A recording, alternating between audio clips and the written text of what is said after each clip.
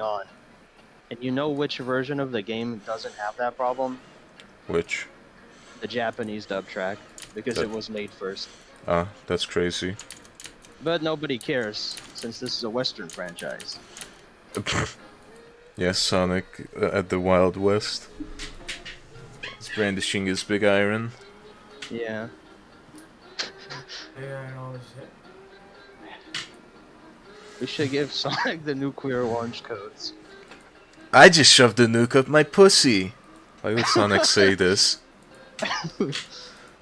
Whoa! I just shoved a nuke up my pussy. I feel like to do a Roger impression. I feel like yours is good. You just need to go a little higher. Whoa! I just shoved a nuke up my pussy. Now we're in Adventure Sonic territory. Yeah.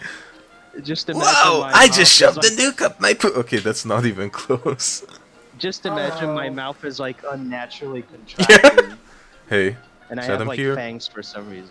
Yeah. Not yet. No, he's right here. He's There he is. he's right behind me, isn't he? I didn't hear him join. What the fuck? Hello? Hi. Oh, there we go. What's up? Jesus. Hi. My mic was. I'm getting the water real quick. But I'll still be able to hear everyone. Alright.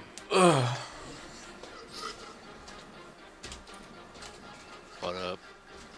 Trying to gape this dude at Anthrocon. Huh? Let's see if I can put it in.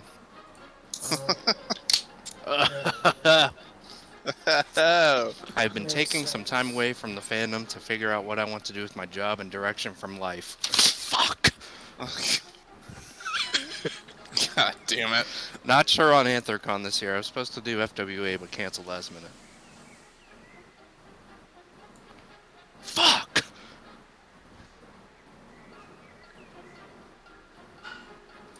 Well, you're fucked. That first you had is getting burned.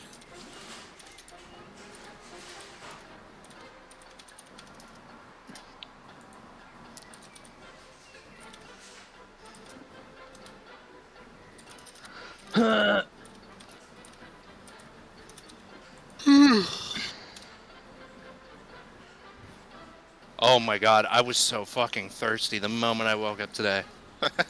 I woke up 2 times in the middle of the night. I was like, and I could not breathe. And I sprinted downstairs and I drank like a whole fucking glass of milk and I went back upstairs. Bro, take the fucking blanket off. You're sweating like a motherfucker. I'm not even sweating. It's like cold in my room. Like fucking diabetes or something. Like, I cannot fucking breathe. I'm so thirsty. Then I get out of the shower, I was like, I go and chug a giant ass glass of water. I'm still fucking thirsty. Butt naked, went downstairs. Naked. Naked. Oh, fuck. Wow, you gotta see my lip syncs once I get my fursuit ahead. Yeah. I'm hype! Oh, no, man, not my house! Man, not my house! I'm here. Welcome back. Adam What the just fuck did Jesse mean by this? he was talking to a macro furry and trying to plead to him not to fuck his house. Oh man, not my house! Bitch! Every time you mention macro, I always think of like Brian Griffin. Uh-huh. I love Gangnam Style Cat. I always think of that like Brian Griffin moment you told me about. Oh, right. This is Oh my insider God. He's knowledge. getting the pipe right now. What the fuck? Yeah. No, I hit my hand and it really hurt. Oh! It's like stubbing your little toe. Are toes really that important that they warrant like such a sensitive response feedback? Are If I toes had really? to decapitate, Yeah. Sorry. If I had to either decapitate one of my arms or legs, I'd have to think about it.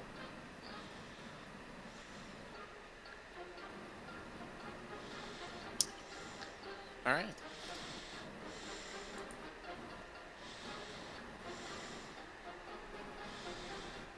Oh, by the way, Adam, I'm not actually playing this session. I'm gonna go right now. You're gonna Can I sit it just, out?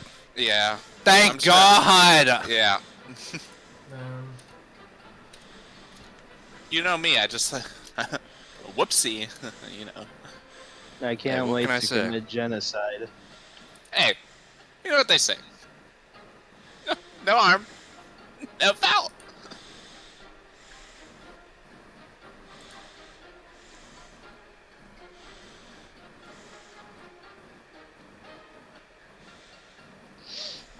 yay! Regiciding the Hydra in English Four Eyes. They're fucking our pussies. What? Now you're speaking my language, cocksword. Regicide is... You kill a king. Aha. That's cool. A hemomancer. A pharaoh. Yeah, fair. Pixie. Alright, is everyone in the roll 20? Yeah. Yeah. I don't see Valentine. Oh wait, we launched. I mean, just Damn, just no, sit, we have just sit in the liftoff. roll We have 20. liftoff. Brace Oh, for fucking impact. call me. Leading the stratosphere as we... I don't. I love Among Us. There we go. Ron Jeremy. LeBron James. My fan's really loud. All my fans. All my fans. Hey, This want goes me to out to turn all my off mine? fans. I gotta open my window too so my incel brain gets some fucking vitamin C in my life. Vitamin Impossible. D. Ick. Vitamin D's. I gotta water my garden after this. Okay. I've been playing a lot of Fallout New Vegas. So this is going to be an apocalyptic setting. Yeah. Dude, I'd kill to do a Fallout campaign. I think that'd be so That'd be- We're playing GURPS. cool. What? Groups. Oh You my know God. GURPS? No. What's a GURP? It's like a generic tabletop role-playing system. You can retrofit it into anything. That's how they made the Fallout setting. It was supposed to be a GURP game. GURP. It's like one of those like alien cat memes. Gnarp gnarp. Yeah. The only reason Fallout exists is because they couldn't get the GURPS license to make a video game adaptation. The only thing a good Fallout game doesn't exist is because Todd Howard is a. I have a lot of words, but I'm not gonna say any of them. But Is it? Yeah. there's Yeah, one it's- that we describe by using the first letter. Anyway, so D&D today. It's gonna be very short because I don't fucking feel like doing this shit anymore. No. Okay. Okay, 5-minute session then. 5-minute session every 3 months. I'm sorry. There's so much dust in my CP fucking front system fans. I'm sorry. What the fuck? All right, it's bothering me. All right. Fuck, it's up here. There's the Hydra! Look, you can hear it! It's shooting lightning! It's in my room. Help! Oh, shit. Man, what the fuck is this ugly shit on my icon? I have to like join a voice call to like unboard it. We can't Okay. see it. Well, you can't see it, but I can. Scratch my. Just eye open like up a slit. PNG of Drock, it's okay. All right. You think I'm rich enough to afford a PNG? What do you mean rich enough? You made it for free. What fucking era do you live in where you think PNGs are free? My brother in Christ. I agree with Josh. I got But my, anyway, my yeah. dice pull up.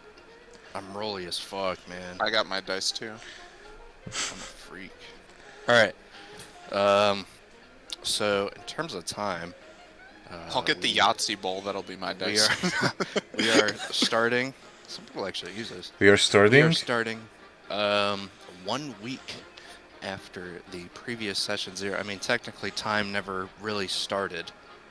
We just kind of went over background. We've just been willed into existence right now. Yeah.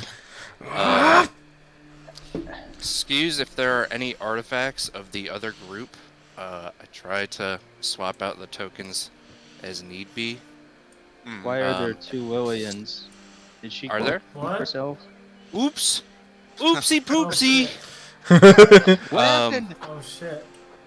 As The you imposter is notice, no longer. The Lillian Clone Saga! we have Dragonborns now in Ooh. the city. Awesome. And you could zoom in on their very luxurious green face. And orcs. Orcs Go are ahead, commoners sniff now the as scales.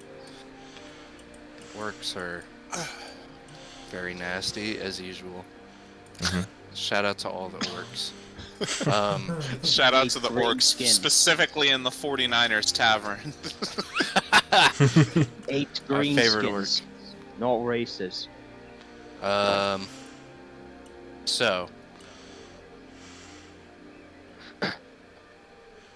Yes. sorry, I'm so fucking thirsty. Drink water. I seriously think I have like a fucking condition. Alright. So Besides the crippling autism. yes. I don't So- think that's We all fatal. have it. Anyways. Everyone is going through their typical daily routines as they typically would, which we went over 2 weeks ago during session 0. Yes. It was a what? The other group did theirs as well, and even though canonically your characters do not know that these characters exist, Lillian, you live directly next to one of the other characters. That thin little strip there. That little Yes. shack. That is the home to a kobold named Miter. Miter is very primitive in nature. He has practically converted his trailer home into a cave. There's a fire that runs in the corner that ventilates out. Many cave-like noises are heard. Grime is on the walls. Minecraft And- cave noises. And Miter does not leave his house except in the nighttime. So, just as Lillian, would she notice any obvious effects of this kind of housing? No, this is out of character. This is all out of character. Yeah, Oh, that is okay, not. yeah, That is yeah. not. Okay. That is not canon in this world. Thank God. Yeah, that's in an alternate Okay. universe. Okay. Saleh, you live directly next to Zeph. Zeph is A douchebag. He kind of is a douche actually. He's a bard. Oh yeah, of course. Of Yep, course, typical of bard course. behavior. with an ego. Are we profiling? Yes. Class profiling. Zeph believes he is one of the best performers in the entirety of the continent. Yeah. Okay. Ironically, no one knows his name Oh. because he is not that good, which may be one of his fatal flaws. He's very indie. And there is over here is Venna. She is a gnoll. Wow. Originally, she was a slave for a long time, but she was able to escape after killing her captor, and she is now hiding. This is Div's character, isn't it? No, this is actually No? Solus's. In fear that the people around her will rat her out to her captor, and she will be killed. So she has a hard time trusting anyone around her. The Miter, the kobold, and Venna, the gnoll, are evilly aligned. I see. And Zeph is neutral. So They're up to some devious shit. they did quite the opposite on the alignment spectrum. So I think You guys are playing the good half, and they will play the evil run. It's just like Sonic Adventure. Yeah, We're going exactly. pacifist, and they're going genocide. It's fine. Yeah. But Did you also tell them about us? I don't believe I did. Oh, Which I probably will for their Maybe next session time. 1. Yeah, which will be next week. nice. Um, Do tell me how they react to Ting Xian. I absolutely will. Thanks. Don't tell me, because I don't care. Yeah, of course you won't care. You care about like how they'd react to Saleh. No, the only thing I care about is women. Weed and money. And Weed women. and money. So true. I'm It's just, okay, guys. He's in character. just very worried for Lillian, who lives right next to an evil kobold. Well, the thing is, kobolds are like 3 feet tall, so you could probably bowl him down a lane if he fucks with you. I mean, What if could there was, Lillian like, do 3 that, more? though? Dolores, you gonna okay, whatever. I'm not gonna humor you.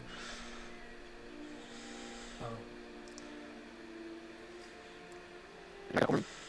Okay, now it's doing it. Why? It was fine up until now. I know, it usually was. Opening roll 20. Yeah. We gotta go paper and tabletop. Yeah. Alright, if everyone let's can meet meet up, right now. if everyone can meet up at around the Pacific, or the Pacific Ocean is probably the closest for all of us, I would say. Yeah. Let's meet in Atlantis. Everyone grab a whiteboard. Alright. So, all characters are just going through their daily routines. Feel free to move your tokens as need be. Mhm. So far in town, the crime seems to be increasing, and there is an overall tense feeling in the town recently. Today is a very nice, temperate day. The breeze is non-existent. The sun it's like a partly cloudy day going on today. In real-world metrics, I guess I could use, let's see. Just so this is universal for everyone. It's like a cool 18 degrees Celsius, 65 Fahrenheit. I don't know who uses land on moon temperature versus Celsius. What about Kelvin? Can we get a Kelvin reading? I'll get Kelvin, yeah. I fucking hate Kevin. Yeah. What did Kevin do? It's 291 Kelvin. Thank you. So particles are moving at a decent rate. And atoms are very excited. Typical routine going on, Saleh. As you're walking, you notice a husband and wife arguing outside of the grocer, arguing that they won't have enough money this week to eat, that all the money was spent at the tavern. The husband is draining pretty much all their resources. He works and then he immediately spends all the money at the tavern, and they are going to starve if he keeps up these behaviors. And you loudly hear this argument erupting. Ting Xian, you hear a Kenku arguing with Guile. Guile saying pretty much that he's fed up with their bullshit and he's sick of being framed for everything that they do. And that he just wants left alone for once in his life. And other passing conversations throughout the town, other than areas near the market, like down south of the town, are very casual. Just gossip, stories, just passing words, so you don't really hear the full story, you just hear a couple words, but nothing that really like trips any sort of suspicions or anything like that. I'd like to add some things in context. So I position my token like right here, as you guys can see. But the idea is that he's just like, walking around doing chores, carrying heavy stuff like he usually does. And he overhears, the conversation between the two Kenkus as he's just like carrying stuff around.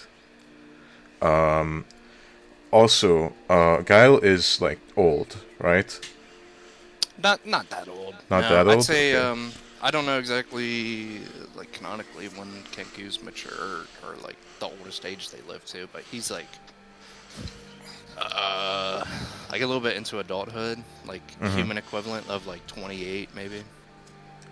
Ah, okay. I got the wrong Maybe early impression. 30s. It No, he's says not that that old. it says that Kenku reached maturity at 12 years old. Okay. I don't know how long they live to. I guess like 30? 60. 60. Okay, so he'd probably be around like 18 or 19 in Kenku. Hmm. Can we act now, or are you going to like set the scene first? Absolutely. Absolutely. Whatever any character would like to do. Well, Tingxian would probably like to intervene.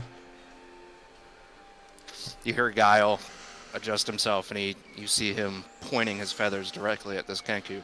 Guile, sick of Kenku games. Kyle wishes left alone. And then the other Kenku laughs, and he's clapping his feathers, laughing, thinking it's hilarious that Guile's getting this wound up. Guile! Fault every time.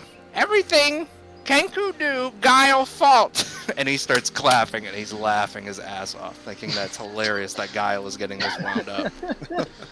Tingxian gently sets down the heavy bags of produce he was carrying as he turns to the commoner Kenku. You heard Guile. Well, sorry. Let me start over. I'm a little nervous. I get stage fright all of a sudden. Sip of water.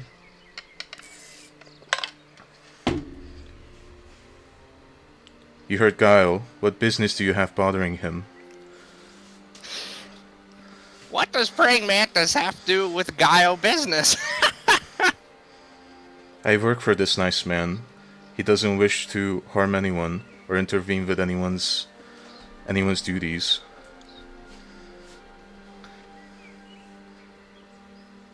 Kenku thinks know where mantis live. Kenku visit later.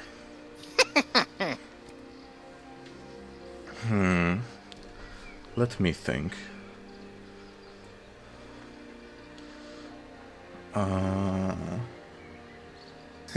Plus one. Tingshin's going through the dialogue wheel right now. Yeah, I am. Murder Guile.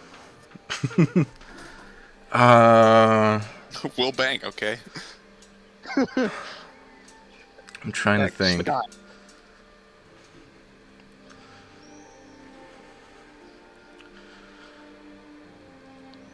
Guile thinks Kenku thug take things too far. Things stay between Kenku, Guile, and other Kenku, not friends. Kenku thinks friends need involved.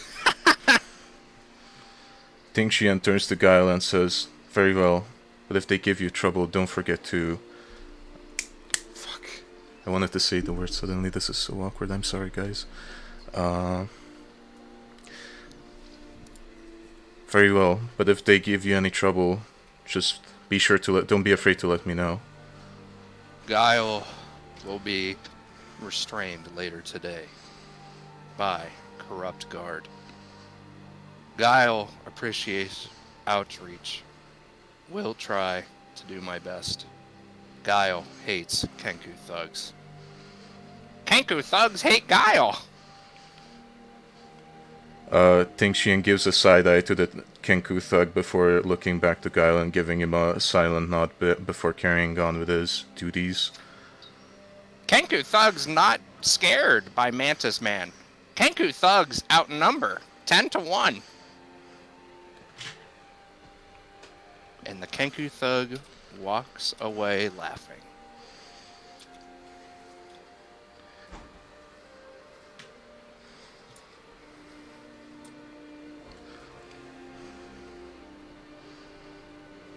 Guile thanks Mantis for helping. Guile has no one stand up for Guile.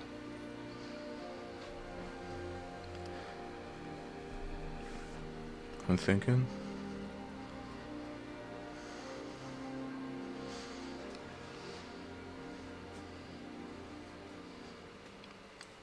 I try to look out for those who can't look out for themselves. But Guile. Sorry, I wasn't. Thanks. I was just thinking. Oh, you're good. Guile. Wait, Guile. It's not Guile who was like injured in a battle. It was the blacksmith, right? It was Cooper, yeah. Yeah. I try to stand up for those who can't stand up for themselves, but Guile, one of these days, you might have to stand up for yourself. Guile, try. Fight back. Guile, one bird. Kenku thugs. Many birds. Guile, struggle. But still, Guile, thanks for what you do. It's no problem at all. Guile will return back to work. Guile may be arrested for crime he did not commit later today. And he opens the door and slowly closes it behind him.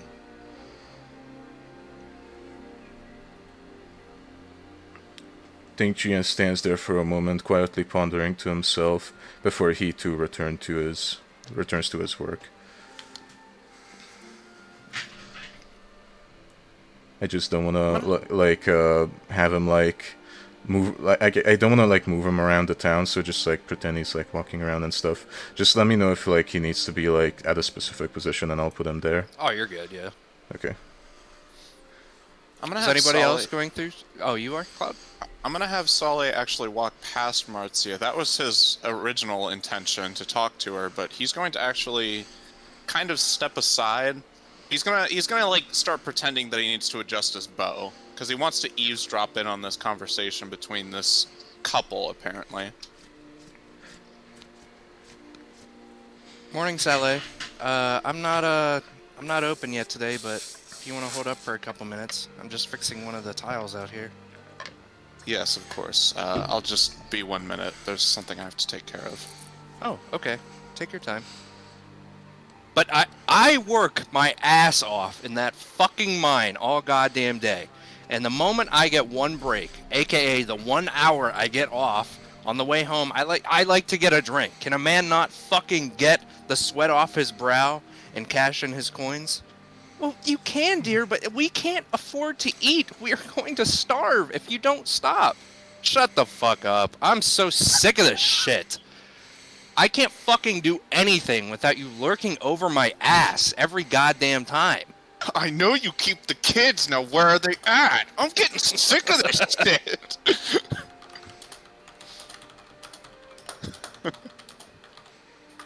But the conversation just continues back and forth, back and forth. Just the male hostile to the female. And the female criticizing for the lack of money that the household has. Solly decides to step up, seeing something of an opportunity. If I might intervene. Yes, we're fine. Thank you, big man. No, that's not the concern that I have. It's rather that if you're looking for something to eat for your family, then I might be able to provide something for you too. No, we are perfectly fine and we are well off. Oh, I insist. In fact, my services are quite recommended by my companion over here. Wouldn't that be correct, Marzia? Oh, me? Oh, I I don't know anything about this. Well, as you have it, I am a hunter, as is much probably already aware to you. Should you need anything to eat, for you or for your family, then I am more than capable of providing. Are you saying I can't provide for my own house and my own wife? Not at all. I'm just suggesting that it seems that there are certain issues that come with that provision. Well, whatever issues you think you're talking about, there's absolutely nothing wrong with what's going on right now. A shame. If you insist, then.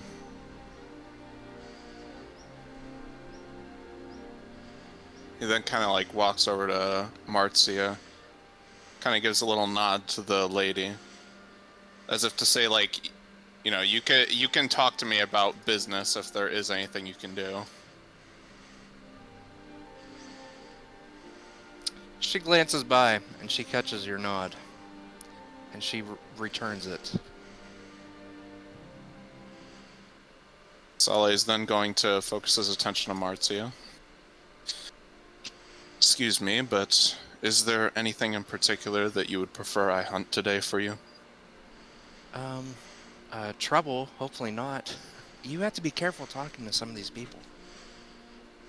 Yes, that much I am too aware of now. But if it is all the same, I can be on my way now. Look, So long as you you're tell one of my me. best hunters. I can't have you getting in fights with the commoners of this town. I assure you that I am going to stay out of trouble. I am simply doing what I feel is right. Okay. I don't know. I hear rabbit is in season. Rabbit. I believe so. A bit difficult to hunt, as they are rather small, but they are plentiful, so I'm sure it won't be very difficult. Oh, Saleh, you're one of the best. I don't think you should have any problems doing it. You flatter me too much. It's better than yelling at you. That much is true. Do be safe, and if anything does come up, be sure to let me know. Oh, I will. I'll, keep an eye on this couple here. Of course. And she heads inside, and she is now manning her shop.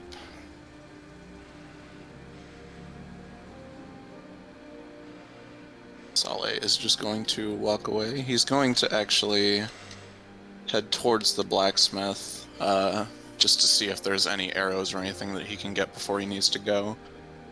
If anyone else wanted to go, they can now. Lillian is gonna approach up to the doctor's office and just do her regular routine and to maybe see if anybody is in need of any direct attention while the doctor is on his way. As you approach the doctor's office, you notice no sort of exterior line or anything like that. It seems like no one is on standby in need of aid so far today. So far it actually seems like a pretty calm and easy day for you. Lillian is gonna go to her workplace and, be in her study, but being aware of her surroundings, especially if someone were to enter into the office. Okay. And she's kind of sitting by a window, I imagine, maybe. Mm-hmm. Exactly sure. It could be facing the trying to remember the coordinates here. That's east, right? That's east. Yeah, it's just like a normal compass pretty much for the town. So east is just over to the right. Yeah. So is there, how much traffic would there be here in terms of people walking about here? Today is pretty calm, but that is probably one of the main routes leading from housing down to the front gate. So you'll probably see a bunch of people coming in and out of the front gate mainly. So would I be able to see the front gates from my location? Yeah, if you peered out and looked, I guess, to your right, if you were sitting there. Alright. But she's just gonna be in her studies there. Okay. Just looking over anatomy study of the different people in town, just to get acquainted with the different, differentiate different bodies and whatnot in town. Okay. Or at least try to understand it. And that's what she's gonna be doing till the Okay. doctor arrives.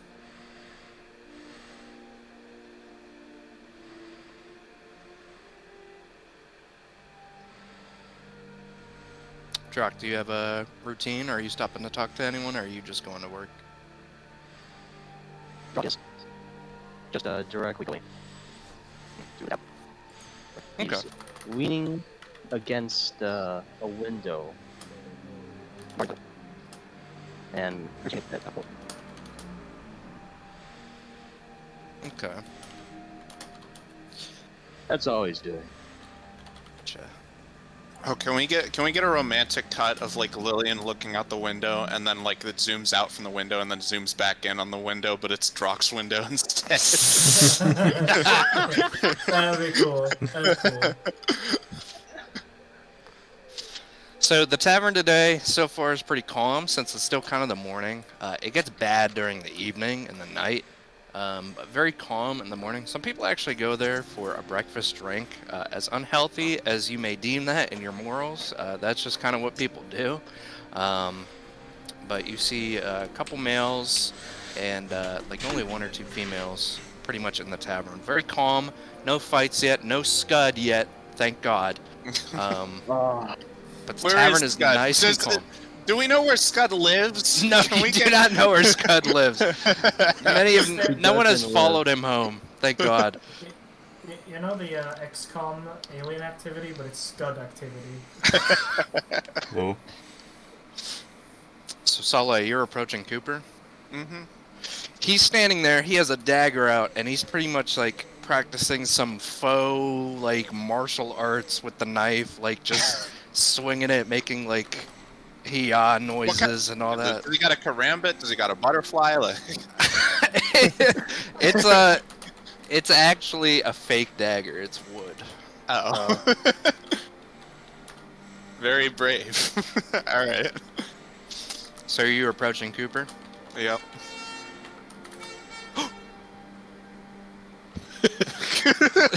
Shut! Don't run him over! Scud is approaching. Charging towards him. Charging towards him. But Cooper's pretty much swiping at the air. He's like speaking to himself. He's like, "Oh, you like that? Oh yeah. Oh, oh. Hey, Sully. I almost killed you there. What's going on, big man?" That indeed you did. Hello, Cooper. How are you today? Oh, I'm great. I feel good. I don't know. Just today, I don't know. Something about today just feels right. You know what I mean? Just like the weather's nice. Just like, it feels good. You know what I mean? Yes, of course I understand. Did you make that weapon yourself by chance? Oh, no. I've had this since I was young. I mean, you know, it's no lethal weapon like I can make, but, you know, we can make it work. You know what I'm saying? Oh, I'm sure there are plenty of ways to make something lethal. What brings you around my shop today?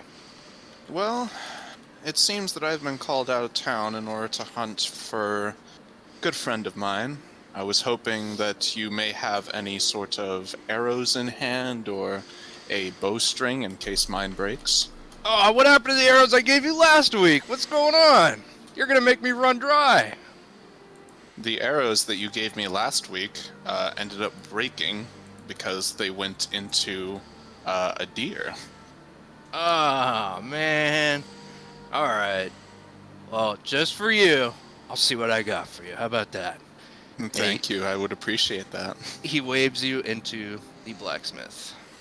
Let's bring your token in here. I'm not there! Cooper, where am I? You got knocked out. Everything goes dark. Let's just take a look at Cooper's toy box here. He starts going through. He's pushing things aside. He's picking stuff up. I think those are like garden shears. He throws those behind him. He picks up, I don't know, is that a hammer? He has like 20 of those. And then he's like, oh yeah, here we go, yeah. And he pulls out what looks like 3 broad-tipped arrows. And he's like, what about these, huh? Good for rabbits, huh? I think those would do just fine. All right. Hey, today, and he slams them on the table, it's on me. I know you're a big man. You got big jobs to do.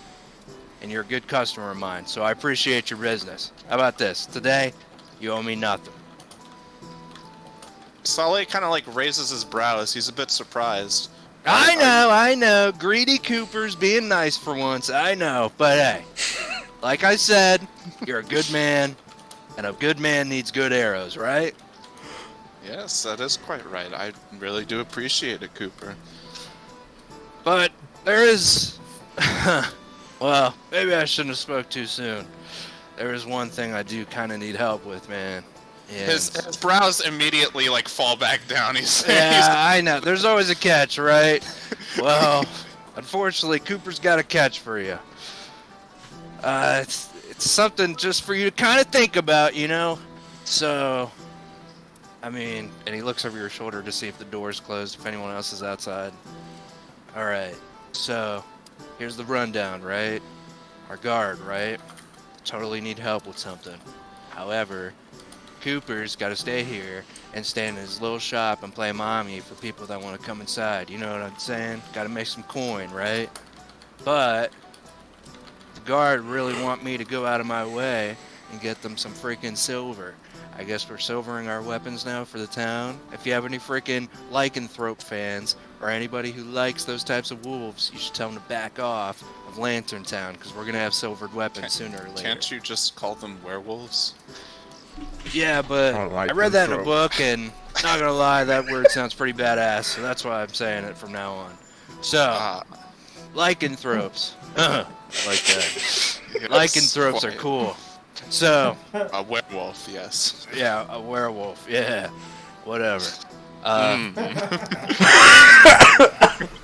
like Cooper. So, I got something for you. You know, I penned it out. And there's definitely going to be a reward in it for you, trust me. I don't want you to go through everything and have, you know, come back without a freaking leg and you can't pay for it. You got to go to the dock downtown. That Lillian girl, I mean, not going to lie, I would hit, but leave that inside, you know what I'm saying? But here, I'm going to slide this to you. And he slides you your first quest. No one else can see this, by the way. Yeah. So, what I would really like you to do is, you know, you're a big man. I know you're probably some one-man army, but I think you should look around and try to group up and, like, totally try to tackle this, okay? I got enough gold to tackle for 4 people, okay? I don't need 100 people going down there and getting this box of silver for me, okay? I just need a couple blokes to go down there, you know, wrestle up some ingots, you know what I'm saying? Maybe mine some coal, you know, mine the diamond, you know? And then... Yes, it's about time and all of that nonsense. It's about time that I mine the freaking diamond, right? So... Of course. If you could get some freaking homies to go down there and, you know, mess it up down there. I don't remember the last time someone's actually been down there, but, you know, if you could... Well, that's rather comforting. Oh, yeah, no, it's totally like crawling with like some creepy crawlies and baddies, probably. I don't know. Not baddies as in like hot girls, you know what I mean? Because I would do it myself then. I would close for that. Yes. But, yes, I'm well aware. But, I don't know. And Cooper, unfortunately, is run a little dry on some armaments. Guard has been real pinchy today with grabbing out everything I have. So... I'm going to be foraging for the next, I don't know, millennia, making back pretty much my entire stock, so... He raises his brow hearing that word. Oh, millennia. Yeah, millennia, see? Another Cooper's pretty word. smart when Cooper could be smart, you know what I'm saying? And he flexes his arms a little bit. Sonic gives kind of a nod. Yes, quite intelligent, yes. But Saleh, I know you got this. I know you got connections with pretty much everyone in town. You're a good man. You got things under control. You got that big bow with 3, count them, 3 limited edition standard arrows in your quiver now. I think this is not a problem for you, big Solid man. can't help but kind of smirk. He just gives a nod like, yes, quite. But I'm going to warn you. No one really knows what's going on down there. Like... Obviously, people go in the mine, right? But that lift is still operational. But I don't really know how many people go down there and come back. You know what I'm saying? Well, I do have one leading theory. Yeah? There is the possibility that all of the troublemakers within town use that lift in order to get in of town and get out just as quickly. Oh, you're talking about the bird people. It could be a possibility. I see through your little disguise you got going on there. You're a very, very standoff man. You don't want to offend anyone. I'm the exact opposite. I fucking hate Kenku. I don't know exactly, like, where they hang out at. I don't know if they got a freaking nest or wherever they hang out, you know, because they're birds. But, like, I don't really know exactly where they do things. So, Saleh's kind of just like looking around the windows to make sure there's no guards watching. oh, no, you're good. Yeah, no, nobody's coming in here. Yeah, so, like, yeah, I don't know really where they hang out. I don't know if they know how to work a lift. They're not very smart, as you could probably tell. They're too stupid to like get out of poverty. So like they're probably like not smart enough to operate a freaking lever on a lift. So Yes, like of course. that's a good theory though. You never know what you might find underneath the mines. You know what I'm saying? Indeed. That's probably why I'll try to round up a party. When about should this be done? I suppose I should ask, because I do also need to go out hunting for Marcia later. Yeah, I forgot. You got obligations and stuff, man. Look, I'm gonna be honest. This should take an hour tops. If you think you could squeeze this in before work, that'd be pretty sweet if you could. I mean, if you can't, that'd be fine, but Cooper really would like this done, you know what I'm saying? Could you get a good word in for me with the guards if I do this? Oh, yeah, absolutely. The guards and me are homies, so I'll definitely put in a good word for you and anyone else that wants to help out with your little adventure. Saleh decides to roll up the scroll and put it away into like a pocket in his backpack. Then I'll be sure to take a look at it. Alright, I appreciate you. Now, if you excuse me, I need to bake a freaking million short swords for this guard, because I'm going to die of heat exposure to my forge. And he does finger guns, and he turns around, and he goes to work at his forge. Saleh kind of like delayed fires a finger gun at his back. Like, right. He takes the arrows and he walks out of the blacksmith. Cooper's so cool. He followed you outside. I'm gonna kill you. Yes. Saleh, You're I'm a bored. douchebag. Yes, Saleh, yes, I'm I bored. know. I'm gonna kill you. Yes.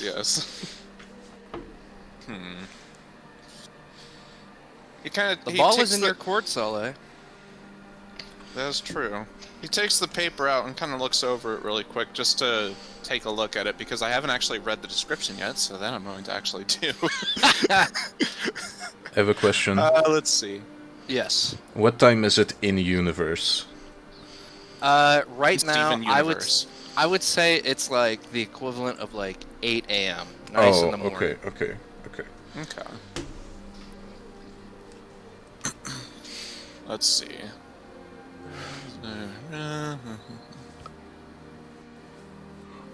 Interesting.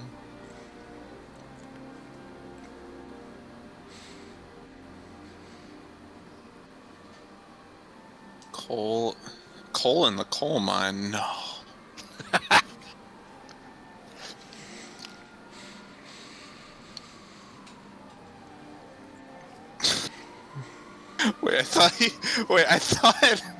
I thought Cooper said he wanted to use lycanthropes. Let's use werewolves. Cooper, you're a fucking idiot. He doesn't know how to spell it. He knows how to say it. He doesn't know how to spell it. But he read it in a book. I know he didn't memorize it though. He had someone read it out to him. Yeah. Like, how do you like say this? Lycanthropy. Nice. Guys, this is Deep Lord. Ting Xian was over at Cooper to like help him move stuff, but Cooper was like, "Yo, could you read me this book?" And that's how he knows the word lycanthrope.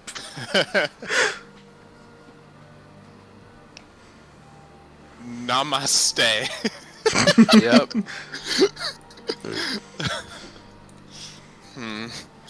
He rolls up the paper and puts it back in his backpack pocket. Well, I suppose I better look around then. I do know at least someone that will be interested in this. And he decides to head up to the 49ers Tavern. Because he is quite familiar with Drock. Dude, someone is weed whacking outside, and it sounded like fizzing, and I thought it was coming out of my trash can. I thought like a bomb was about to blow up in my fucking room. Pipe bomb in your mailbox. Pipe bomb in your mailbox. It's kind I of was like- scary though. I'm like gonna fucking die. This is where I meet my end, dudes. So you're gonna go inside? Mm-hmm. All right. Let me get the tablet ready. And Scud is here now. Yes. Alright, Now I time almost for him forgot to- about him. To stir the shit up. All right. So Drock and Saleh, your tokens are at the front door. Feel free to move them wherever you feel needed. Yes, of course. Yes. Big C. And the moment you walk in, Scud is already Nothing more, slamming the sir. table, laughing. Scud like that one, Birdman. And he chugs back a whole pitcher of beer. It is 8 a.m. So it would seem. Truck is typing.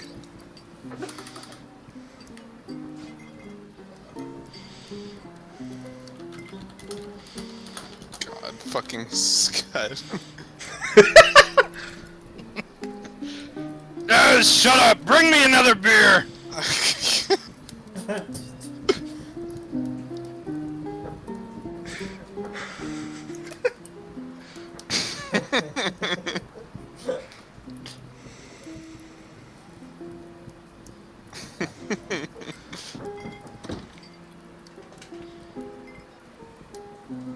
You look small enough, I can make you into a barmaid. And he starts pounding on the table again. In what way? Pounding in what way? With his fists, right? With his fist, yes. Oh, Scud's no. balls. I have big balls. Oh, Jesus. But Saleh, you immediately feel out of place. Just from Scud's bullshit. Scud just exudes like uncomfortable energy wherever he is. Yeah. Because nobody can check him because he's so large. He just bullies for God knows how long. Saleh is gonna kind of walk beside this table here. He's gonna give a little wave over to Drock. You happen to have a minute beyond just taking care of the riffraff. It really does feel like Oblivion. Doesn't everyone like dogs? So, there is something that I wanted to bring to attention. I know that I usually show up here rather later into the day for a drink or two, and I'm sure that it will be no different today, but I would like to bring something to your attention. And Saleh then takes out the quest page and slides it over to Drock. Drock, you now have access to look at the quest. It is in your journal at the top Wow. right if you look at it.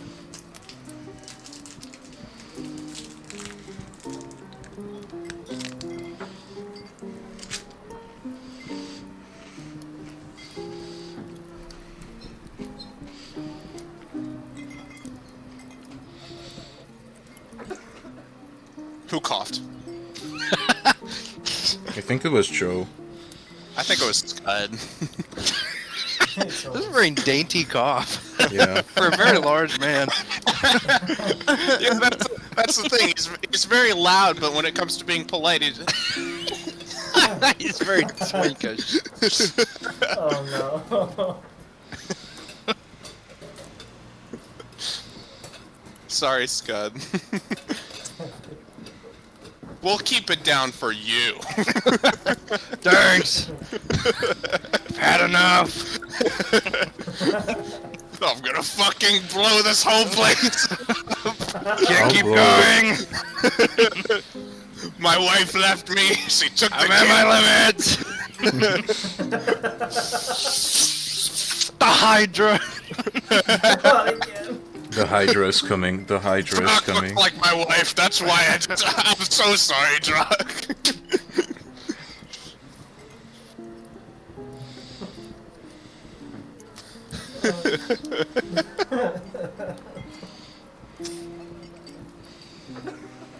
There it is Sam! again. Looks at Saleh. This looks like shit. I am not fucking doing this.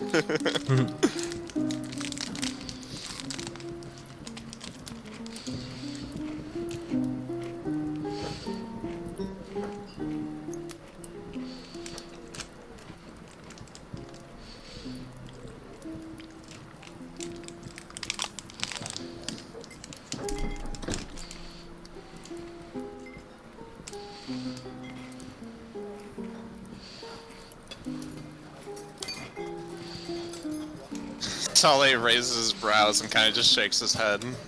Lord, can I imagine? Though, I feel like there might need to be a little more preparation here. I'm sure that you and I are no strangers to having our fair share of scraps and needing to be able to take care of ourselves, but I have a feeling that whatever's down there might be a little more serious than either of us are prepared for. I was thinking that maybe we could try and go recruit a doctor to come with us. I'm sure that with your efforts and my efforts combined, then protecting them would be no issue.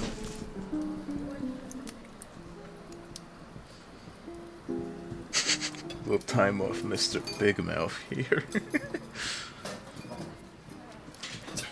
More like Mr. Big Ass, you know what I'm saying, Scott? Fuck me! Make sweet love to me!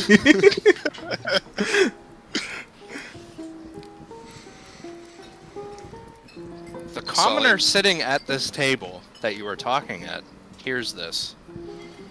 What are you guys doing? He turned his head to look at the commoner. Nothing of concern. You're not gonna fucking rob this place, are you? No, of course not. He works here. Well, yeah, so he knows where all the money is. No, we're not going to rob this place. Because I know a lot of guards, and I'll have you guys lock the fuck up if you're trying to plot some shit. My favorite fucking tavern. This commoner is racially motivated. Karen? Oh, sure, yeah, 10 years ago, yeah. Well, that's 10 years older that that person wouldn't be, because, you know, they're fucking dead. He rolled his eyes and just kind of like, he nudges Drock's shoulder. Come on, let's just get out of here.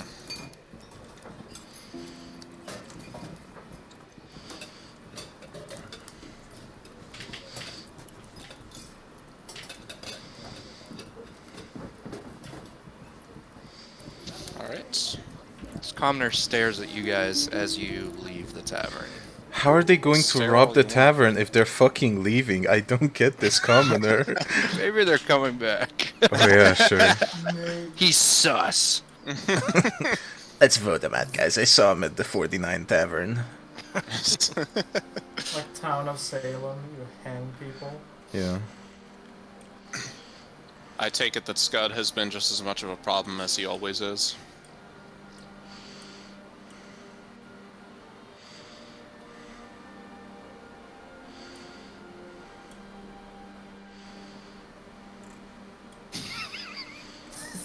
As I would have come to expect.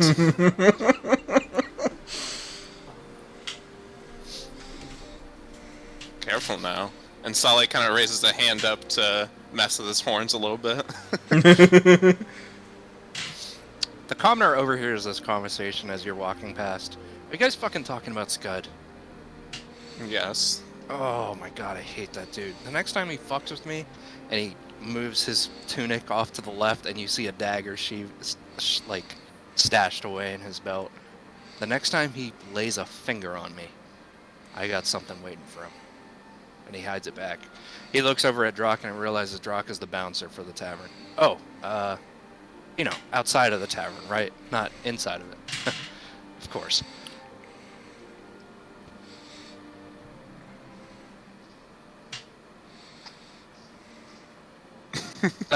Yeah. Right. I will. Thanks, man. Love the tavern, by the way.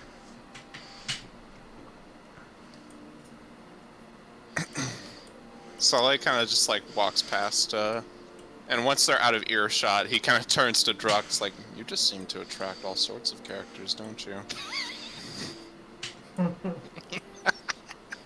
I would like to remind you guys that Tingxian is moving around the town. He's not static in place here.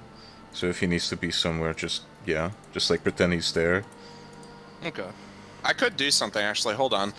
While Sully is like turned around looking at Drock, he does actually end up bumping into Ting Shin accidentally because he hasn't been looking where he's going. Oh, like right here? Yeah. Oh, my apologies. No worries, Dragon Man. Accidents happen. Of course. What are you doing exactly?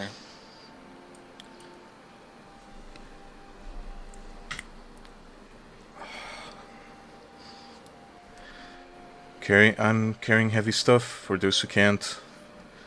There's not much else to do around here for Tricrines such as myself. I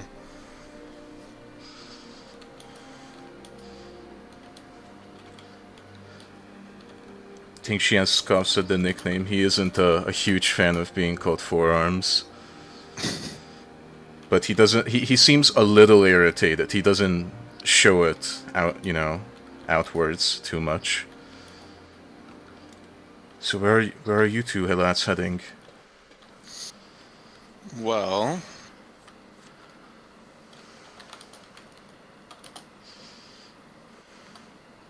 no.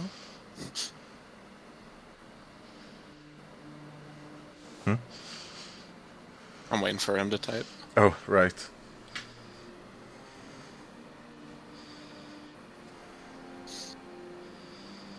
A little thing that we could actually use a little bit more help on.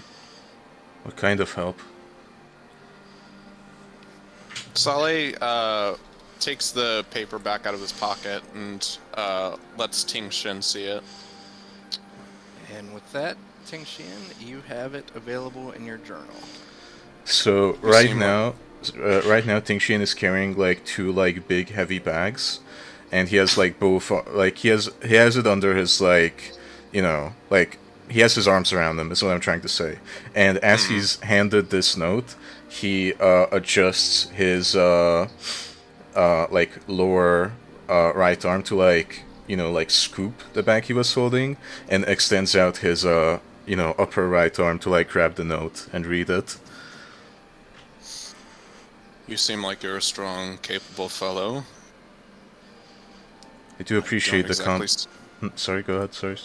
I don't exactly see why you couldn't come along with us to help. Right now we're heading to the doctor's office to see if we can get somebody to deal with our injuries should we come across them. I appreciate the compliment. I trained for many years with my master. Of course I am strong. Oh, okay. He's confident in his training. Does he note an extra pair of arms? Ting Xian hands the note back to Saleh. Very well. I shall finish my duties and I shall join you at the gate. Wait, shit. Let's go back a little, because there was like a roleplay thing that I wanted to do, because I just completely forgot. Okay, so Ting Xian hands the note back to Saleh. He gets a firm hold of the other heavy bag again, and he asks, I don't mean to sound selfish, but what's in this for me? Sully kind of like squints and he takes a look back down at the paper to ensure that the reward has been written down. Gold.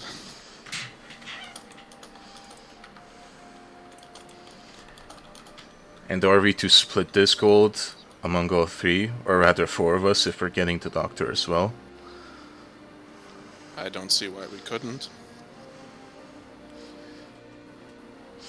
Ting Xian ponders for a moment, but he accepts anyways. Very well. I shall carry these bags to their place, and then we shall meet at the gate. Of course.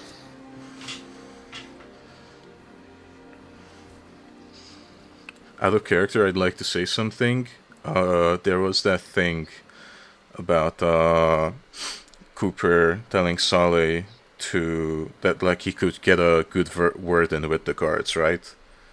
Mm-hmm. So I was like trying to nudge this to like, oh, Saleh would like mention that, and Tingxian would be like, oh, I could use like this positive influence from the guards to help Guile, and that's. Oh yeah, no. If he's doing a job for Cooper, then he's going to tell who all did it. Okay. I'm just saying that, like, in my head, like, that's why he would join, but this other reason is fine too. I mean, he is broke, he needs the money. It's okay, everyone here is broke. That's true, actually.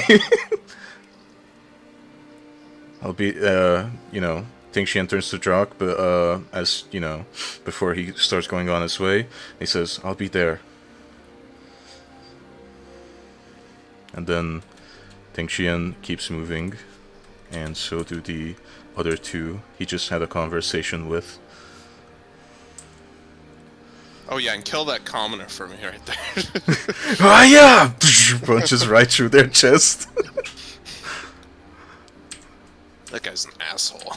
What a dick.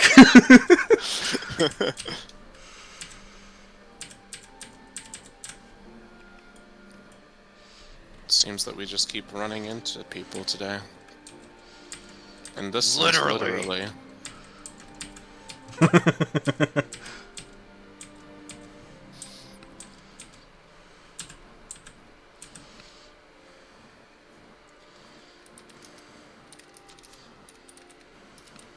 Well, what is a merry band without a bunch of clowns?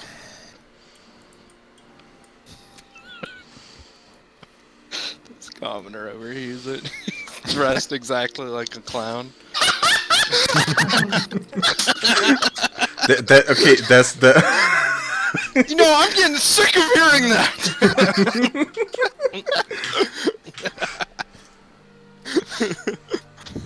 It's a clown city! It's full of clowns! Yeah, everyone's a fucking clown now. Everyone wants to be the clown. and then my Shoes honk as he walks away. and then my other adventure. It's like everyone hears a clown, and then like my other adventure, who is our species that doesn't even exist in this fucking universe, is like, I'm a clown too. Alright. Let's head to the doctor's office now! Yes. Doc. Give me the news.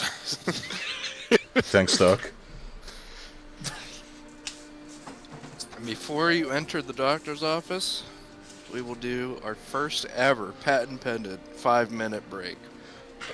All right, So everyone can not piss their pants. I'm gonna make myself a gamer subs. Yeah. Like grab something to drink. Like a bit of water. It's a kiss. The Cooper's comment about Lillian kind of caught me off guard when I first heard it.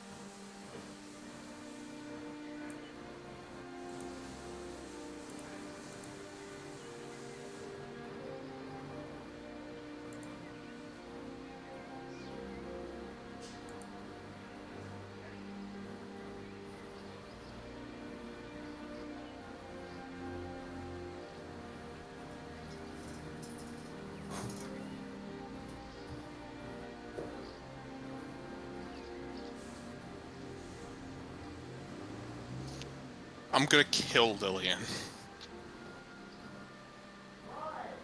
Because I want to. No! Just not anything, I think. Probably. Maybe she deserves it. She probably does, let's be honest. Let's be honest here.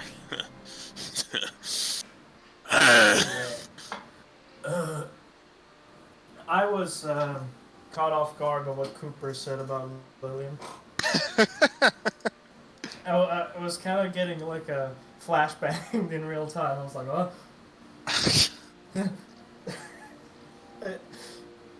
It was not Bang expecting Shannon. those words. Bang Shannon. Yeah, banged her. It's whatever, man. It's whatever.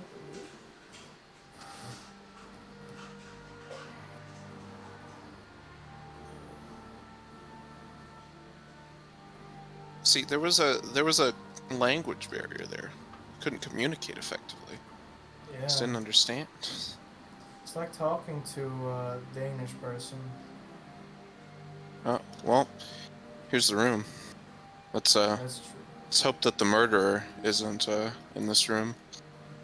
Yeah, it would be a bit uncomfortable if I knew there was a murder in the room I was in. I mean, I wouldn't be really cool with that kind of idea.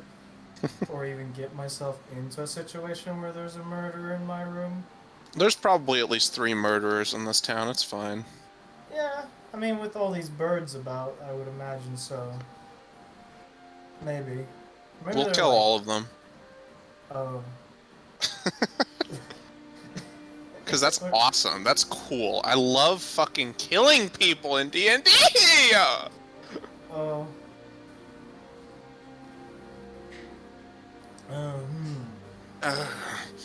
Is the coal mine just a big hole? Or is it like an entrance there? I assume that the coal mine itself is structured, but there's a lift that leads down further into the mine that people have decided to stop taking. I'm here. Oh, yeah. Oh, so...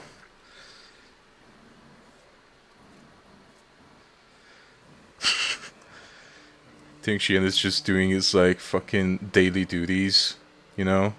And then like duty, haha, poo poo caca. And then Kenku runs into him and then it starts playing Yakuza battle music and 3 Kenkus show up. It says Kenku thugs. It's... That's the whole encounter in this town is just Kenkus. Yeah. What's that, like, a fedora guy in those games? Is that the Scud encounter? What? I think he's talking about the guy that takes money from you. Oh. Lol. Yeah, he looks like a neckbeard with a fedora. Or Thrillby. God damn! I don't remember, I just saw a picture of him. I thought it was from Yakuza. I'm not sure. Oh yeah, I'm also gonna grab something else. It'll take 2 seconds. Yeah, it better. I just wondered something. Yeah. The newsstand, I assume, just sells newspapers, or like magazines or something. Mm-hmm. Or the equivalent of the Gazette or whatever. Yeah. Who writes the Lantern The newspaper? Times? Yeah.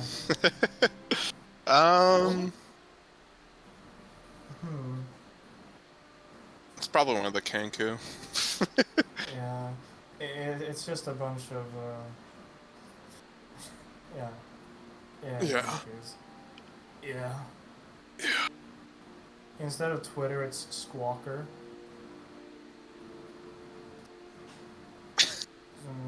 That's, no, that took me a second. That's pretty good. Yeah. Squawker magazine. And it's just in Kenku. Nobody understands it. Oh god. It's like TNT. Squawker. This is the worst. Oh, I'm gonna steal that. You said it for my own thing. You know how like Kenku can basically only say like words they've heard before? Mm-hmm. For that reason I imagine like the Squawker is just every article is written. It's just like glued together out of like different like things that they've seen written It down. looks like a ransom. Yeah, it's like a ransom letter, exactly. or like an expand dong meme. Okay, I had a thought about minor illusion spell. Mm-hmm. Could you make subtitles with minor illusions while you talk? I guess so. I don't know. Like, I mean, I guess it would technically fit into what minor illusion can do. I don't know why you would want to do that. no, I'm just thinking about it. Like if you comprehend a language and you just start using minor illusion as a translator. I think they're starting to get suspicious. I think they're starting to get suspicious. Fuck. That's true. Like in the D&D movie. Yeah. I haven't seen that yet. Is that good? It's good. It's good. It's a really good movie. ass. Oh. I had to kill myself. It was so Yeah, me and Adam saw boring. it, and we were trying to kill each other the entire time. That was more entertaining. The genuine D&D experience. No, but for real, it is like it is genuinely like one of the best movies that captures the pure chaos of what D&D actually is. Yeah. Hell yeah.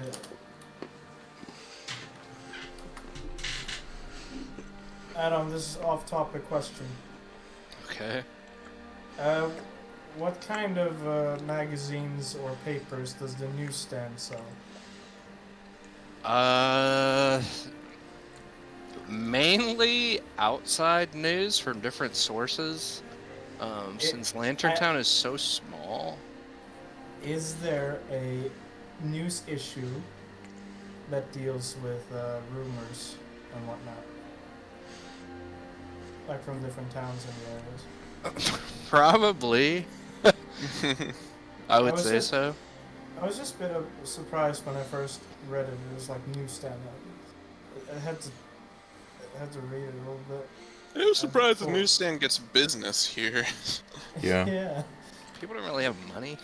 That's what I mean. Like this place is very poor to have like a newsstand. Yeah. Do you think people can read here? Maybe Some of them for sure. Some So definitely not Scud. Not Scud. Not Cooper. He can't spell lycanthrope. Cooper can read, but he can't remember. Cooper can read and write on like a 4th grade level. Damn. Is Cooper smarter than a 5th grader?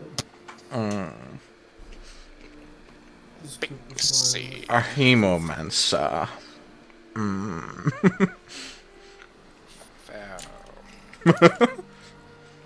A sorceress. A mage. Douchebag. Bro, Adam said one earlier that made me fucking roll. What is this? A shower. A sink.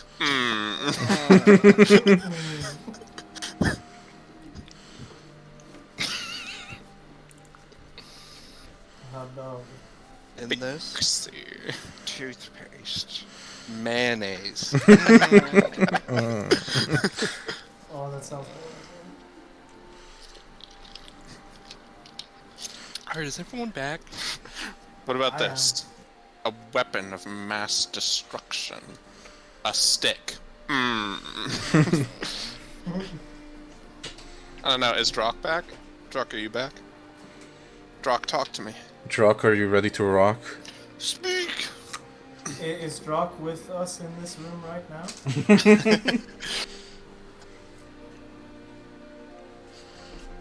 I don't think. Oh. Oh, Drock moved! it's like a Ouija board. It is alive.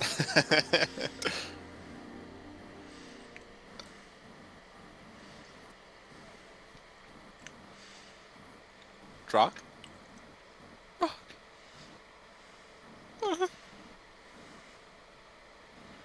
Draco. Anyway, I do not have an interior for the doctor's office actually made. So, Lillian, would you please describe the interior of this doctor's office? Dead bodies everywhere. No. Okay, so the entrance would be like right at well, the Right by the center. door. Yeah. Yeah, right by the door, the center. As you It's like a kinda walk reception in, area. yeah, it's a reception area, and I would imagine there's a door to the left that leads to the doctor's office. But as you kind of step in, there's some chairs. I don't imagine couches exist. I don't know, or just something comfortable for people to sit while they wait. Mm-hmm. But Lillian would sit right as you walk in, right on the right near a window pointing east, kind of in her own little world. But she is like actively kind of looking out the window. But, Yeah, go ahead. the door is open. Like there's a sign that just says, doctor in, or whatever you have. But The doctor is in. The doctor. Yeah. So it's Yeah. Yeah, I get you. Saleh, since he doesn't really visit the doctor's office all that often, he's not very familiar with the staff, so he's just gonna assume that Lillian is waiting for somebody, like to look at maybe one of her injuries that he can't see. So he's just gonna walk up to the reception desk, see if there's like a bell or anything he can ring for service.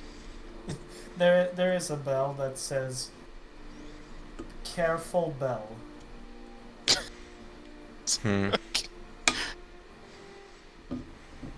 It has a handle on it.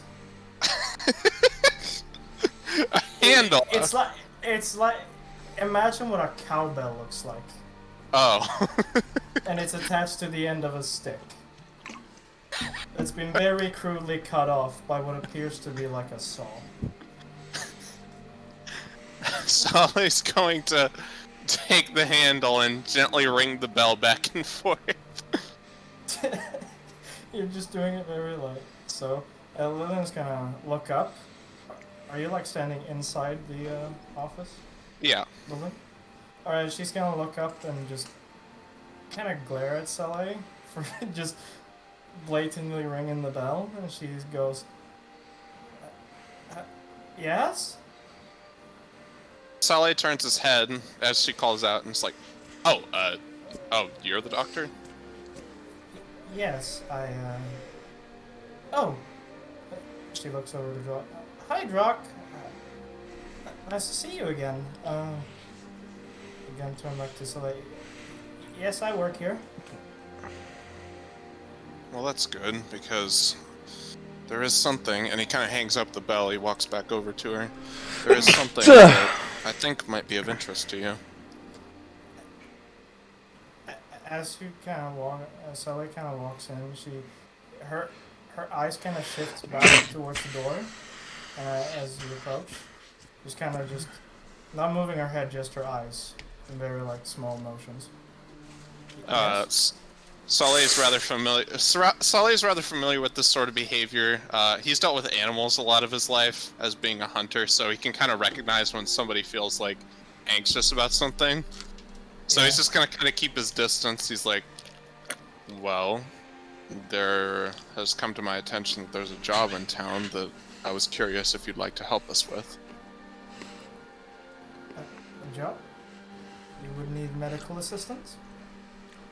Quite so, as we're not sure if this job will be dangerous or not. She's gonna look over to the doctor's door, as she's not heard of the doctor just yet, but she knows he will be coming in the coming like half hour, so she will kind of weigh her options as she looks over to Saleh again. Is there any what's the job more about? If you need my services, of course. Saleh kind of like calmly and carefully approaches, making sure that she can actually see the paper that he's offering to her. She's gonna like sheepishly hold out her hand. And Lillian, you now have access to, inside your journal, the Fool's Gold quest. Fool's Gold, proper one.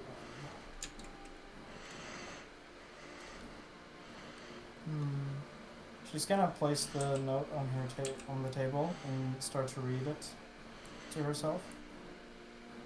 She kind of raises her brow, one of her eyebrows at at the words in the notes, and she's gonna like do the motions with her eyes again. Just quickly look up towards you two and then back to the notes. And oh, Cooper.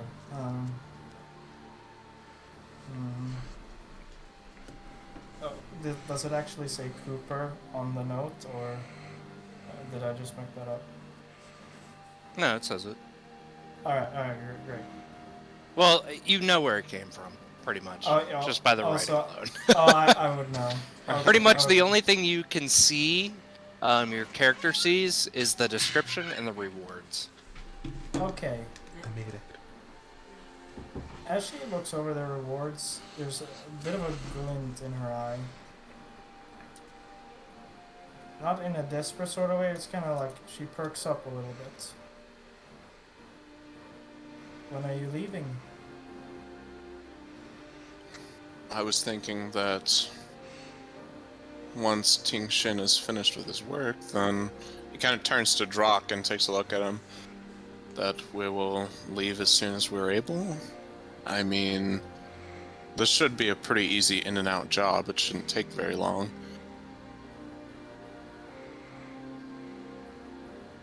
She's gonna mess with stuff about on her table. She says, I'll get my work done here, and do I meet you anywhere, or you have a set location? Well, the bug decided that he would meet us at the gate, so I suppose that's where we'll meet you as well. Okay, I'm sorry, I'm so rude. I'm Lillian. Lillian Gout. And she kind of sheepishly holds her hand out again. Saleh is very careful in his shake of her hand. Name's Saleh, and it seems you're already familiar with my companion. Yes, I have. I know Drock. He's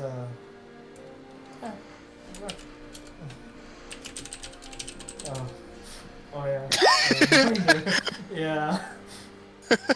The two giants that just stepped into the office. Well, you keep getting into trouble, so you are a friendly face. Yes, of course. He takes the note and rolls it back up and puts it in his backpack pocket. Yeah. Well, I suppose then we'll see you soon. There you will, Sally. I'll be with you shortly. Of course. As she's gonna just motions her eyes towards the two of you in the door and back to her table. Just kind of just thinking. Get out. Yeah, like... Get out. Yeah, Get the fuck out of here! Get the fuck... Sorry, am I allowed to play just one sound effect from the soundboard? Lillian looks at Druck and Sully and says, "Get out of here!" Hell yeah. Yeah, goodbye. Good talk. Alright, then I guess me and Drock, I assume, will exit the doctor's office. And I guess we'll wait to get this job done! Hell yeah. the voices in Sally's head.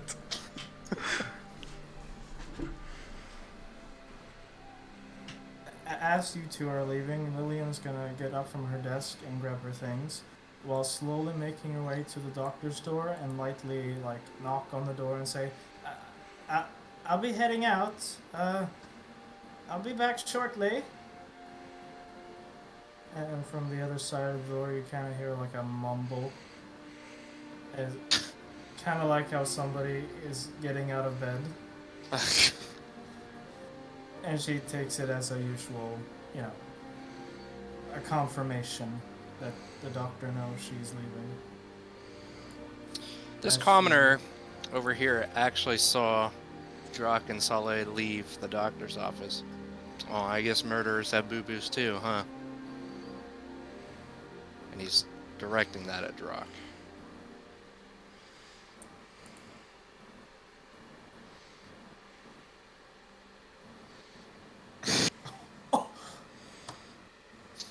I bet those gestures help your business a lot. You know, considering you fucking murdered someone.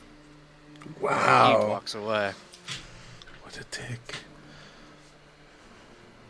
A lot of dickheads in this town. Yeah, so it would seem. I thought Scott was bad. These people are just suck. Yeah, Scott is ugly on the limits. Scott is ugly on the outside. These people are ugly on the inside. They're just ugly all over. True, Scott is ugly all over as well. Cooper's ugly. Well, Cooper is Cooper, so. Cooper's brain edge. He doesn't know any better. Cooper's a little special, as we like to say. Lillian is gonna close the door behind her as she makes her way towards Oh, I didn't want to draw. What the fuck? I wanted to measure. Help! Thanks. Texan, why are you extending your arm out towards me? Thinks she summons a squiggly line of mystic magic. What the fuck is this Dalsium bullshit? Yeah, I just wanted to measure how far you guys are. Mystical squiggly line. Ooh. My secret technique. Fuck. The guard notices a congestion open up towards the front gate. Hey guys, no protest. Guys, clump out, spread out. We don't need this many people at the front gate right now. You're simply heading out. Do not worry. Alright, well let's get a move on. Come on guys. Then Tingxian looks at the group and does like a sort of like light shrug. Shall we? Well, I think that we need to go into the coal mine that's inside of town. Look, let's just step away for just a moment. Right here. I fucking forgot I'm an idiot. Let's just step away from the gate for just a minute. Very well. Gonna follow the group. Her bag closely to her side.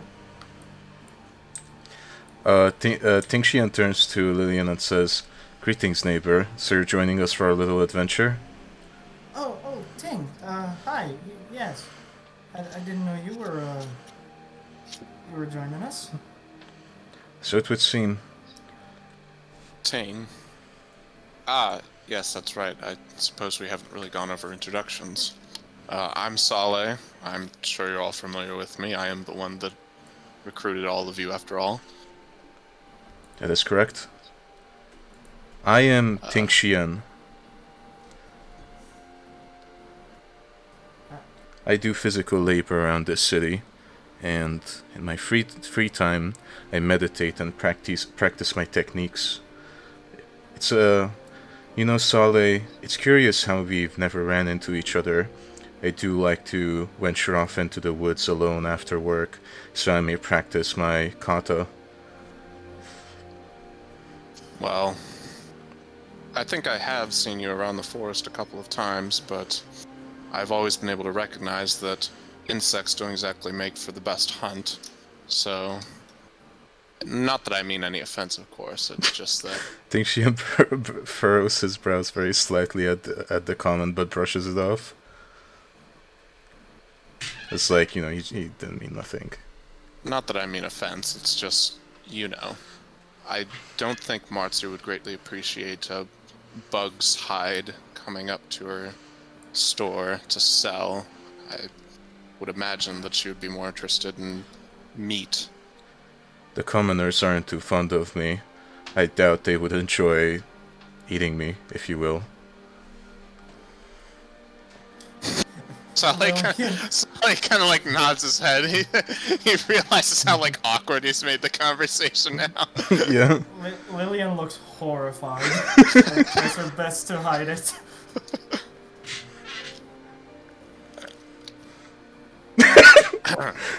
Holy fuck! Wait, full pause. Drock raises an eyebrow at Saleh. Is this the fabled Drock eyebrow?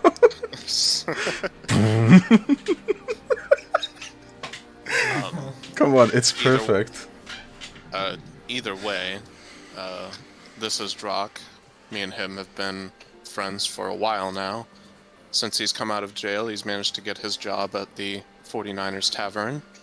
And I've had the pleasure of working alongside him at times, as well as just spending the time shooting the shit, while Scud, I don't know if you're all familiar with him, causes troubles in the tavern.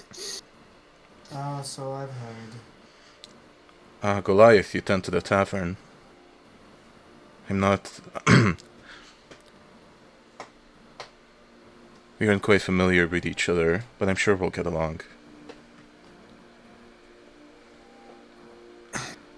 Well then, now I'm sure you're all familiar with why we're here. I don't suppose I really need to go over any introductions, or any sort of explanation as to what we're doing.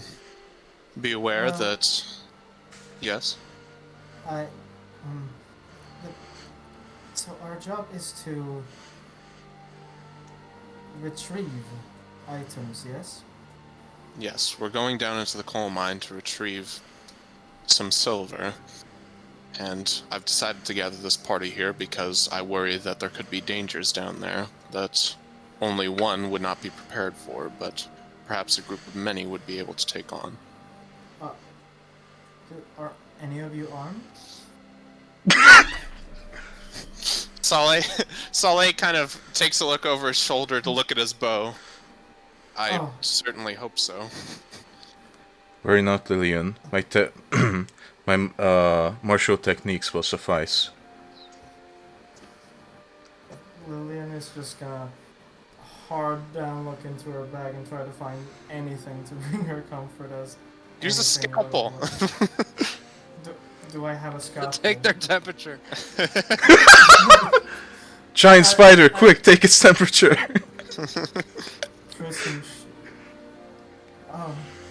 She's gonna look a little bit stressed because she doesn't have anything on her, I don't think. Worry not. You're here to tend to our injuries. We will be doing whatever we can to protect you and make sure that no harm comes to you. With that, she looks a little bit more calm, but uneasy. Saleh decides to stand right next to Drock to kind of demonstrate the fact that these two large individuals kind of take up a lot of space, so it might be a little hard for something to come and attack her. That's true. That's true. Very true. Well, then we should be on our way then, huh?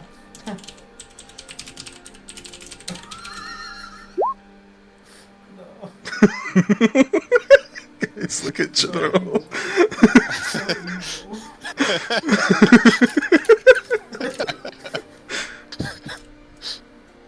She's not a gnome. Guys, wait, Drock is getting an in-universe phone call. He pulls out his flip phone. He is pondering the orb. Yeah. I love the... Can I just say I love the idea of Drock pulling out a flip phone and going on a conversation.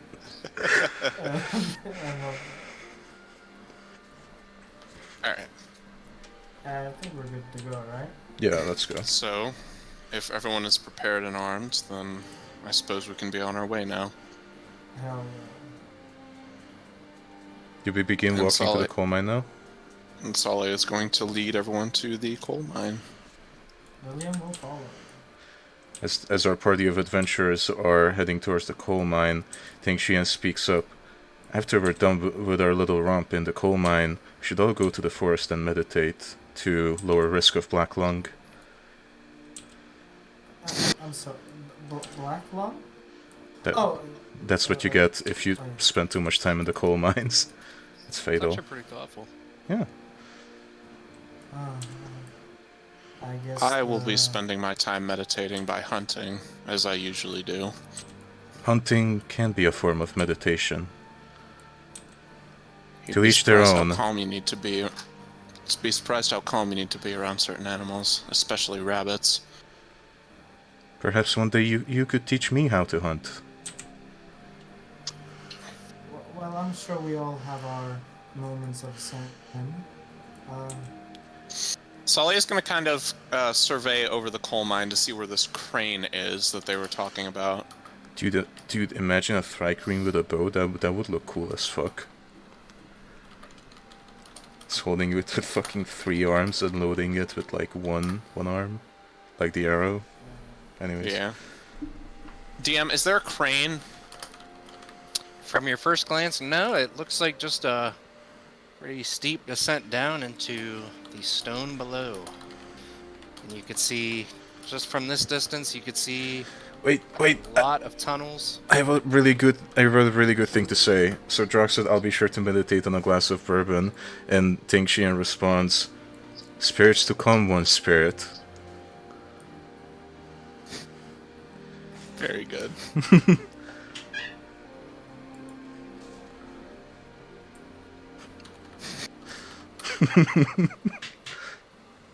Alright, then in that case, Sully is going to just kind of take a look out over the coal mine. He wants to get a feel for just how steep it is down and like how far it is down. It's like a pretty sharp slope down, maybe.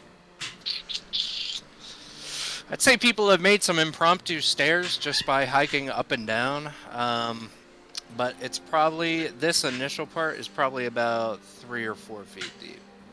Okay. So then it shouldn't be that bad. No. Okay. So then Sully is going to go ahead and take a little bit of a drop down into the coal mine.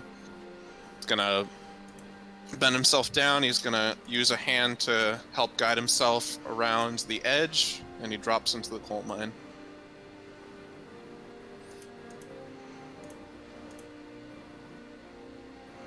Well, are you all coming? Very well. Lillian is gonna follow carefully. Maybe she'll look for a path that's already been made down. Can I like lift both my arms up just to show that I can like lift her down if she wants? Yeah. Yeah. She'll look hesitant, but then, approach. He's very. Thank you. He is careful. He lifts her up and brings her back down along with him into the coal mine. And of course, setting her back down the moment that she's in. Well, thank you. I just imagine fucking Shrek carrying away Princess Fiona. Or you will suffer the consequences! Is everyone descending into the coal mine? Yes. Alright. The cracking of pickaxes, the sweat dripping off the labored brow, the mine shaft echoes with irritated grumbling and frustrated men. The weathered stone path beneath your feet leads you into multiple branching directions, all seasoned by torchlight. The workers do not seem to be much help, nor interested in conversation, as more ore means more pay.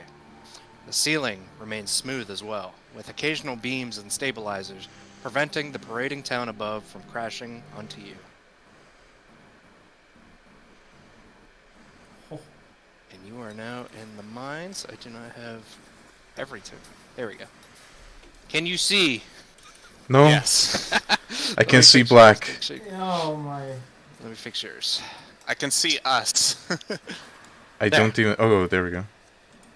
Now, since this is your guys' first time dealing with dynamic lighting, if you Oh. have dark vision, you could see more than your friends right now. I think I have dark vision. Does the homebrew Thrycreen that we use have dark vision? I could. Wait, I can check. I'm fucking stupid. Hold on. Oh, I have dark vision. Martial arts Yes. key. So your vision. I went through the Oh, wait, character no. sheets. I was just skimming through to see if I could find dark vision. Mhm. If I missed it, please correct me.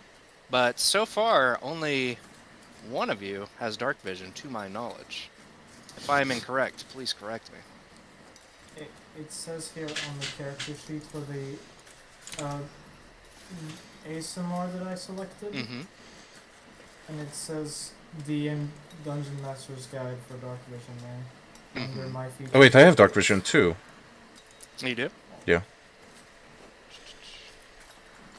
Thanks to your compound eyes, you have superior vision in dark and dim conditions. You can see in dim light within 60 feet of you as if it were bright light. Yes, you and do. Yes. Sorry. Let me. Yeah, Oh, you're good. you probably know the definition. I'm sorry. I totally glanced over that.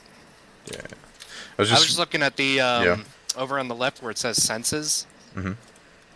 Usually that's where the dark vision is. So yes, your vision has been fixed, and another party member has been fixed as well. Yay.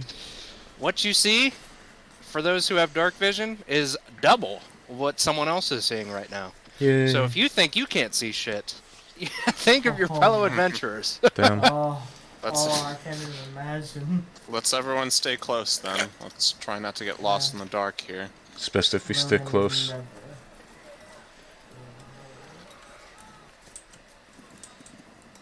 Oh, this is so cool. This is awesome. Yeah. This is part of the settings. Commoner! Excuse me, coming through. Oh. As he carries a bag with a pickaxe in his left hand and a bag over his Apologies. right hand. Well, certainly seems like people down here are quite talkative. They are on the clock, no? Quite so. Wouldn't hurt to give directions. I'd be a little cranky Well, we too if didn't I was stuck exactly down ask here you. for several hours a day. Lily. I'm.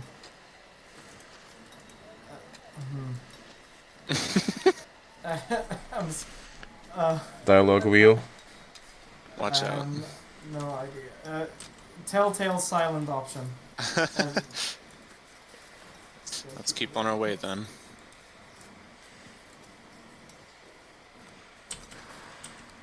Everyone stay close. You start approaching what looks like a working man digging through what looks like a wagon in front of you right now. It looks like he's setting down what looks like a sack or a bag of chipped out stone, and it looks like he's grabbing an empty one right now, and he's whipping it out, kind of like you do with like a plastic grocery bag. Where you just like whip it multiple times to get it opened up. Mm-hmm. Excuse me.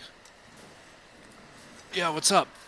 I was wondering if you could tell us where this crane leading down further into the mine is. Where the what? The crane.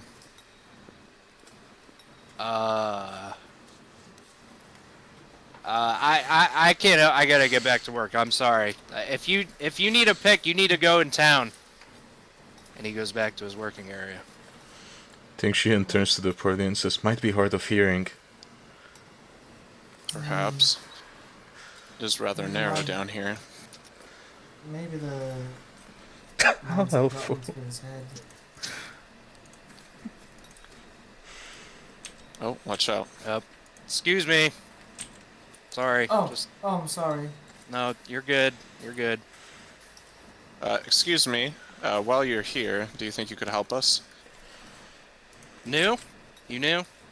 I suppose that's a way of putting it. We're looking Alright. for a crane. Crane.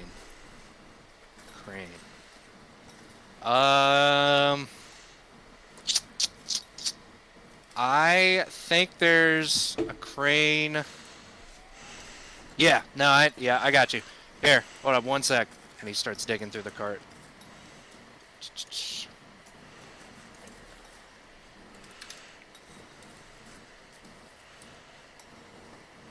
Can Solly just kind of like glance over the cart, see what all is inside of it? Yeah, inside the cart looks like probably just a bunch of bags of what looks like oars and rocks, broken pick heads, broken pick handles, what looks like some rations, a couple torches, which I am trying to configure right now. For some reason, is he glowing? This Huh? this token? No, I don't think he is. CIA Which agent? one? No, he doesn't appear to be glowing. Fuck. Okay. Well, anyway, this commoner pulls out a torch. If I could find like a fire icon, please God. Oh, please. Okay. He pulls out a torch and he says, yeah, it should be. Oh, sorry, I don't mean to hit you with the flame. I think she lights the fire. It's claustrophobic here. Can't really do much about it. So we've noticed. Yeah, this thing right here. Should still work. He's like checking the. He's just like tugging on it. He has no fucking idea what he's doing. Yep. I mean, it looks good to me. Is this safe? I mean, if it wasn't safe, it probably wouldn't be here. He walks across it and it like shakes like a friggin' loose bridge. I mean, I would, I wouldn't do it, but I mean, why do you guys need to go down? We're looking for something right now. Like, We've lost someone down there, and we were hoping that we could get them back up. well, I hope you realize you're gonna get lost too, because I don't know. He starts counting on his hands. There's Roderick. There's a lot of guards that went missing going down there. Did they all go in together? Some in pairs, and that means a pair of people got lost, and then one by one, rescue parties and stuff like that. I think our guard actually has lost more people to this stupid lift than any combat I've ever seen in my entire life. But you said it was safe. I mean, yeah, the lift is safe. Yeah, after that, I don't know what's safe. I don't know. I've never been down. Can I roll an insight to see if this guy's like legit saying it's safe? Sure, absolutely. Can I also roll an insight? Yeah. I was also thinking about that. Should we all roll insight? Is that allowed? Yeah, absolutely. All right. And each character will get their conclusion. I rolled a 23. I got 14. Truck 3. Drock. No idea. This thing is... There's a good chance this might just collapse the moment you step on it. So you are a little fearful of this crane. Everyone else, it seems like he's pretty truthful. Just based on what he's saying. It seems like he knows what he's talking about for the most part. He has no reason to lie to you guys. That's true. So, seems like it's truthful. Well, Drock, rats can carry various diseases, and I don't want to imagine what giant rats could carry. Oh, there's worse things than rats down there. She Oh, looks what a relief. really shocked. Yeah. You know this. I mean, I'm gonna assume so, because chainmail and long swords and not coming back. I just don't know if rodents really do that to someone. So, yeah, there's got to be something worse than that. Oh, you're a doctor. Who's the doctor? She's gonna sheepishly raise her hand. I'm a doctor. Oh well. Hope you called off work for the next lifetime. Dr. Saw can manage. She says confidently. Oh yeah, no, he's great, but if you got family or friends or anything like that, just have fun. Yeah. Solly kind of rolls his eyes. Well, we thank you for the help. We didn't mean to take you off of your work, but we do appreciate it. It was going to be a week check this week anyway, so I don't really care. I don't suppose that we could borrow a few torches for our journey down. You know, that cart is supposed to be just for miners, but I don't really know if anyone's looking. So, if you want to, like, just real quiet, if you want to follow me, Oh, we can try to see what we can finagle for y'all. Are you trying to say that we might be taking some things? Well, taking means that it was someone's to begin with. I mean, the cart isn't a person, so. Yes, of course. Just, please don't Lillian- talk to anyone about this. Of course.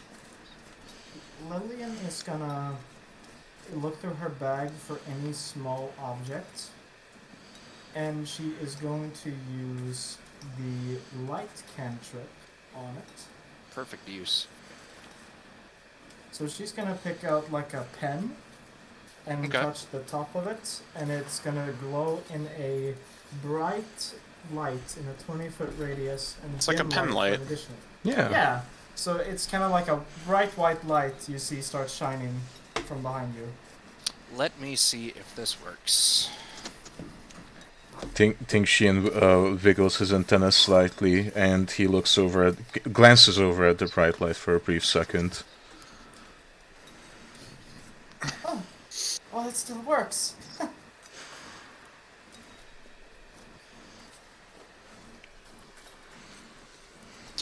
Well, so you need the torches, or? Yes, that's quite right. We shall put Okay. them to good use. I hope so. I mean, I'm gonna assume they won't come back. Saleh's gonna kind of step around, and if or when the commoner decides to hand over the torches, he's also going to offer up 2 silver pieces for the good work and help that he's done. Oh, no. This, no money, please. And he refuses the silver. Right. Just take these, and he hands them out, one in each hand, 2 torches. Whoever wants them, I don't know. Ting Xian takes one. Drock, do you think you could carry it? I know you're well aware of my dental work, we'll say. Implying that Drock is aware of the fact that he is a cold ancestry dragonborn. All right, well, good luck. Don't say I didn't tell you you'd die. If you're laying there in blood, you know, you're like, oh We god, I won't wish I come would have back- known. We won't come back to haunt you if we die. No, I don't care about that. Your Just, concern, sir. yeah, Just gonna yeah, yell absolutely. I mean, if you're just, laying there in a pool of your own blood and you're like, oh god, I didn't know it was so bad. Yeah, it's that bad. So, just saying now. Just get out of the way. Yes, right. Anyway, and he throws the torch on the ground and he stamps it out. I have to slave away my 30s. So, I'm gonna go do that. Ting Good luck Xian, with that. Ting Xian bows slightly towards the commoner. Oh, yeah. And he gives like a thumbs up back. Yeah, I don't do that back, so I don't know. And he goes back to work. Well, that was easier than I thought. Does everyone feel prepared now? This man was kind to us. I wouldn't say suspiciously kind, but he really had no reason. Just a random act of kindness. Is that so difficult to believe? For some of us, it may be. Saleh kind of like raises his brows before walking on ahead. Well, we better be on our way. Oh, of course. Just gonna walk with her pen just blaring white lights. Just shoves it in people's faces to annoy them. Is I there imagine. Sorry. is there any sort of like roll I can do to see how stable the lift is? Like if all of our weight combined goes onto it, will it still stand? Let's look at your stats. So, to check the structural integrity of something, I would like to use your intelligence stats, which is 13. Ah, shit. Okay. And I will say that you put your foot on it, and you slowly add more and more and more weight. And you notice a wiggle to the lift. However, no cracking of any wood or creaking or anything that seems completely out of the ordinary, like a heavy load wasn't used before. You start to infer in your head, okay, well, if this was used to carry up carts and carts and carts of silver and coal, you know, it should be able to hold 4 adventurers, right? Right? Yeah. That's what you think. You're starting to kind of, you know, think, well, it's been a while, so maybe, I don't know. But your base intelligence is just telling you that it should be okay. Okay.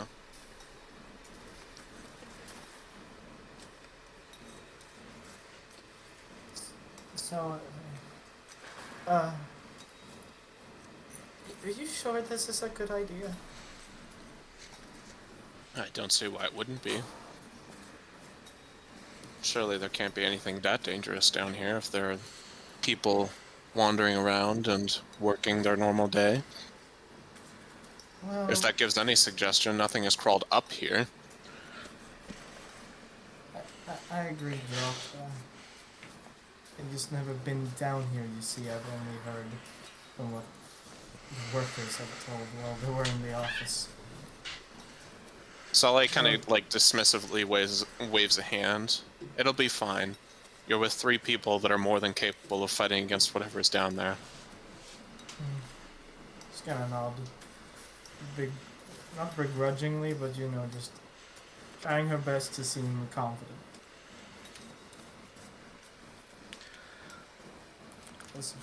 If I may be brutally honest, I don't very Someone much. just- Sorry. Sorry, someone just like blew up. What? I just heard like something. I just heard like a whiff of air on the fucking sound. So I was just like, someone just blew up. Blast miners. Yeah. Nervous collapse. Ting Xian says, if I may be brutally honest, I don't very much enjoy staying down here. Shall we get going? Yes. Lillian is gonna place what.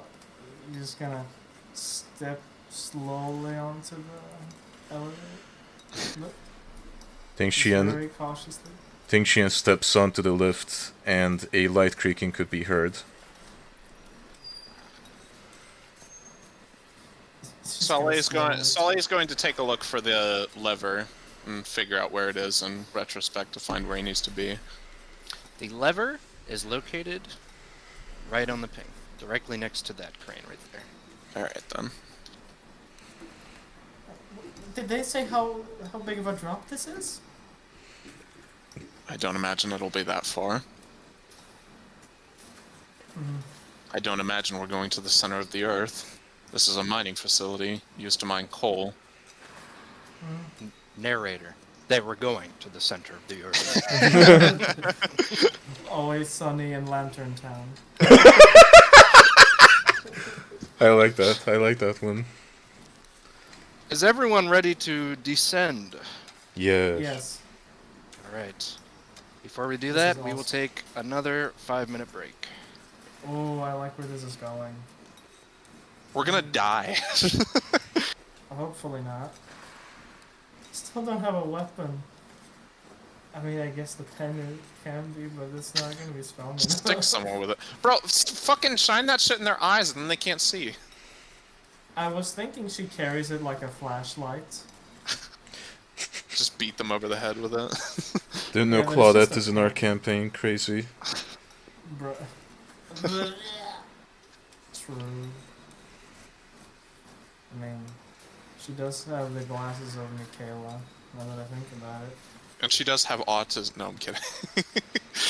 Well, I guess so. I haven't really thought that much. Maybe No she's on the thoughts. spectrum.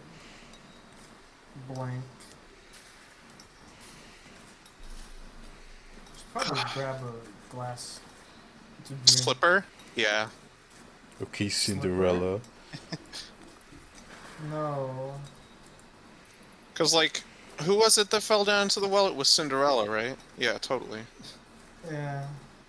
But I heard glass slipper. Yeah, it's because Hazy was saying I should pick up a glass, and I said glass slipper. Yeah. I wonder.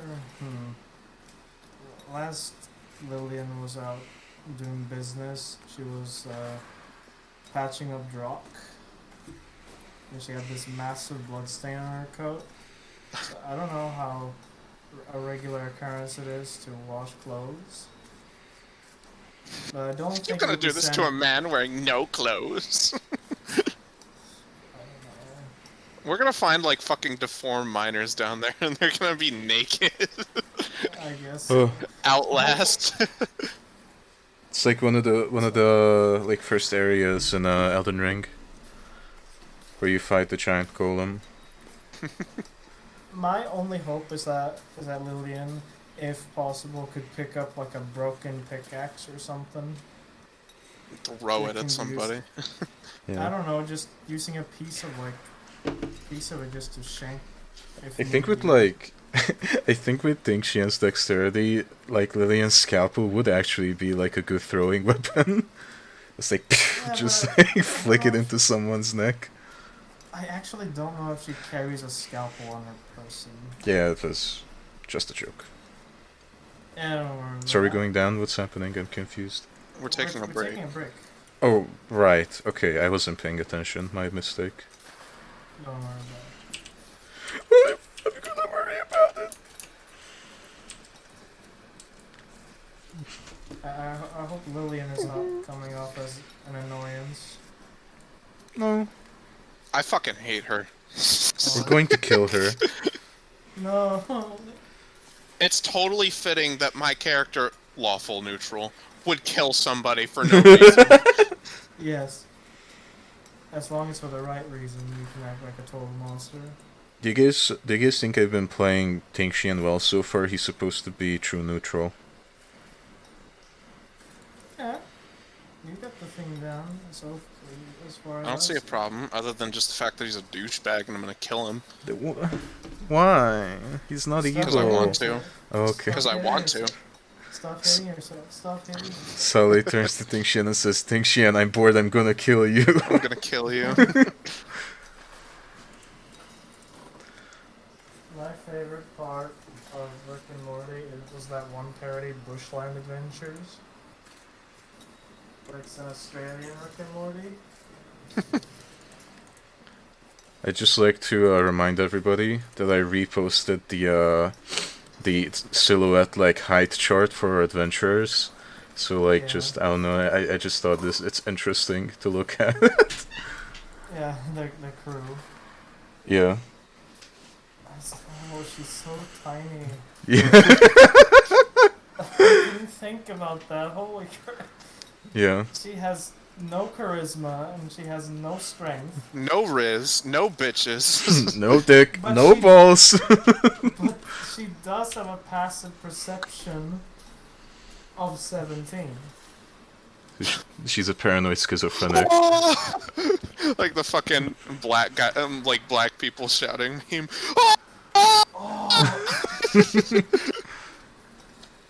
She's not charismatic or strong. She has no muscles at all.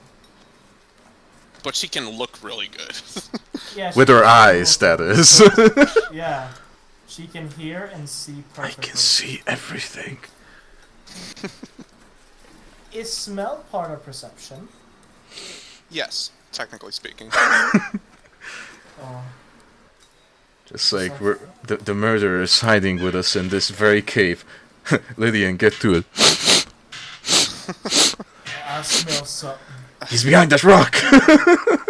Well, there was a fucking... There was an image that Adam made a meme out of because it was like someone on Rust talking about, I don't know, I think they were trying to find somebody, and Adam made it into a meme where it's like, they're like on the battlefield, and this guy's like, Private, what the fuck are you doing? And it's a guy laying on the ground, he's got his ear to the ground, he's like, I'm sensing. Valentine, I just came back at just the perfect moment.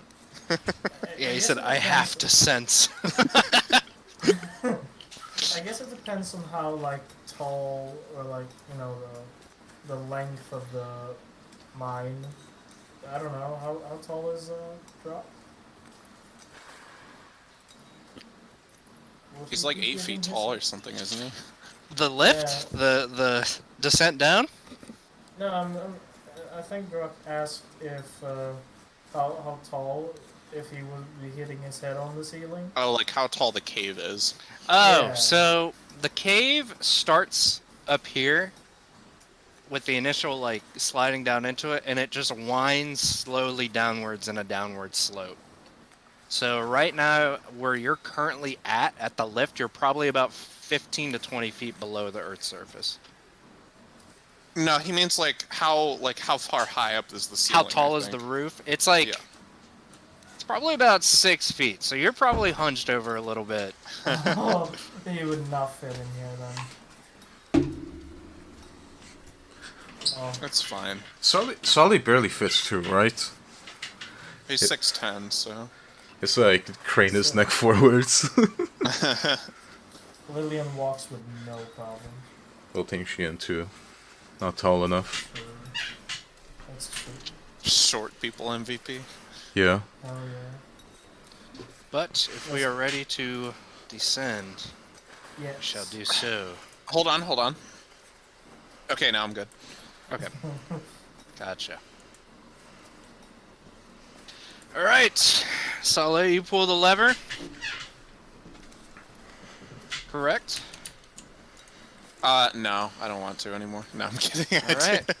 I This pulled is the the end. lever. I'll see you guys in 2 weeks. Kronk, pull the lever.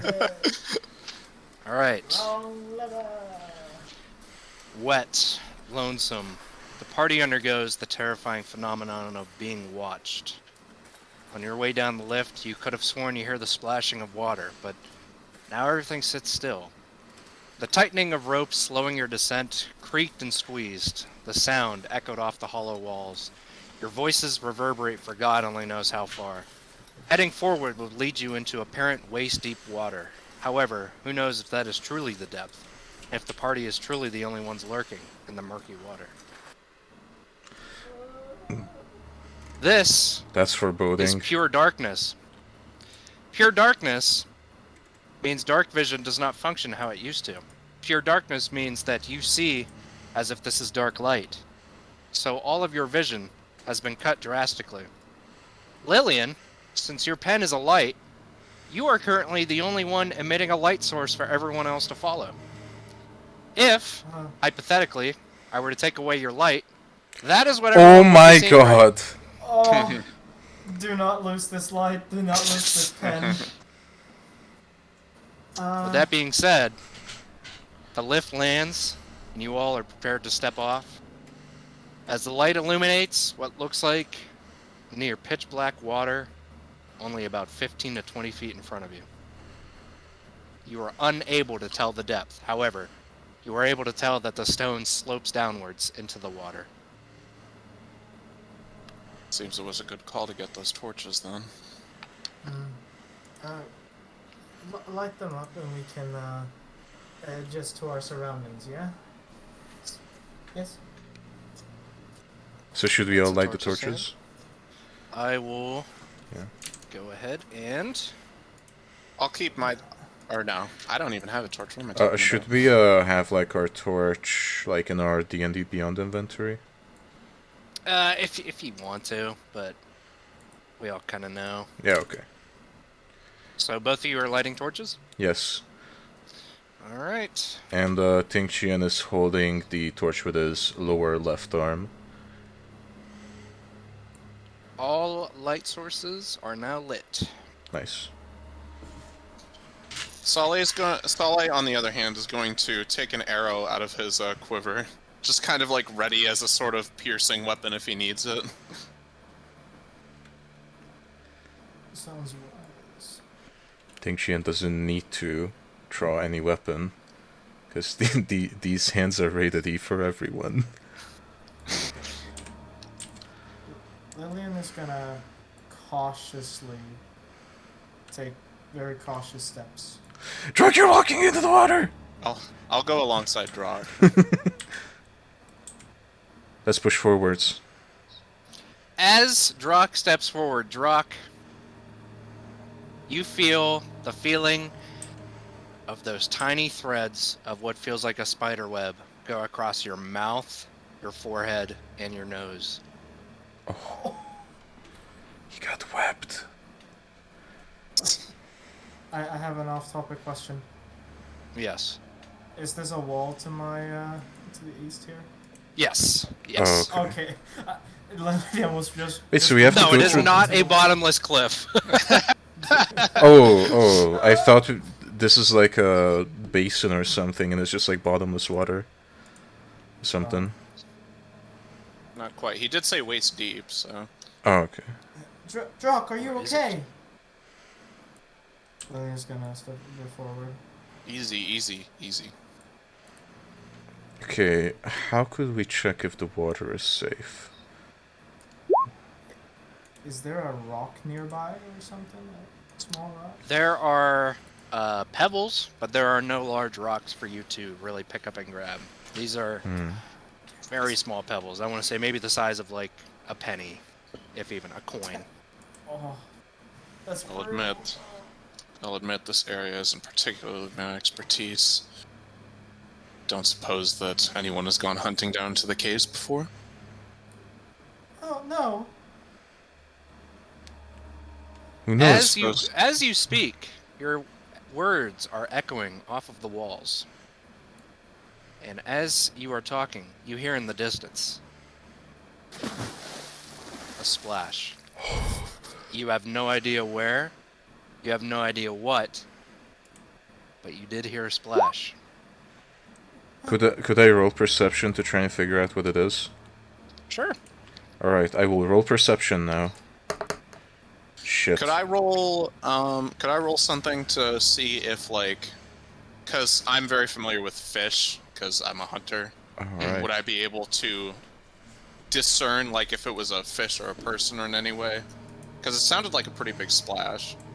Pretty big I'll fish. actually, since there's no time constraint or anything like that, we'll just use just base perception or passive perception. So, Sully, your passive perception is 14. That was not a fish. If that was a fish, it would be probably about the same size as a person. Jesus. Okay. And Ting Xian, you have the same exact perception. You can gander that was probably the sound of, it could be a rock from the ceiling, it could have been a body, a monster, but it was definitely like body-sized, like large. But you have no idea where, or no idea what. Out of character, I have a question. Yes.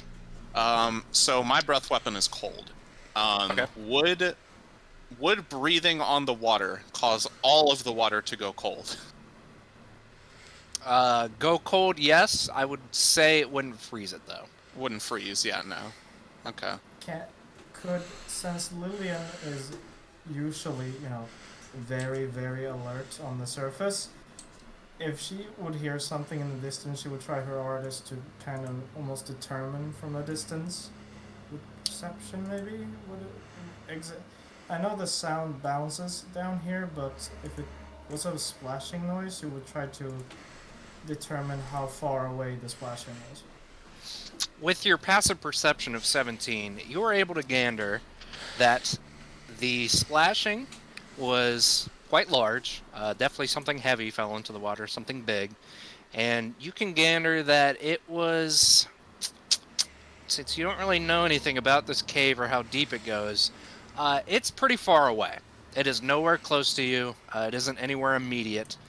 But the fact it was able to echo all the way back to you means that it is still somewhat in the proximity, probably within 100 feet, if you had to gander.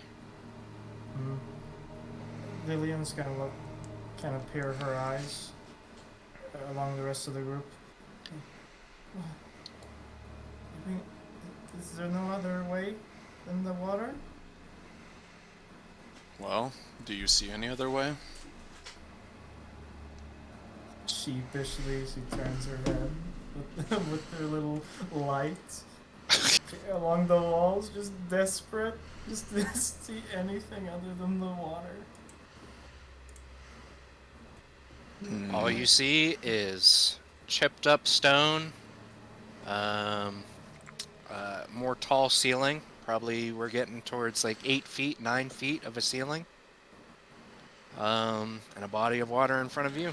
So, the deepest part of the water is waist deep, right? Unknown. Oh, okay. Drock, take a step back for just a moment. And Saleh is going to step towards the water, and he's going to kind of like very, very aggressively put a foot down into the water, kind of make a splash of his own. You splash your foot down, and since this is just a slow sloping descent, your foot only goes down maybe like 4 or 5 inches under the water. The water is quite cold. It isn't freezing or anything like that, but it's not warm like a community pool or anything like that. But it is just naturally cold cave water, and it's not acidic. It's not dirty. It doesn't damage you in any way. Just right now, your foot is submerged in about 4 inches of water. I have an off-topic question. Yes. Can I use my light cantrip on more than one object at a time? To my knowledge, you cannot, but I might be wrong about that. Because I do not know, because from what it says, I do not need to be touching my pen for it to be shining this light.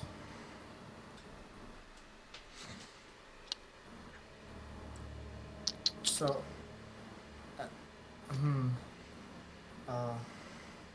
everybody else has torches on, right? Yeah. Yes. And do they emit the same light my light cantrip does? Your light cantrip is a tiny bit stronger. Lillian is going to kind of adjust the pen in her hand as she kind of thinks about her situation.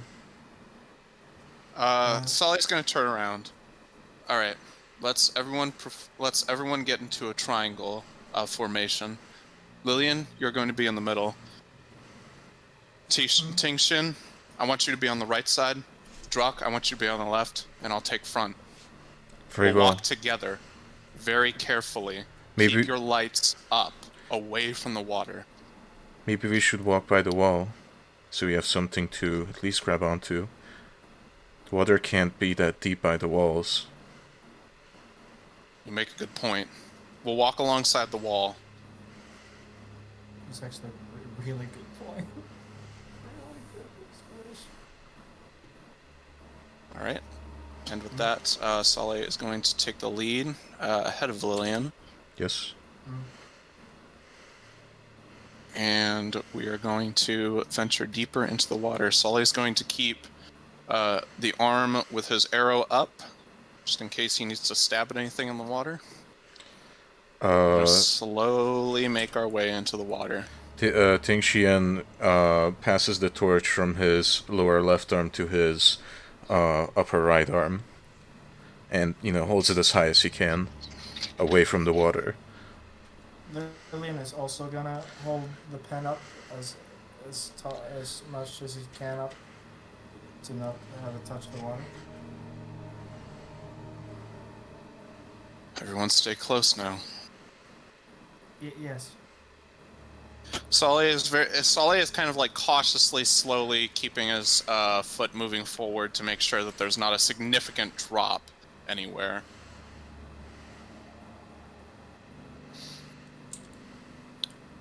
You step forward another foot forward, and you are now 1 foot deep in water. Okay. Lillian is almost fucking like... Oh wait, no, never mind, I'm stupid. I mixed up feet and centimeters. Okay, so it's kind of like up to Lillian's knees. Would you say? Maybe about like past the ankle, between the knee and the ankle. Oh. Yeah. Like on your Okay, shin. I'm not familiar with the feet thing. Oh, so- you're good. All right. I was just gonna keep following so. Okay. Take a step deeper. Sully, you are now half a meter into water. Half a meter. 1.15. A little over a foot. Alright. Okay. Just gonna keep stepping forward.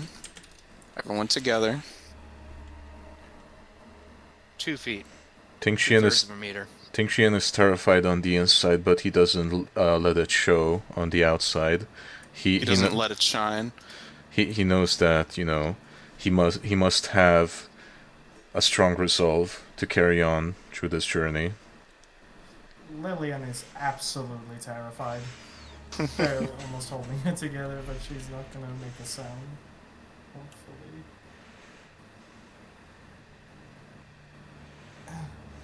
That is true. I appreciate the thought, Drock.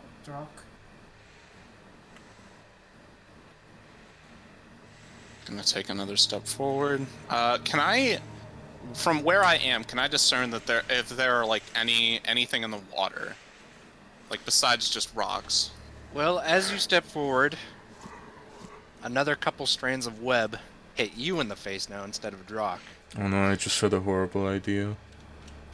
And as you step, you actually trip over what feels like an extra sharp rock at your feet, and it stabs the bottom of your foot. Deals no damage, however, does make you aware that the bottom is not exactly slippery smooth.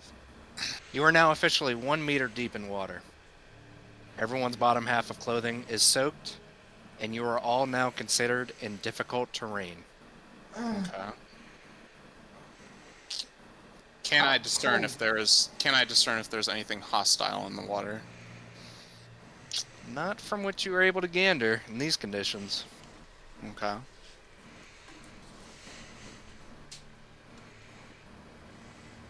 You were gonna ask something, Hazy? Yeah, about how cold is this water? It's definitely colder. I would consider it like the same temperature as the water on like a lake or an ocean.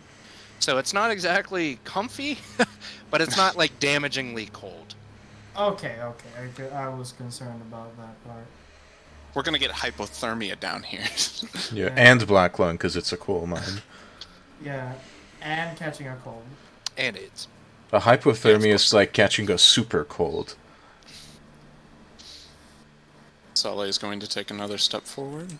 The water continues to get deeper and deeper. You are now 1.5 meters deep in water. Oh, I hate this so much. I hate this. I hate this. I almost feel like we shouldn't be here. What gives you that idea? With it being 1.5 meters deep, Lillian, the water is now up to your head, the top of your head. What? So you would now need to be swimming in order to stay afloat. She is trying her best to stay afloat, but she's gonna kind of reach out for either Drock or Tim. Ting, this water is right below your chin. Yep. My mandibles are like grazing against the surface of the water.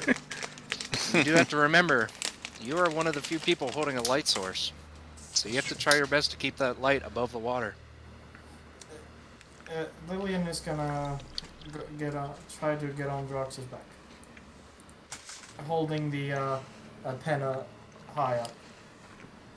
Saleh, the water is probably around like where your pectoral muscles are, your pecs, and then Drock, it's just right above your stomach. He's so tall. He's so tall. It seems like it opens up that way. Well, but wait, Maybe we but can try. but I can swim no problem because I get extra arms. You can. And I have high dexterity, which I assume is what you need for swimming. Swimming speed is by default 30 for everyone. Mhm. It's actually 15 in combat. But since it's out of combat, it doesn't really matter too much. But you mentioned in combat. Lillian is gonna point over to the left, like, maybe if we go along that wall, we won't be making it further out. Deeper? I suppose that is an option. Does everyone agree? So shall we scoot over to the other wall?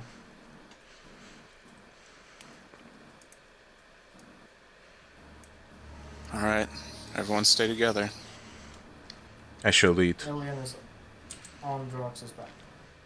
Whoop. Stay close. The water only gets deeper. 2 meters now, deep in water. Ting-Xian is swimming with 3 of his arms and holding the torch in his upper right arm and holding it as high as he possibly can. And trying to hold his Saleh, head you above the actually water step as on well. something. You step on something so sharp that you can't ignore it. It doesn't damage you, however, it catches your attention too much. Do you wish to pick it up, or do you want to ignore it? You would probably have to submerge. You know what? Sure, I'll do it. Alright. How do you wish to submerge into the water?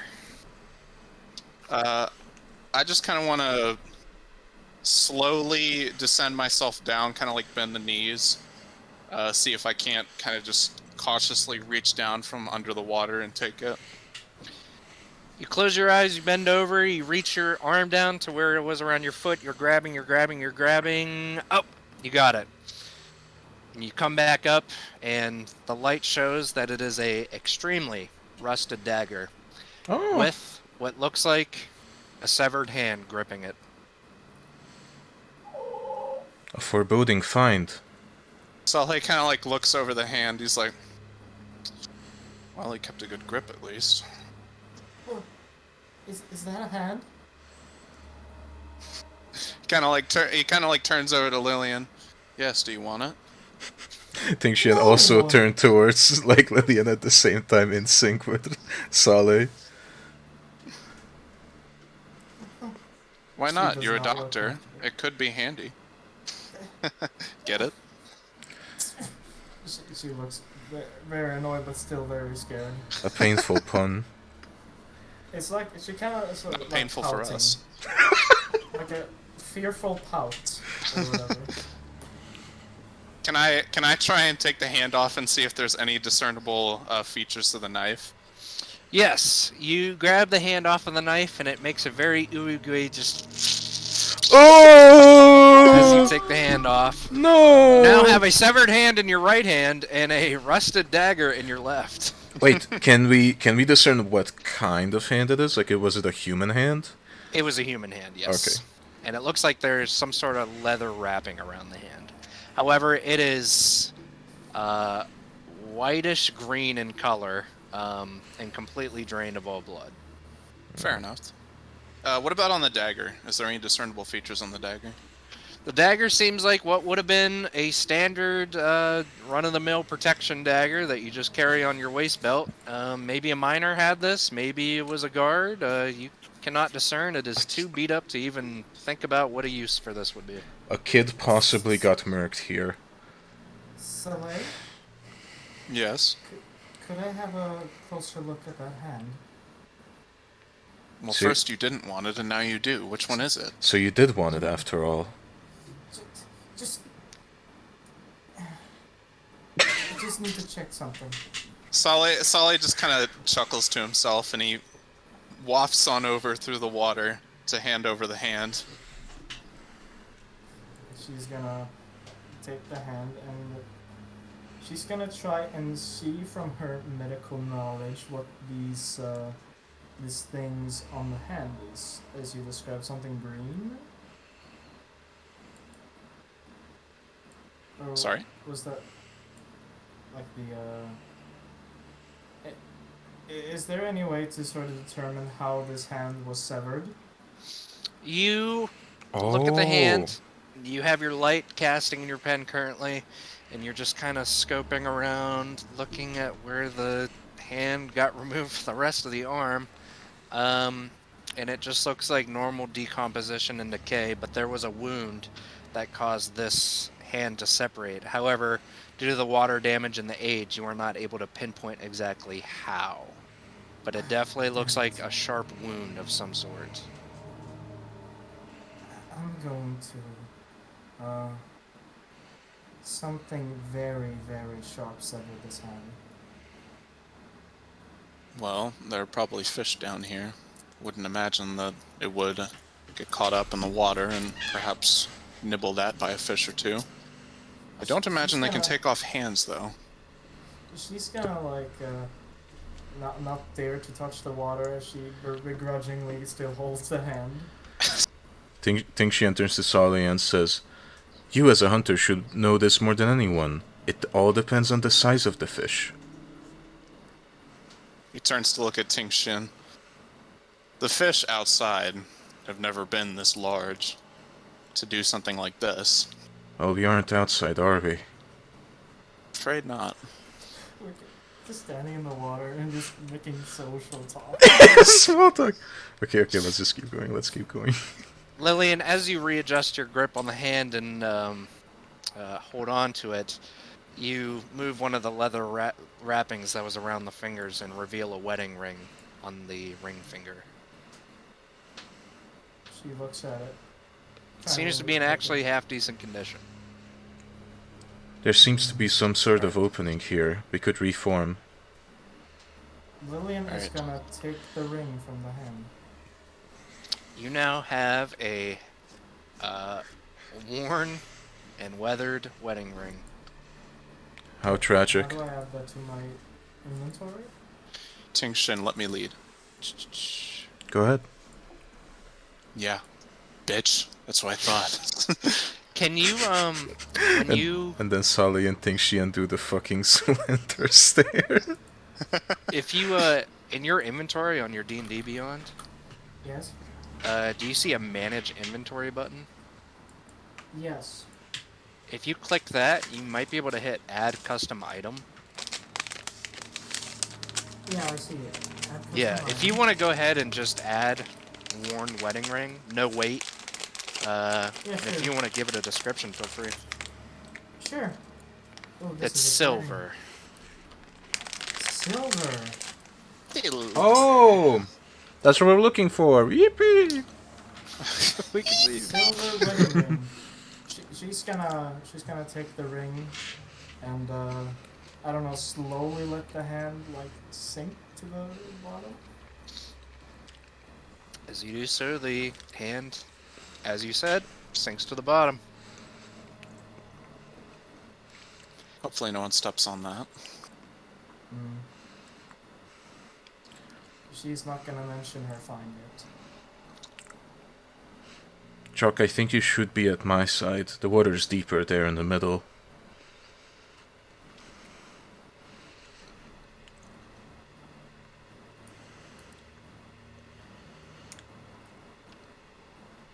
Lillian, stay behind me. If you feel like you're sinking, just hold on to one of my hands. She's gonna hold on to one of the things hand. Which one? Pick. Uh, The upper right. The upper right is occupied with the torch. upper left. Okay, upper left it is. The lower arms are a little less. They aren't as strong as the upper arms. Just FYI, Thrycreen biology. Yeah, so as she's holding on, she's gonna, right where she's holding on to it, she's gonna keep the pen there, just so it's kind of above the water. Right. Saleh decides to bring his, like, the arm that he's not using to hold the arrow. He's gonna bring that up against the wall just to kind of keep himself steady. Lillian holds Ting Xian's Carapist hand. She has never held a Thrycreen's Kythind hand before. Yeah. Does this freak her out a little bit? I mean, in this scenario, she's more freaked out whatever the hell is going on in the water. Right. But she is not used to the sensation. Definitely not. So she would try to grip onto the hand like, you know, a human hand. Yeah. Not necessarily one of the Thrycreen's hand. Yeah. Alright, another step forward.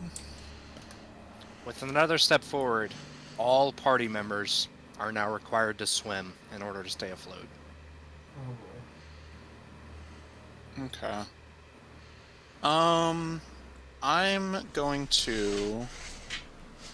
Really quick, actually. I'm going to have everyone step back. take a quick step back so that some of us can still stand.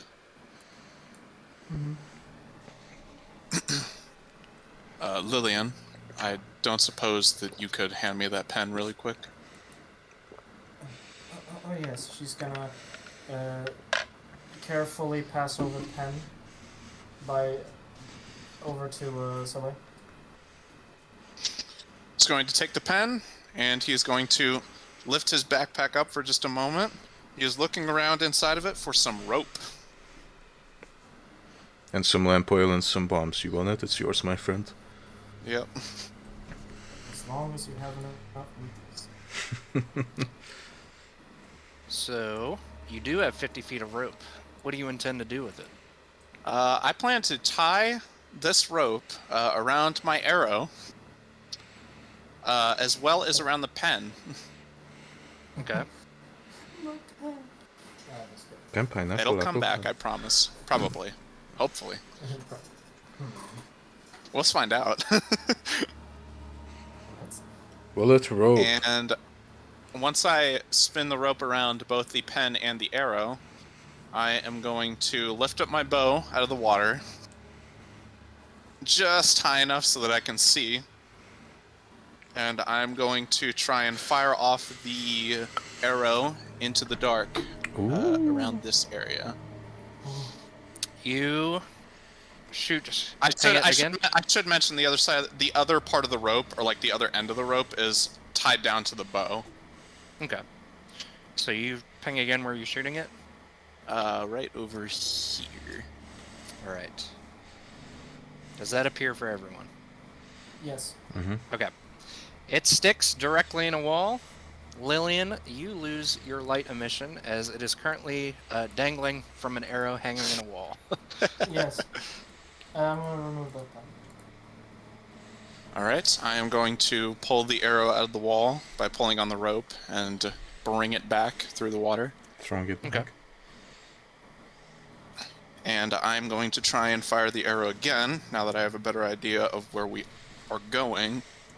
I'm going to try and fire it off over down into the crevice that we saw here. You shoot your arrow. How many feet of rope are you using? 40 feet. Probably about 40 feet. Get a visual. Okay. So it's gonna land right about there, and it lands. I can't make that any weaker. That's okay. Maybe I can. Fuck! I duplicated it. All right. Fine how it is. It's bright now. The arrow lands over in the water over there, and just slowly floats downwards. Alright, I'm gonna pull back. Okay. Really quick, I am also just going to fire an arrow down this way. Ping it again. Down here, the way we didn't go. Okay. You draw back another arrow to get it scoped out, and it again sticks into a wall.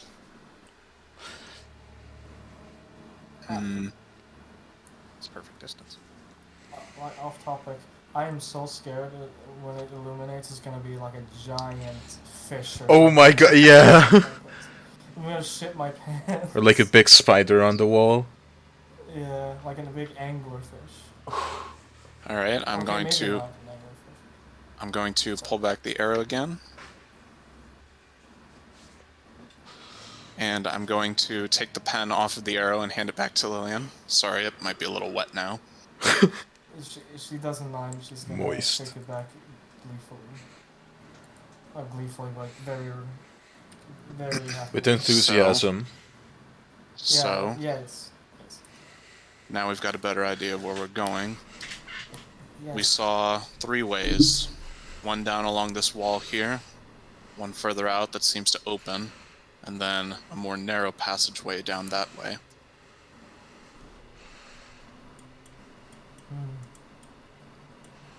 So it's Either right or left then. I would say that the less angles they have to approach us from, the better, if there is anything in this water. I say we go down the narrow path. I agree. Me too. Alright. Lead the way, Saleh. Everyone behind me. It is again still swimming death. Or depth. Death. Swimming death. Thanks for the Swimming vote of depth. confidence, Adam. So everyone is kicking their feet, waiting. Those with torches or light sources are still trying to, maintain it above the water. But everyone, if they were to just stop, they would sink to the bottom. Yep. Okay. So, I'm reading my spell again, and I don't think it specifies that it's like a fiery source. Does the light cantrip work underwater? To my knowledge, it does. So that's why the village doesn't allow Tritons, because we would have been able to metagame the shit out of this segment. Yes,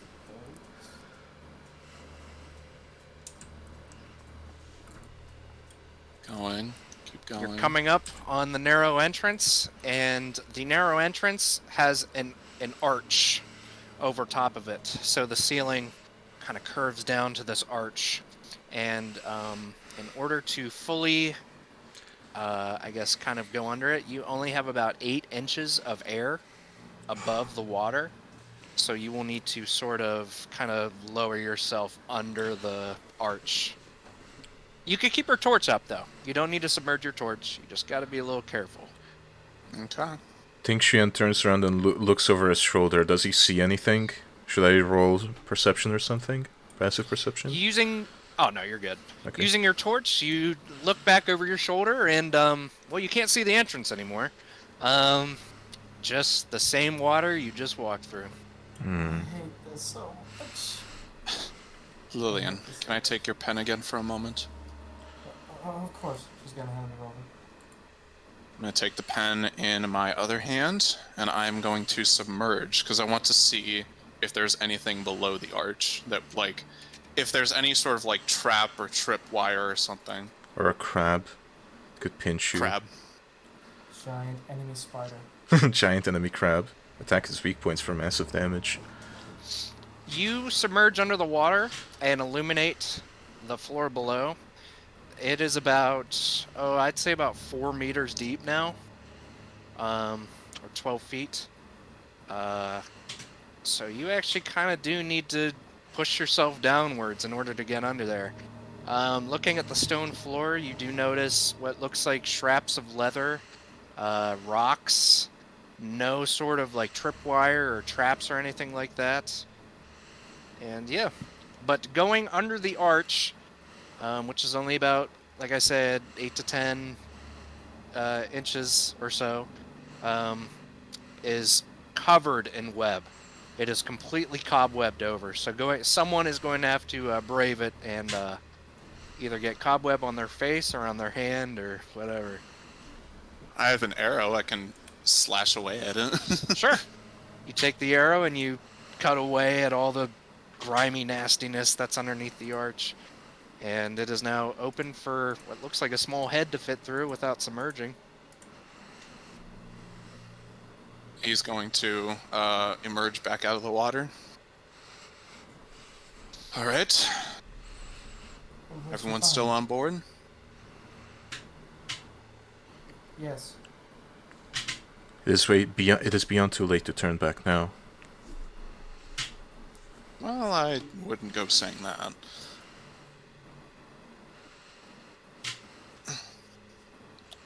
All right, then. Nothing of concern, really, other than just more web. Might be a bunch of spiders down here. Well, we won't get anywhere waiting around like this.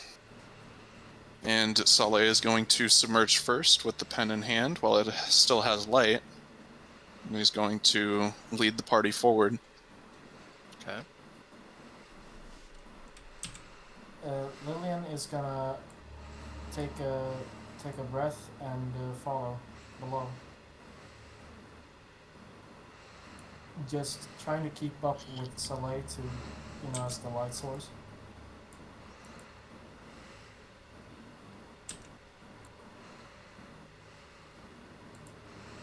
So And we're all I'm going like, to resubmerge up here. so we You are emerge now from the out water. of the water.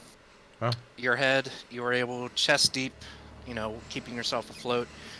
This is the deepest part. Easily 5 to 6 meters deep at this point. And the walls, or the ceiling, as it goes in this direction to the right, opens up. This is a massive atrium of just stone. So this is a huge dome made out of, stalactites, stone, just a rocky ceiling doming over where you are currently going. So you are currently probably at the shortest part of the dome. If you were to go to the tallest part, it'd be more towards your right. And as you talk or say or any sound, echoes, kind of like a choir hall, just echoing off of all the walls. Tingxian quietly whispers, "How could there be spider webs down here? What spider can fit here? What spider can submerge?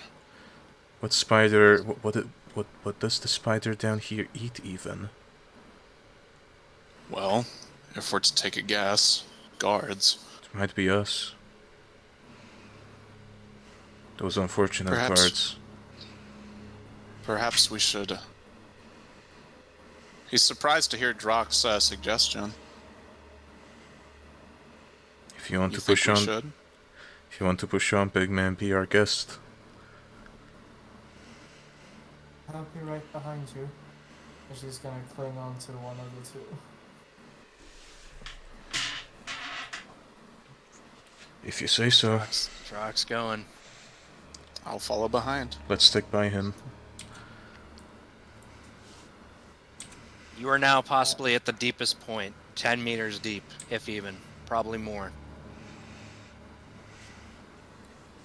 I am so not okay with this. As you continue along, you start to notice it's actually starting to rise up as you continue more to your east, to the right. You start to notice that it's becoming more and more shallow. Let's try to stick by the wall. Wait, the east. Wait, look over there. What's there? It seems to go up the further we go. Is that land? As you approach what looks like a risen platform, Saleh, you get a jab at your side. And it seems like blood is starting to rise up to the surface of the water. You put your hand down there and you bring it back up, and yes, you have taken a wound. I need you to subtract 1 HP from your health bar. Okay. And as you do that, you feel what feels like small fins start to surround you. Tingxian, it's starting to surround you. Drock, it's starting to surround you. It seems like a swarm of fish is starting to feast on you as you lurk in the water. The longer you stay there, the more damage you'll take. Saleh, another bite to your left side. So do we just keep moving? Drock, you take a bite to your side. Sully is going to quickly exit the water. Tingxian quickly exits the water. Wait. Never mind. We're already on the surface, right? Yes. Okay. So the fish aren't here. Right. Thankfully. Man, I should have... Saleh, you have taken a total of 2 HP. Drock, 1. And you are both lightly bleeding from 2 small wounds at your sides. Can I take a look at the wound? Sure. Can I recognize it as anything I would be familiar with? Are these piranhas? Yes, they are piranhas. Of course they are. In a cold cave? Lillian is gonna go up to Soleil and look at the wounds. Are you okay? Yes, I'm fine. It's nothing I can't walk off. She's gonna look over into the water as best she can. See any blood? You see a small trail of now expanding blood leading out of the water, and you see it slowly seeping out of 2 wounds on Saleh. One on his left side and one on his right side. Kind of where his abdomen would be. Piranhas, you say? Indeed. Normally they're not able to persist in such cold locations, but it seems that this place is just full of surprises.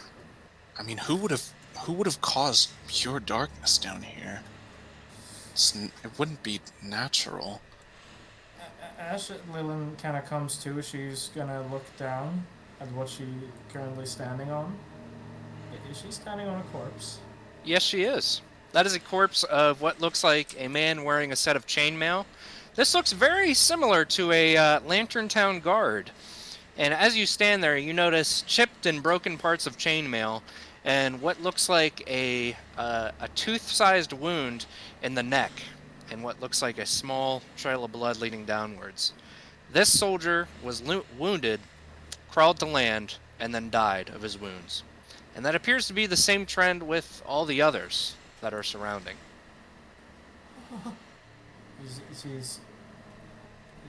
She's taken aback, especially by the bite wound you said near their neck.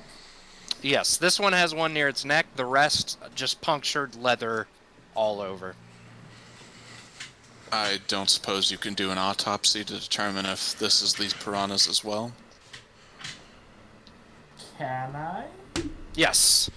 You bend down, you get on one knee, you, careful not to get blood on your hands, inspect the wounds, and yes, looks like small razor-sharp teeth were sunk into the side of this person's neck. They weren't as fortunate as we were.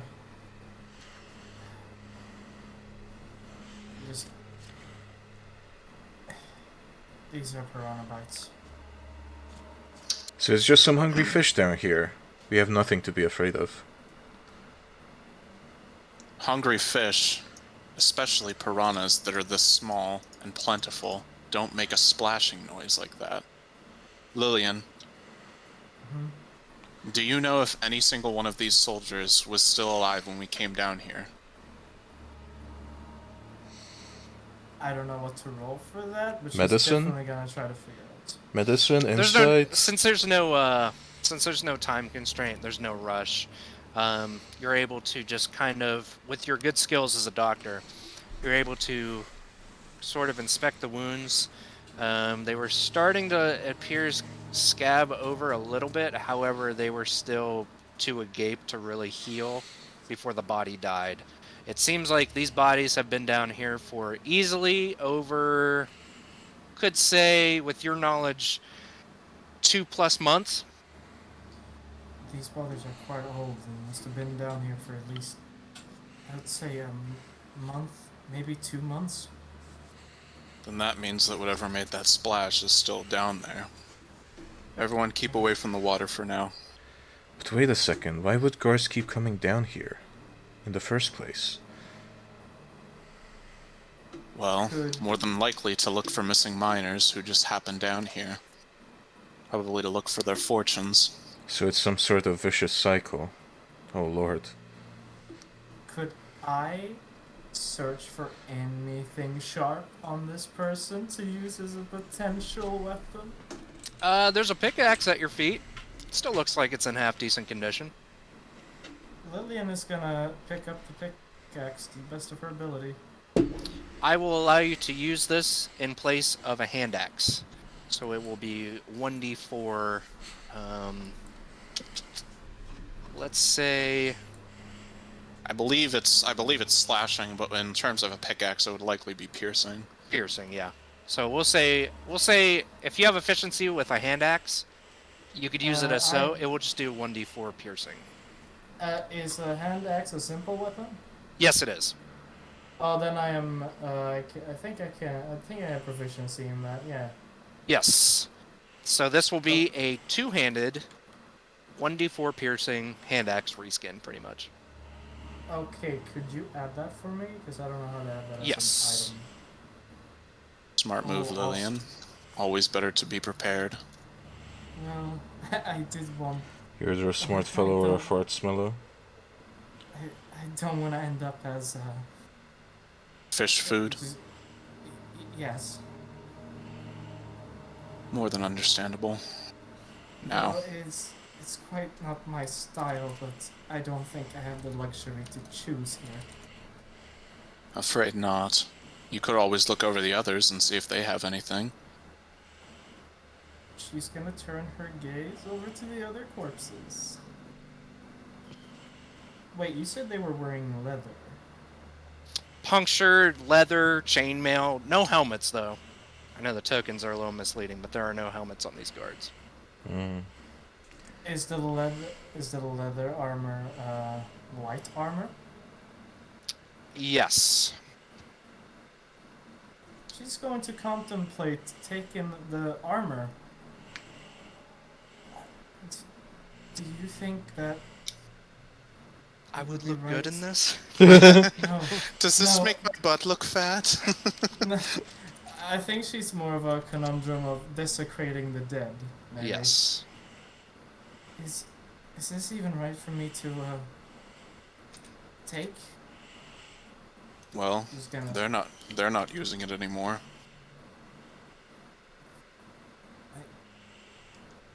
I don't like Hold on, the Drock idea. Drock is preparing to say something. Oh yes. That's He's forming a sentence.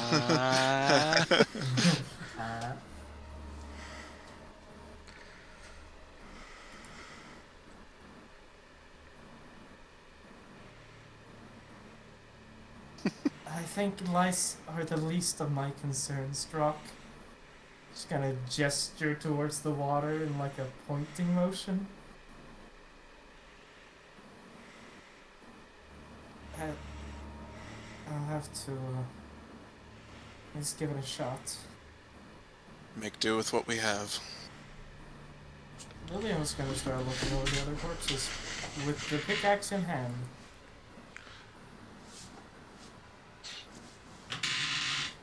Now that we're here, I'm going to use my exquisite knowledge of environment. I'm going to go back to using this rope to scout out the area. Oh god. Adam, is this anything? Are these stains anything? That's actually a really good observation. Yes. Fuck. On the surface, you are able to denote that that is possibly coal ore.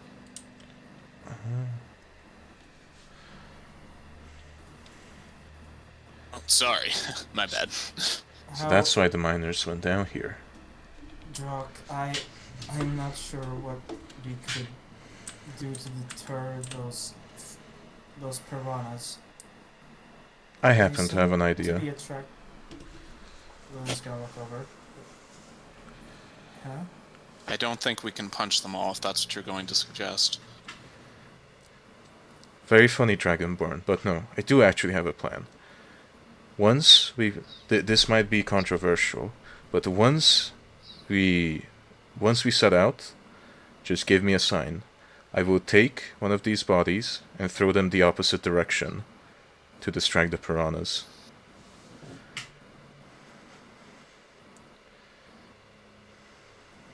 God. Clever. Though, I assume that a dying body will only distract them for so long. Well, you better be Have to quick. I'm going to fire off this pen arrow again out into the distance. I want to kind of... because I saw another way we could go, I want to see if there's anything out over here that opens up. Ping it again. Over in this area. You're going to use 40 feet again? Yep. Okay. Can I converse with Trock in the meantime, just real quick? Yeah. Tingxian looks at Trock and says, Trock, you grab one of the bodies, I grab another. We throw them in 2 different directions. That should keep the piranhas occupied for at least a little bit. It will also split the swarm. Solly kind of like squints his eyes as he notices something in the distance. He brings back the arrow and then he fires it off over towards this direction. He wants to get a better look at what he can barely see in the distance. There appears to be some sort of fork in the road. Or rather, the What is waters. He squints his eyes. I don't want to blue ball anyone, Mm-hmm. but I have to piss so bad. Yeah, go ahead. If anyone else wants to, we can count this as a 5 minutes. If we're all here by the time I get back, Yeah. we can just continue. Yeah. Cool with that. I need to figure out how to add a two-handed hand axe. Two-handed is basically just like a buff that you would apply to a weapon. Unless it's like specifically denoted as two-handed, like something like a greatsword. They said hand axe, so I'm wondering how to add that to my inventory. Is it not already added? I haven't actually checked. How do I check? You go into your character sheet in D&D Beyond. You go into your inventory. Yes. It should be in your actions. I do not see a hand axe. In your equipment or in your inventory? I don't see. The only thing I have is a silver wedding ring I picked up. Refresh the page. Good idea.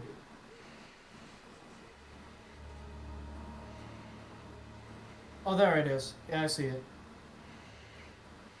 Well, Drock, I Oh. don't think that's much of a concern. The way we went last time shows that when he points out towards the little crate, that would have been where we were going. So we can assure that that isn't a dead end.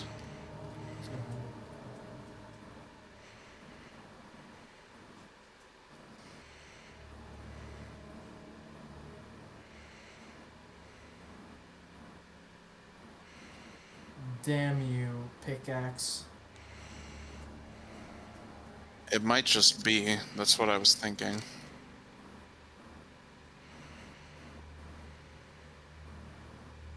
Oh yeah, that was true.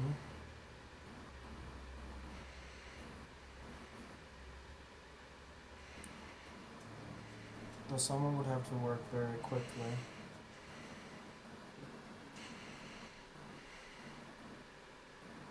Are we talking in character right now, or Okay, I'm back. welcome back? Oh.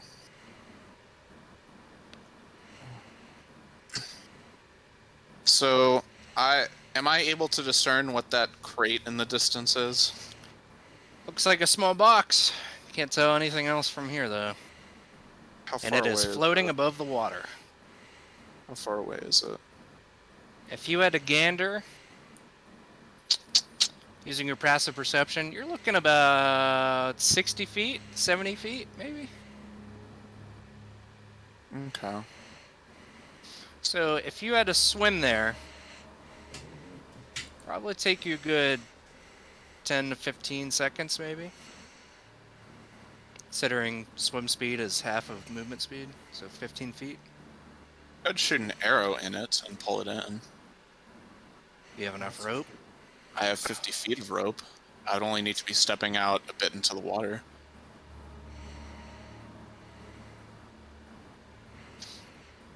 If you wish.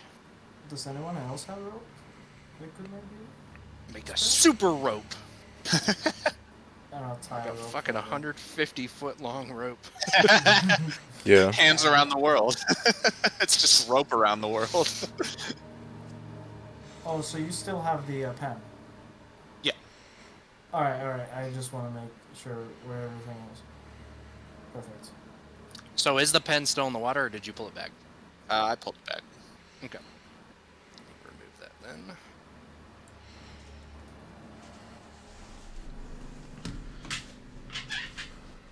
Yes.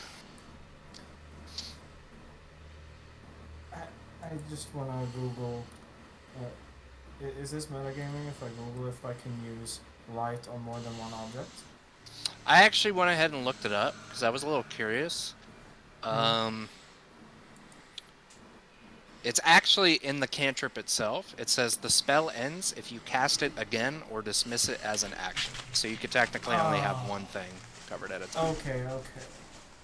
But there is no real cost to casting this. No, huh? That's the plus side of cantrips. Okay.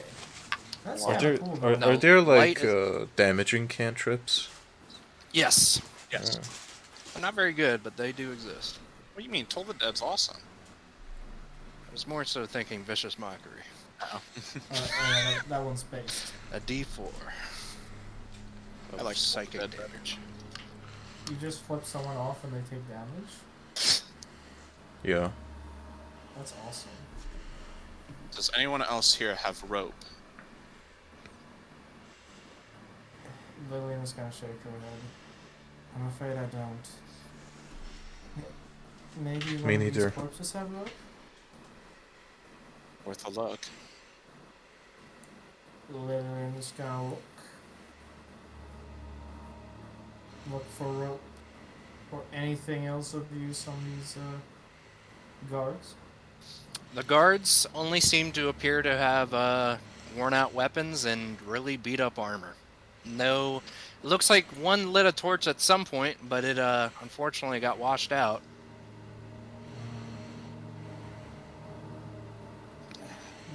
There's nothing here, I'm afraid. No rope. In that case, we'll use one corpse. Throw it into the water. I'll take a couple of steps forward and aim it as best I can towards the crate. Pull it in. So we're only gonna use one for now, right? Yes. Tingxian Well- crabs. Okay, yeah. Cooper wasn't exactly direct with where the silver crate was he? Not particularly, but did you want to take a step back into the water and find out where it is?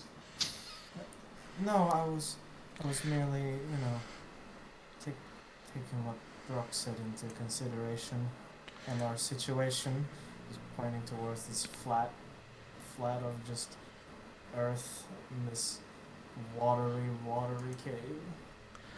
Okay.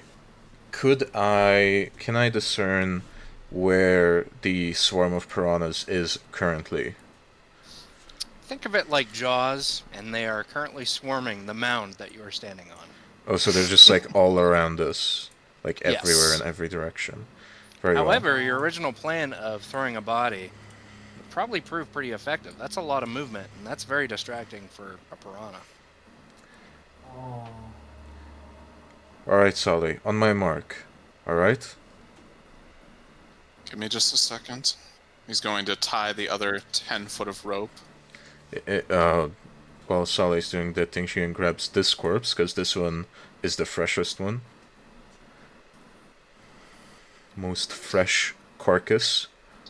Oh, yes. Scribble them out. So they're baked into the map. Alright, you are now holding a sopping, bloody corpse. My favorite. Are you ready, Sally? He gives a nod.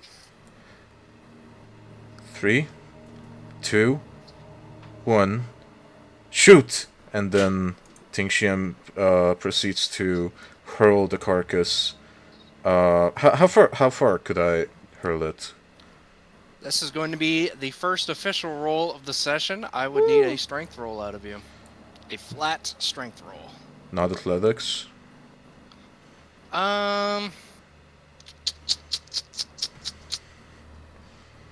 What do we think? As a group, do we think athletics would apply? well, isn't athletics mainly used for climbing, swimming, and jumping? Typically. Jumping is kind of acrobatics. I mean, true. Isn't athletics also used for grappling? Yeah. I don't know. Well, I am grappling the corpse and I'm going to throw it away very far. Well, No? how well you can pick up the corpse. I think it's also to do with throwing the corpse too. Yeah. How much So- does this corpse weigh? I guess that's Oh, a yeah. good question. Yeah. The corpse weighs with the armor and everything like that. Let's see. Get it in. 200 pounds, about 91 kilos. Oh, Okay. Uh, Well, you're the DM. You have the final say in this. I'm kind of I'm looking on like Reddit and everything, what people do with just throwing. A lot of people say a flat strength roll. that seems pretty fair though. Some people really didn't understand. Can he what throw it? people were Can he throw it asking. so far that it hits the wall and it bounces off the wall and into the water? It causes all the stalactites to drop. And kill It everyone. kills all the fish simultaneously. What if Drock and Ting just throw it both? Oh, actually, that would be good. Like both of you just take the arms and two take the legs. Okay, and just okay. Shuck it. Sure. I will accept a combined strength. Okay, combined wish strength, to combined strength. Have a team effort. to Sure. do this. Tingxian gestures for Drock to come over. And stand, like, right here. Oh, sorry, that wasn't the ping. Stand right here. Okay, yeah. Drock only has one hand available right now. No, right here, right here, right here. You got it right the first time. Lillian is gonna offer to take the torch.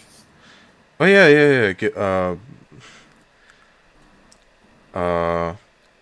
Drock, you should give Lillian the torch. I'm gonna need both of your strong arms for this. I throw the torch in the water. We don't need that anymore. Chaotic evil. Uh, That would be so fucked. That would be so fucked. Tingxian passes the torch from his upper right arm to his lower right arm, and using his upper right arm, upper left arm, and lower left arm, he grabs onto the two legs of the carcass, and then he says to Drock, you grab the head or the shoulders or the arms. I'm not. Actually, let me fucking think. That came out really awkward. You grab the arms. On my mark, we hurl this into the water as far as we can. Okay, now Tingxian turns to Sally and says, "Alright, Sally, are you ready?"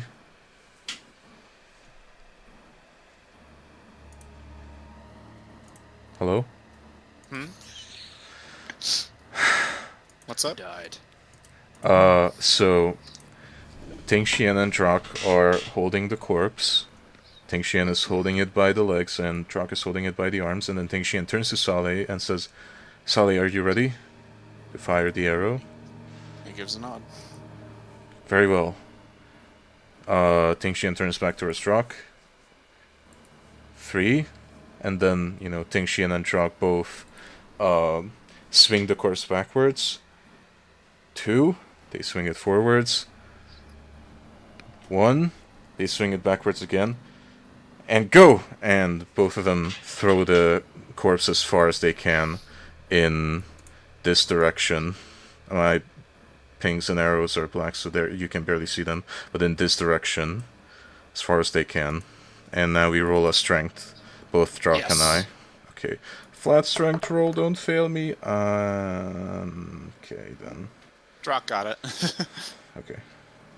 So a combined of 28, we'll say you were able to lob that much further than you would have if you were by yourself. What the fuck happened to my ruler? Okay, I really don't understand. I'd say you threw a 90 kilo, 200 pound body 25 feet away from you.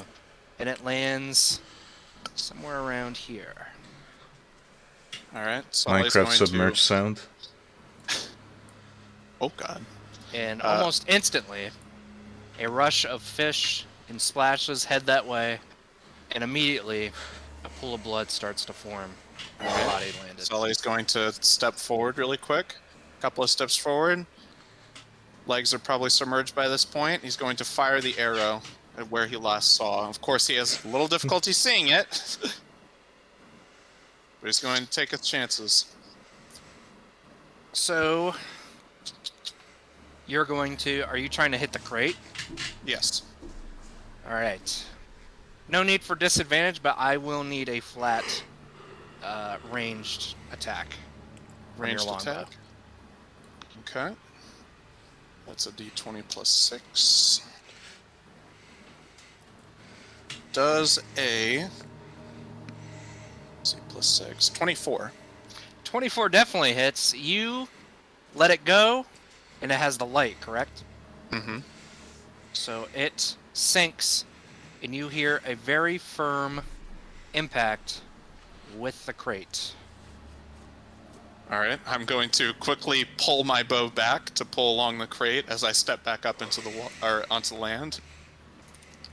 Let me fix. Nice shot. You are pulling and pulling and pulling, and the rope is definitely coming with you, but it is very difficult. Can I get a hand with this? Lillian's gonna try. Guys. I think everybody chips in and helps. You pull and pull and pull, and the crate washes up on shore. I was not prepped for this. I did not think this was going to go this way, but this is what we are doing. And you are able to wash up the crate onto the stone next to you. You want to take that light away from... Oh yeah. Yes, that'd be a good idea. Just scribble it over with blue. There was a light here. It's gone now.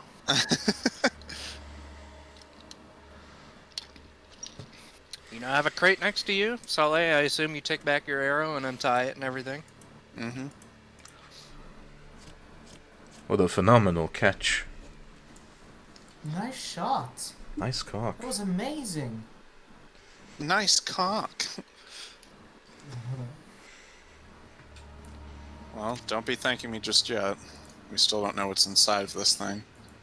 For what it's worth, it was still a nice shot.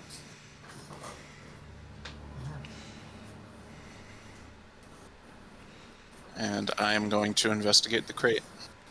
Walking up to the crate, you still currently have the pen with the light in your hand.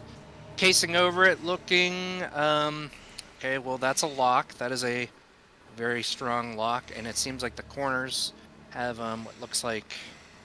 I'm trying to think, like trim, kind of gold brass trim around the corners, and 2 hinges on the back, so this opens upwards. And this thing is heavy as hell, but there is a lock holding it shut. But this is still a wood crate. Okay. Don't suppose anyone's proficient with locks. No. Don't believe so.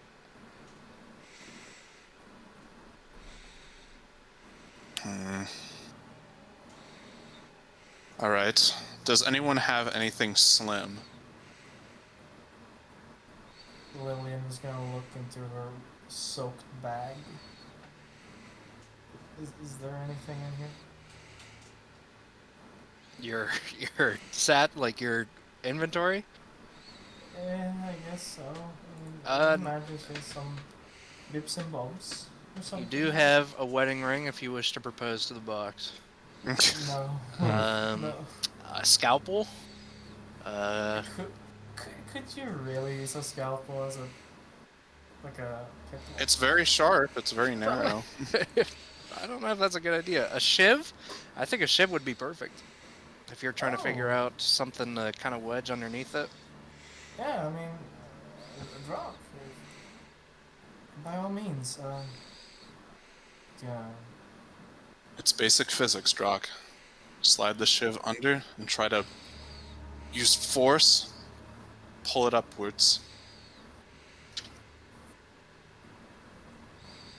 Drock, do you wish to do this? You are aware that this will put a lot of strain on your shiv.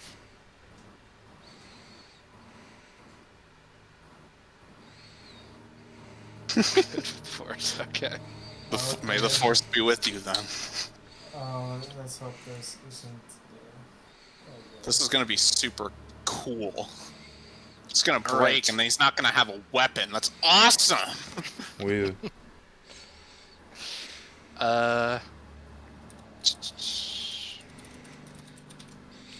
checking just something.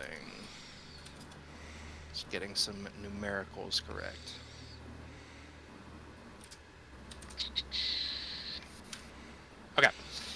So, Drock, you insert your shiv, and you start pushing down on it, and you hear the wood cracking, you see the hinges starting to give, and finally, all of a sudden, it snaps downwards, and the lid pops open.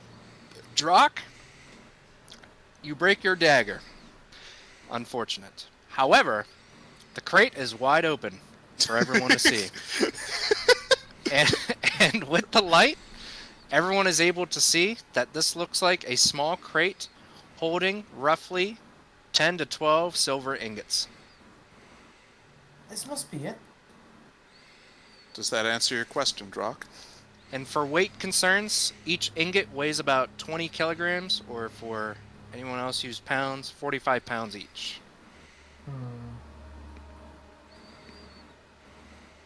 So I don't know if someone wishes to hoist 240 kilos of silver ingots. Through piranha-infested waters, through a cave that is filled with water. How the fuck are we gonna do this? I mean, to be fair, it's kind of weightless in the water, kinda. Okay, and then we have to drag it up, though. Are you suggesting that we float on top of the box? No, that's not what I'm just saying. I don't know. That would be a whimsical adventure.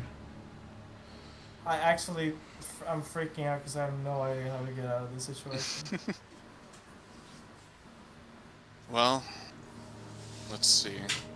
I'm gonna look over the box really quick. I'm gonna see, assume how much about it weighs with all of the ingots in it, as well as the box itself. Am I able to lift the box? You tell me, would your character be able to lift 500 pounds? Yeah, there's some meese that I would say above a strength score of 14, you would not be able to single-handedly lift this. You would require 2 people. me and Drock could lift it along the water. We'd still be leading the way, so if we were to somehow submerge, then it would still be afloat.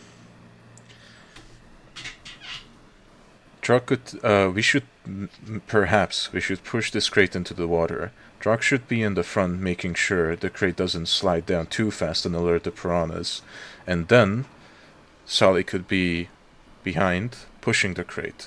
And then through the waters, Drock grabs onto the crate with one arm, while the rest of us push it from behind as we swim. Can I just talk above the table or, out of character here? This was in character for me, by the way. Oh, sorry. What's up?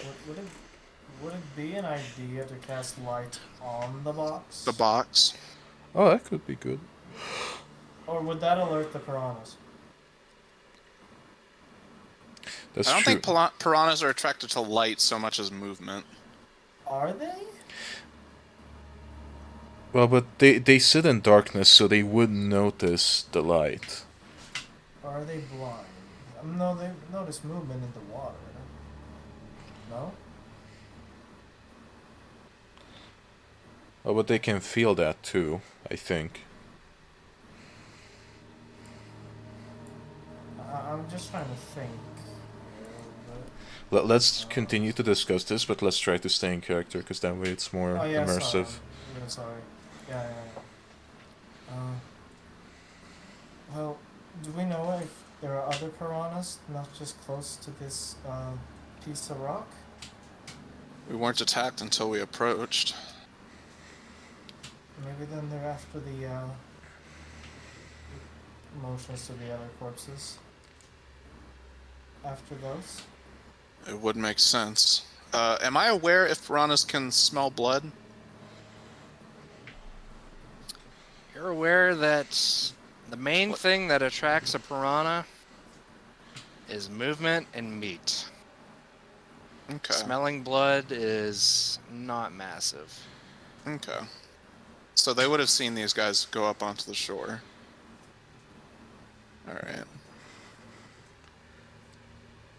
So we're tossing the carcasses in the water, and then we're going with my plan. That seems like the best course of action. Very well. It's the best we've got.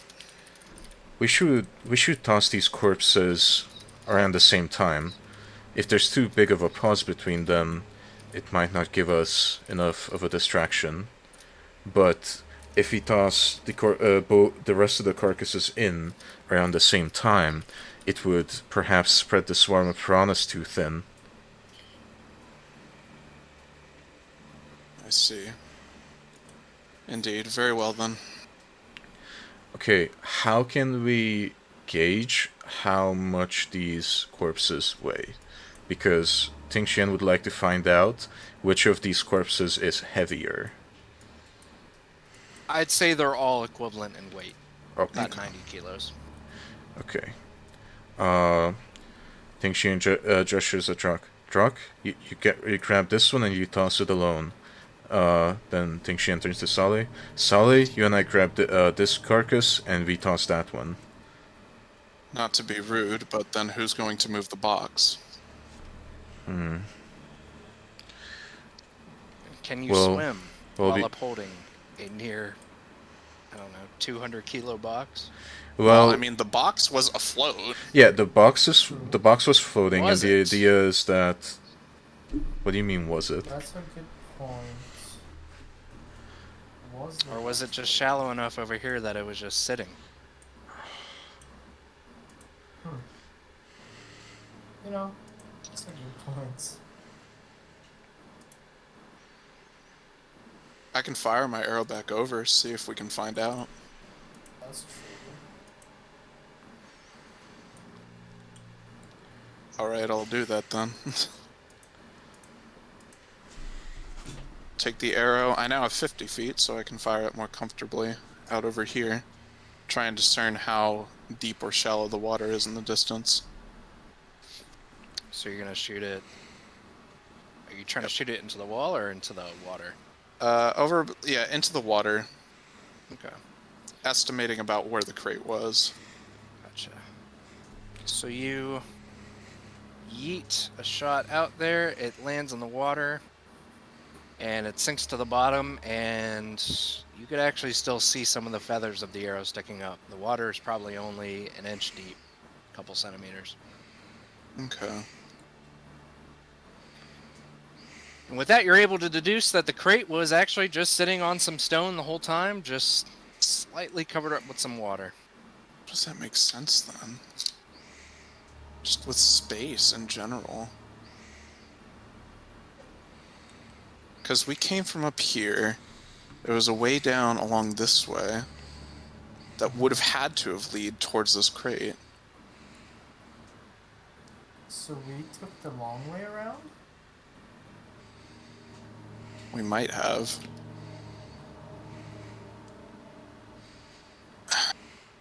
It's You could try that whole shooting the arrow into the box thing while we're over there.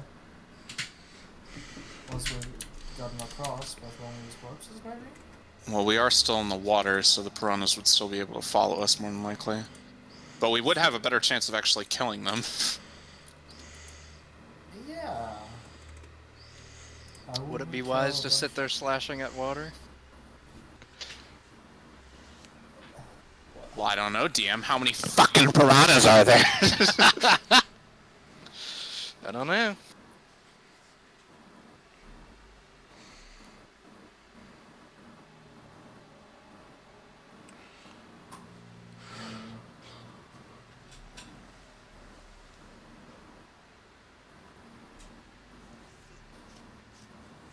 I would say we're better off going the way we went. Or way we came from. Yeah. But would we have enough time with all the lives? I have a more daring idea. Only one way to find out. I have a more daring idea. The same plan as before. However, we take turns staying under the water, under the crate, and make sure we can hold it up. So it doesn't sink. That's bold. We must take turns, lest we wish to drown.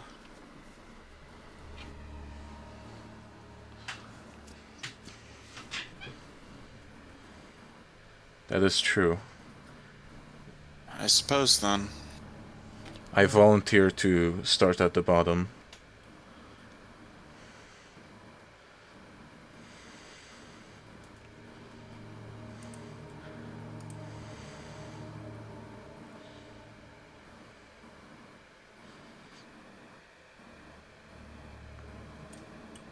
Dying on this little island is not desired. Alright. I suppose we better patch up our wounds and make our way. Very well. We should toss the corpses first, though. Or at least one of them. Okay.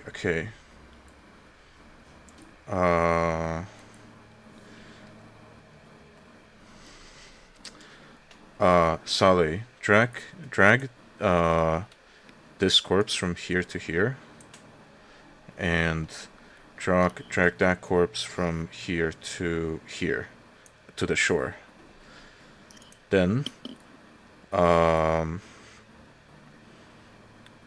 will be positioned in front of the crate. Once Saleh threw this carcass, Drak throws this carcass, and then Drak, standing here, begins to push the crate. I go under the crate, hold it up. Saleh jumps in front of the crate to pull it, and Lillian could be at the side helping out. Any questions? Which way are we going? We are going Back the way we came? precisely. So around Okay. this way, correct? Mm-hmm. Right. Saleh, you're going to throw the carcass in this general direction. And Drak, you're going to throw the carcass in this general direction. Understood? If you say so. Very well. Alright. Tingshian gets in front of the crate, making sure not to get in the water just yet. He's sort of like hanging onto the side. water. Yeah. Help me. Alright, I'm going to take the corpse, hoist it over my shoulder. Again, like Shrek did with Fiona.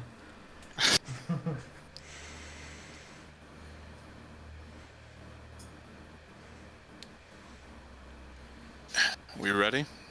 Drak, Yes. you're not in position. Or, Drak, you need to be here, so you can push the crate. Alright. Saleh, on your mark. I'm ready as it can be. I think we all are. 3, 2, 1, go.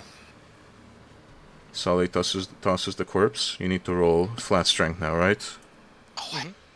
Oh, I will. Do it. Okay, I'm gonna.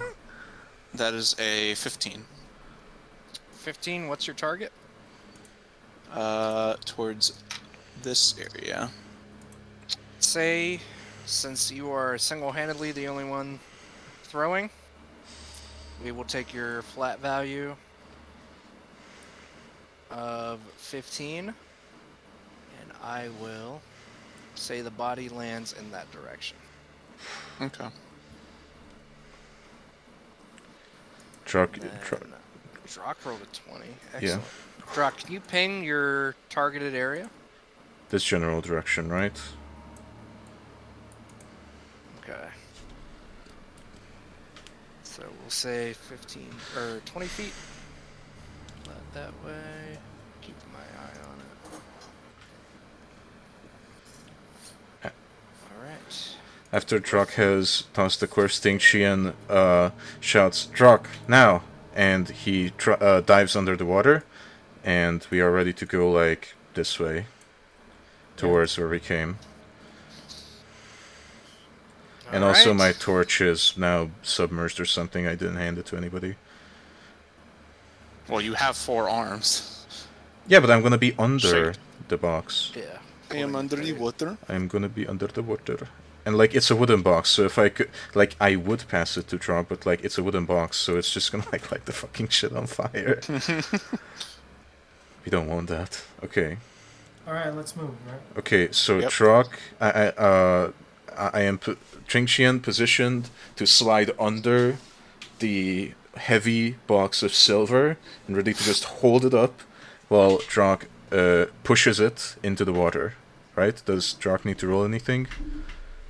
Because Nope. he needs to push it like quickly, but like with it making as like few movements as possible. I would say for this situation, since you have no direct opposition, the opposition you have is currently distracted with the bodies you threw. Yeah. You were able to do it without a strength roll, and knowing Okay. Drock's size and everything like that. Sure, Would be yeah. Realistic. True. Okay. All right.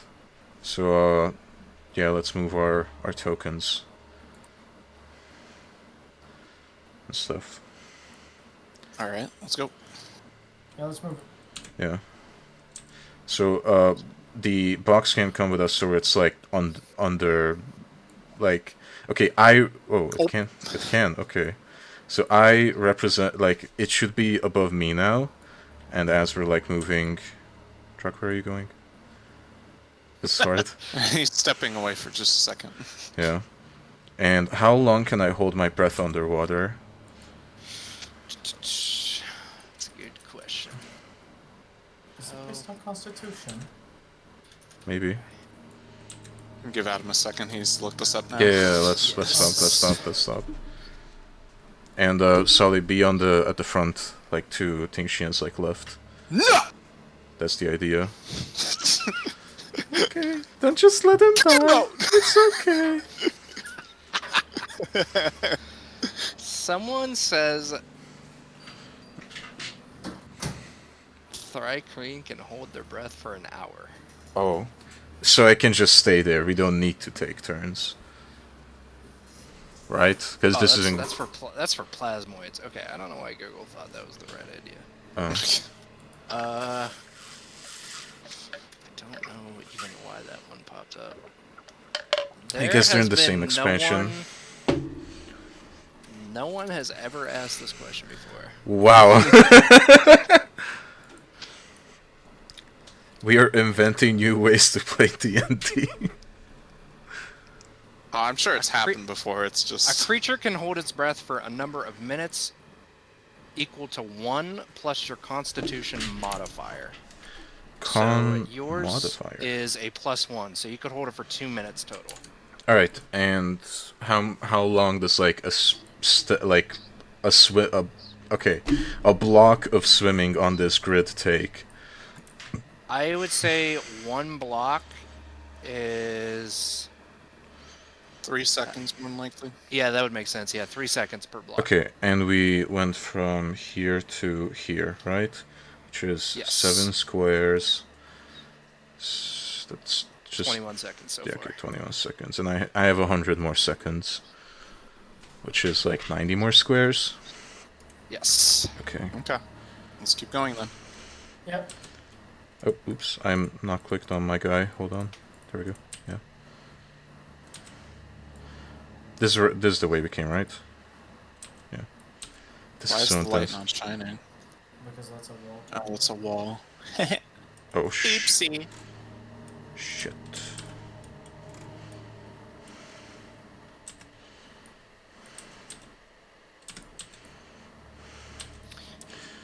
And as we get to the arch, I would like to double check the distance.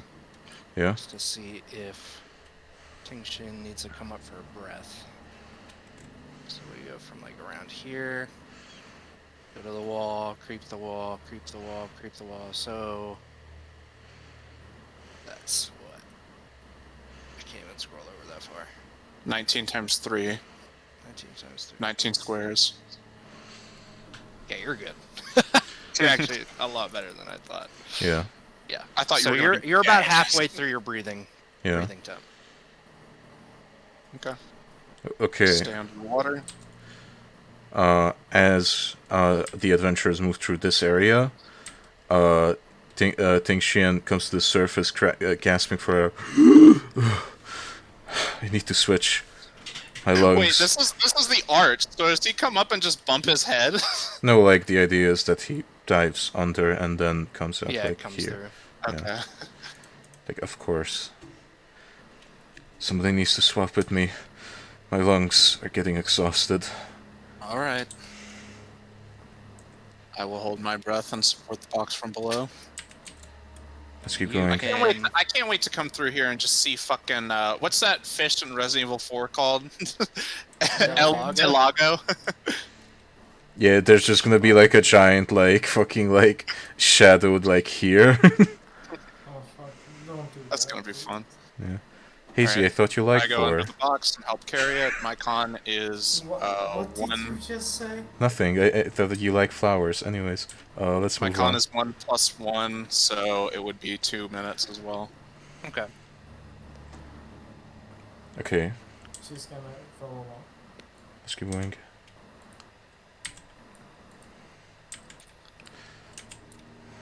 Bro, we're gonna Going, get to you're we're gonna going. get to this lift, and this box is not gonna be able to be brought up by the lift. And we are currently at height where Think- everyone is able to stand up. Think- They're think- probably only knee deep in water. Ting Xian Can shouts, Drock, push. Can I help like lift the box as we're coming up out of the water? Yeah. Sure, sure. Okay, so we're lifting the box together, pulling it up onto the surface. The box lands with a Nice heavy, work, guys. thud as we manage to hoist it out of the By the way, depths of the I would like cavern. to specify the pen light was in my mouth. Yeah, Oh, like a cigar. that's so cool. I tell you what, kids these days don't know a job well done. Ting Xian lightly slaps the top of the crate a couple of times as he laughs. I can't believe it. We've done it. We've secured the Nice work, silver. guys. We just crossed the river. Let's not throw a party until we get up there. Very well. Let's keep pushing this box. Anyone get bit? Oh, we're not in the water anymore for one. Come on, let's go. Yeah. I'm going to help lift the box with Drock. Ting Xian grabs onto the box with all 4 of his arms. Lillian holding. And we all lift. And we're one all arm adrift. while holding her torch with her other arm. It's unclear if she can even do any sort of support for the stability of this thing, since her Well, strength she's is just minus. holding the light. Also, Yeah. Sally shouldn't have like a... Oh yeah, wait, no, the pen, right? The pen. Yeah. Oh, having it like a cigar is like really cool. but I didn't think about that. Alright, so we move the box, right? I hope you don't And the mind. It's lift- going to be a little saliva covered. Yeah. That's fine. Dragon The saliva. lift is right here, I'd say. We place it on the lift. Easy now. The lift breaks instantly. And we fall down a chasm and just die instantly. Adventure over, thanks for coming.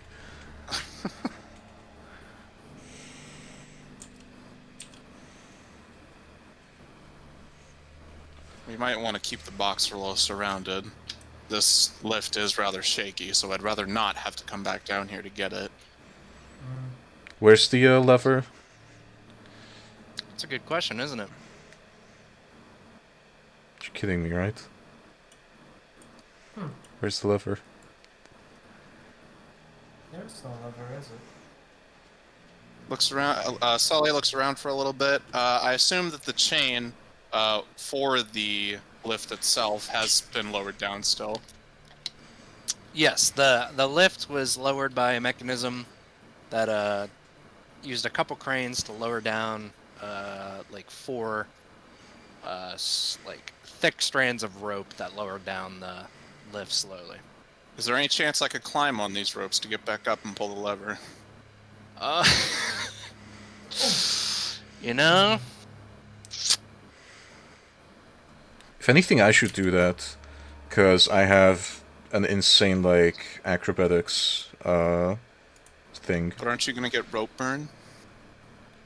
I don't know, Tingshi and skin isn't soft, it's chitin. Considering the height that you will have to climb, I will say a athletics roll would be in order Okay. Athletics. to determine if you are strong enough after what has happened and everything in order to climb that such drastic height. Tingxian is also lighter. That's also a thing to consider, right? Yes. We could Tingxian- both do an athletics and see which one comes out better.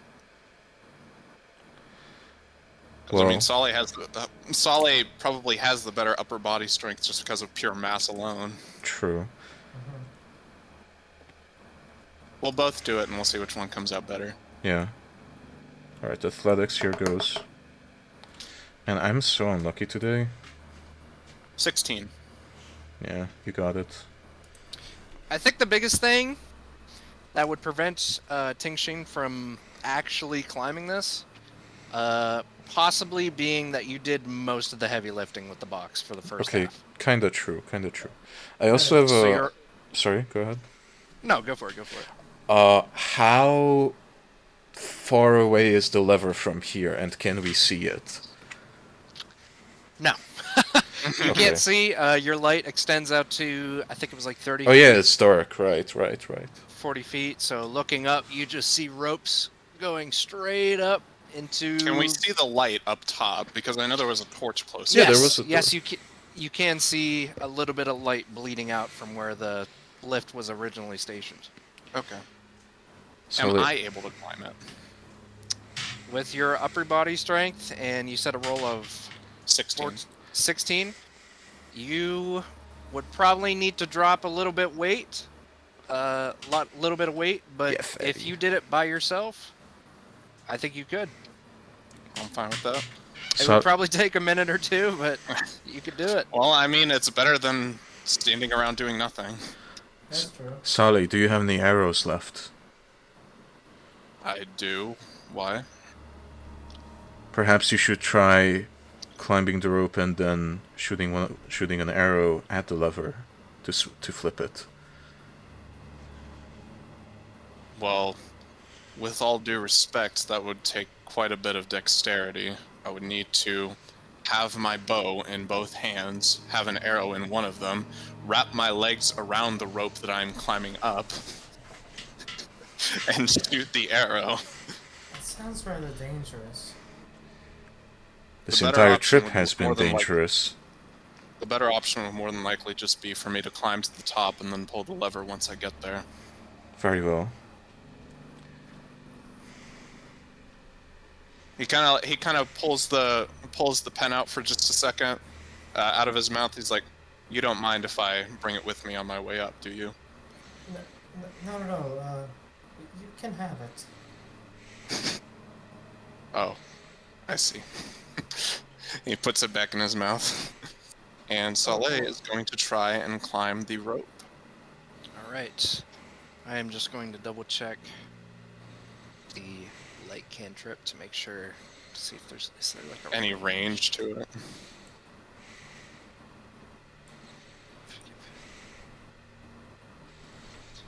Until the spell ends. It always says an hour. Okay. Yep. Well, it hasn't been an hour, so you're able to keep the light in your mouth. You're able to keep it, and you slowly just pull and pull and pull. Oh, And right. you- Fuck, I forgot. I should have mentioned I was going to put my backpack down to hopefully take Yeah. some weight off. Yes. So as you do that, you take it actually helps quite a bit. And you climb and climb. You easily climb. It could have been anywhere from 100 to 120 feet. Easy work. Easy clap. And currently, you are at the top where the lift originally was. You hoist yourself up, and you are standing, and you look down, and you just see your group of buddies. One has a torch, and the others, they're all standing around a crate, looking up, waiting for you to do your magic. All right. I am going to. I assume that everything has already been put on the lift. My backpack, the box, everyone else. Yeah. Okay. Then I will just pull the lever. And you pull the lever. A slow shift, a slam happens with the mechanism, and then the lift lifts upwards. Slowly, slowly, slowly. And then it snaps and everyone dies. And then Sally is left alone with Survivor's Guild. You are now back up top with the crates that got put on the DM layer. There we go. Sale is kind of just like resting back against the wall as they come up. You come around here often? I can't believe it made it out of in one piece. Master would be proud. Speak for yourself, he says as he looks over his wounds. Oh, Lillian is gonna approach. Do you need me to take care of that? I would appreciate it. You are the doctor, aren't you? I honestly thought this already happened, anyways. I mean, I never actually healed anybody down there. So, Lillian is gonna approach one of your wounds, Soleil wounds, and she is gonna use the ability Healing Hands. Once per long action, touch a creature and restore 2 hit points. Okay. And as she kind of goes over your wounds, you will see her eyes just flash a very radiant white glow for a split second. As you feel energy Turning into the Avatar? Avatar moment. Yes. I guess there. And now I've used my Healing Hands ability to restore 2 hit points to you. Yeah, thanks, Doc. Don't mention it. Glad And you're in okay. just time, about an hour has passed, the light cantrip has expired, and the torch has extinguished. In near perfect timing. I think that's okay. Mm. Drock, do you mind helping me carry this thing out of here and back to Cooper?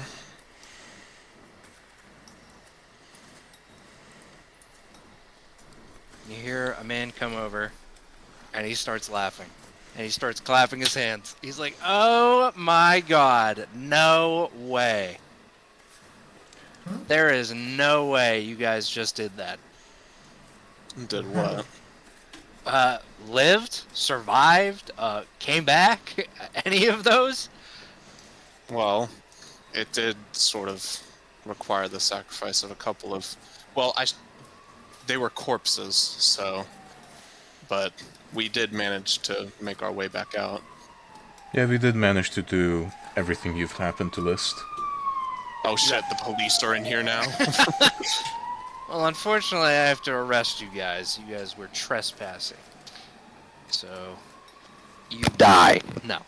Oh. You got bit? Bit by what? Fucked up prison again! Piranhas in the water.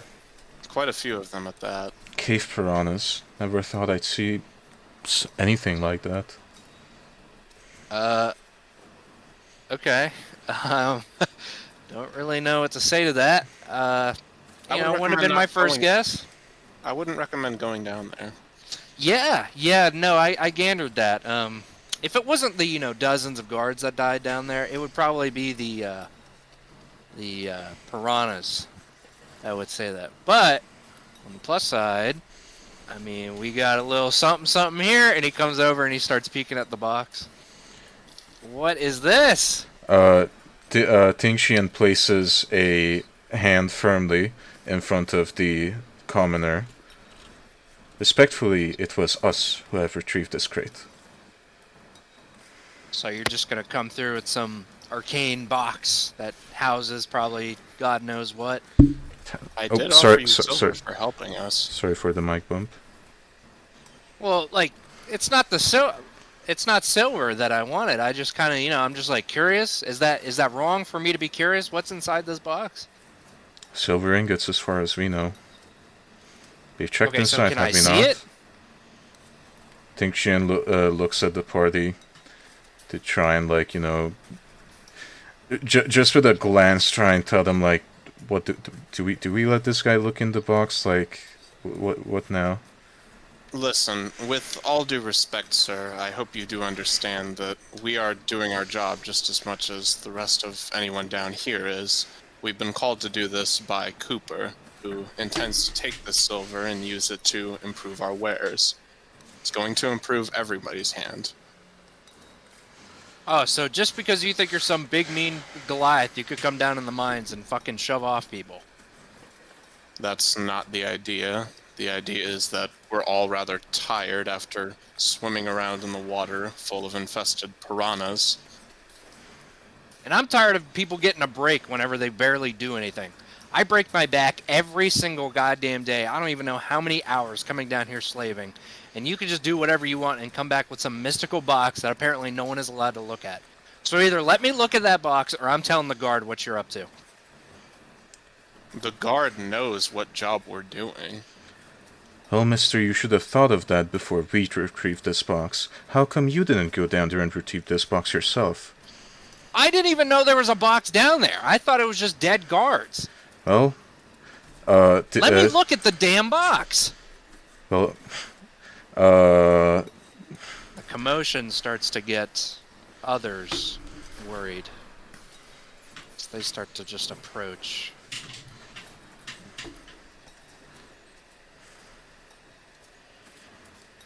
Listen, if it's of any concern, you are more than welcome to come with us as we show the box to Cooper. I have no qualms about that. It would only be a couple of minutes out of your work schedule. I'm sure It'd be cool if you didn't get some freaking convict in my face right now threatening to bust my shit before I do it to him. And he drops his pickaxe down at his side.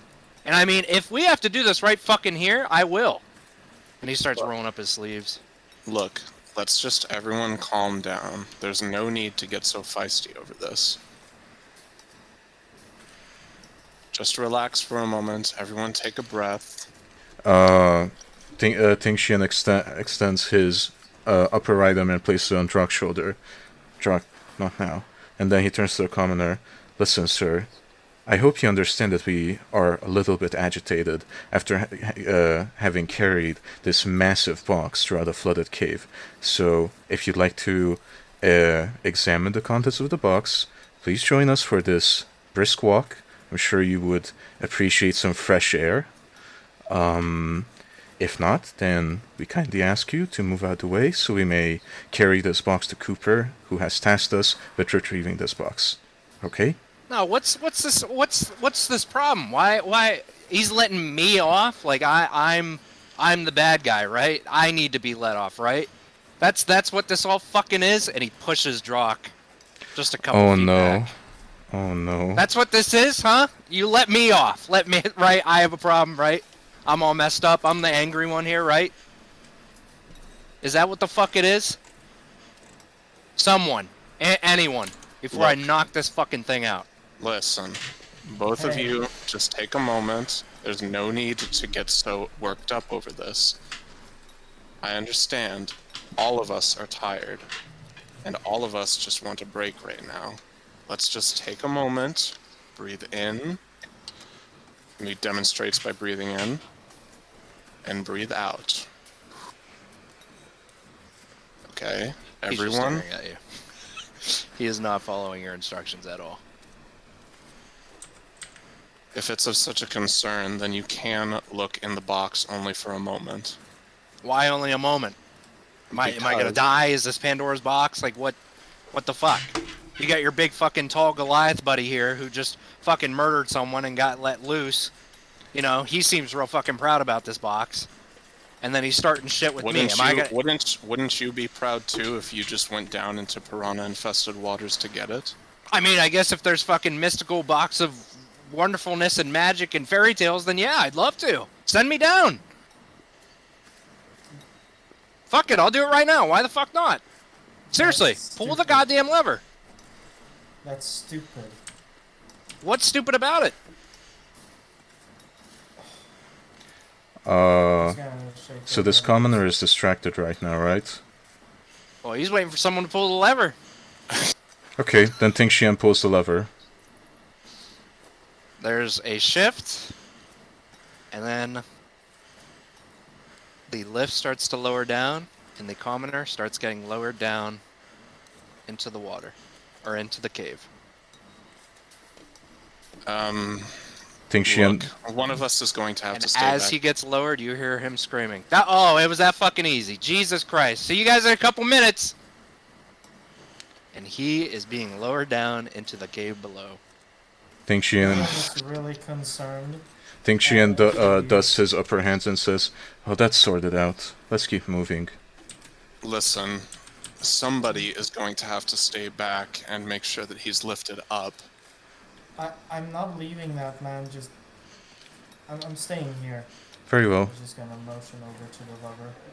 Be our guest. Any of you have a problem with that? Absolutely not. We'll carry this over back to Cooper. I'm fine with Drock? that. Drock, could you please control yourself?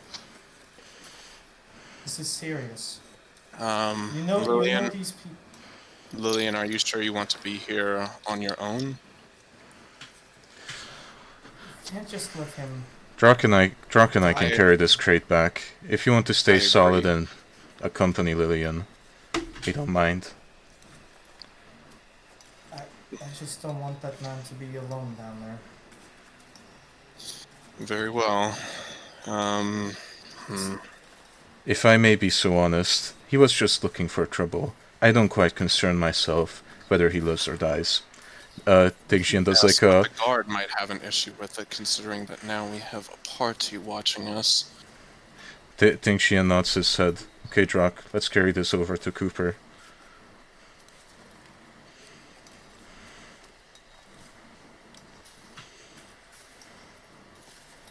Well said, buddy.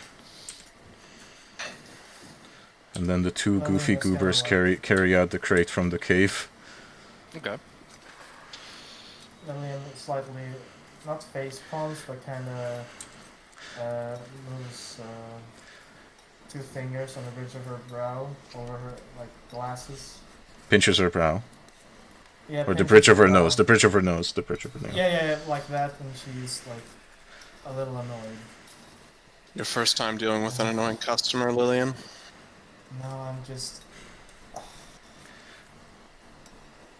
I'm used to dealing with people in that more. She points around, not this. The environment is getting to you? It's the loud noises here.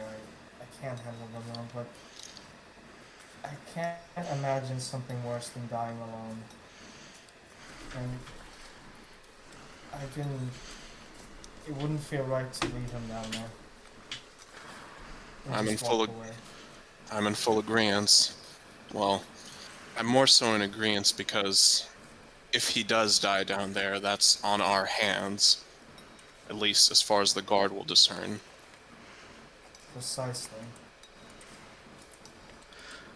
As Tingxian and Drock carry the crate out, you know, they pass by these two dragonborn commoners, right?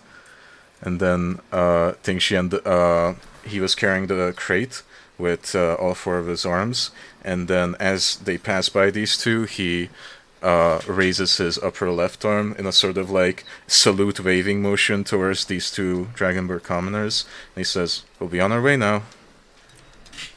And then they move on. The one on the right has his arms crossed. He takes his hand off and he waves and he nods downwards. Like, yep, take care. Let's go, Drock. Can I also like do a quick ask to this other dragonborn? Like if that guy's always like that? Whatever you feel need be. Okay. Also, oh Well, yeah, just- it's my vision. I forgot. Anyways. Just kind of real quick by, kind of like ask around. Dragonborns, you know, we get around. We talk a little bit. Yeah, I've seen. I'm just gonna basically ask it. Is that guy always so conflicted? I What? have no idea who that guy was. Watch for the pebble, Druck. Watch for the pebble.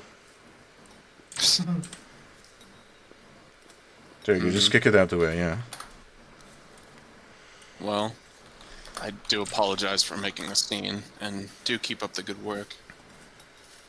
Oh, his temper got him killed, so there's only so much you can do. I'm sure he's not dead. I'm sure he'll be back up just fine. Just goes down. As you say that, there is the echoing sound of splashing water and a man screaming, coming from the bottom of the lift. Saleh kind of like purses his lips and gives a little nod. He'll be okay. You may wish to Lillian rephrase that sentence.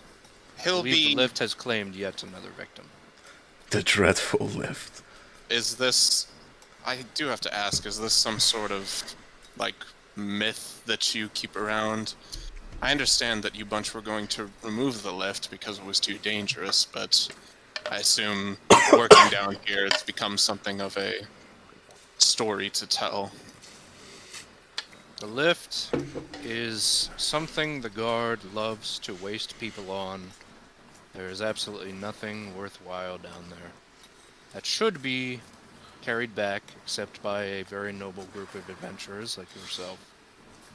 But the guard wishes to waste bodies and kill these lovely, strong individuals, then so be it. They've never worked a day in their life down here. They do not understand the dangers of that lift. I understand. Everything has to be a mission that needs accomplished. Well, that lift has yet to be accomplished, so why not send more guards down there until it gets fixed, right? So then, can I do an insight to see if like he's the kind of guy that would tell a guard, like what happened? Are you a snitch? Sure. I think this would be a good time for an insight. This is the entrance, right? Over here where we are. Yes. It was like top. Yeah. Also, Yeah. could you change my pink from black to like any other color? Like You orange? can change it yourself. How? If you, Click on at the little bottom, box. yeah, the little box next to your icon. Oh, okay. I just had to. I forgot to press OK. I see. Insight check. Does a 21. 21, you're able to tell, just by 21? talking with this individual. He wouldn't tell anyone. He wasn't your guys' fault. He had a temper. He had a request. He really wanted it really bad. And, well, it came to bite him in the ass, quite literally. I'm gonna go to the bathroom. More than likely, he's dead. So, Okay. Do we want to take our 5-minute break now? Because that was all I wanted to do. yes. I'm not sure how comfortable Lillian is with that situation. Just inspired. I mean, with how... I don't know how long this lift has been here. I could probably discern that it would be quite a while to, like, to have all these miners know about the lift to the point, or to the degree that it is just, like, the perfect place to go to die. But, like, I don't know. It's fine. He's gonna be fine. Because He'll I have a- think this whole scenario that just happened, that he went down there and died, and the fact that who pulled the lever? I did. Oh yeah. Or no, Okay, so- what is it? Ting Shin did. Like, to lower him Okay. down? Yeah, that was Ting Shin. Yeah. Okay, so. That. I don't think, just because he didn't know him personally, Lillian, but she would definitely be very uncomfortable with having been close proximity to this event, Yeah. and she would be probably even more paranoid if people started asking about somebody who went missing in the mine. I guess I will say, well, at the very least you can dry off now that there's torches around. I just want to get out of here. We will, in just a moment. She's just gonna slowly move away from its liver and from the glaring pit.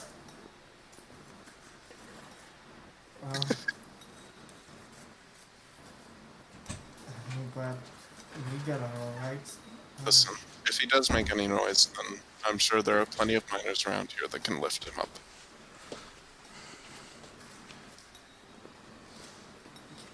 Can Lillian tell if Sully is being sincere? I am here. I mean, you can roll an insight. Would you allow me to? Yeah, I don't see why not. Alright, I'm rolling an insight. 21. 21?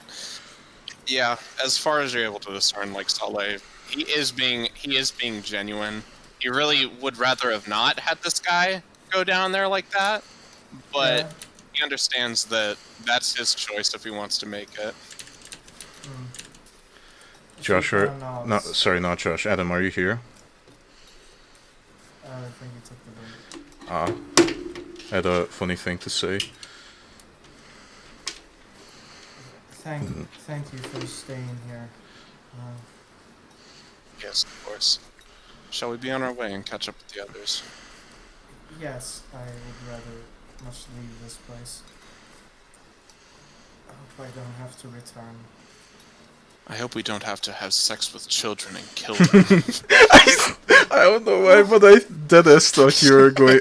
Dennis thought Salah was going to say, "I hope I don't have to have sex with Tingxian."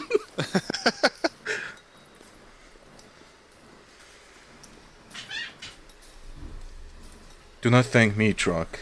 It was you who had the strength and resolve inside of you to realize that this situation does not call for immediate violence. It's gonna punch the guy. Yeah. I like Sale's very calming demeanor. Oh yeah, he's worked in a group before. He's very aware that people are very, like, people have a lot of different ways that they can express themselves, and he is also aware that Lillian is a doctor by this point, so she naturally has that pull If I may to just want to help people. if I may just say this and toot my own horn a little bit, I enjoy role-playing as Tingxian much more than Leo. Leo was just like this one-off, like, kinda dumb character. Kinda. It was one of my patented bite-sized characters, because, you know, little lore, just like sort of one or two themes, and that's really it. Well, But, I think it's Hmm? I think it's important that one always tries out new concepts. oh, even of if they course, of aren't, course. like- So now you've tried that out, and Mhm. now you found something you're more knack in this. Yeah. Sort of I also feel like there's this, like, inside voice in my head telling me that, like, Tingxian is also, like, more pleasant to roleplay besides, like, for you guys. And I feel like he's more fun and engaging and interesting than Leo. Okay, well, that's Yeah. obvious. That's not really what I meant. It's just like, I don't know, there's just, like, something to him that I like a lot. Yeah, do that's you why I'm get- gonna kill him.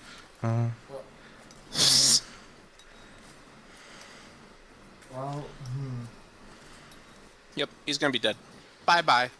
No! Bye-bye, Tingxian. Are you going to crush him under your big dragon foot?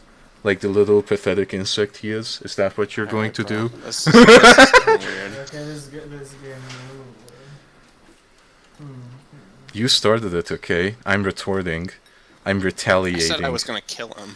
Yeah, and I'm going to make you feel weird about it because I don't want you to kill him.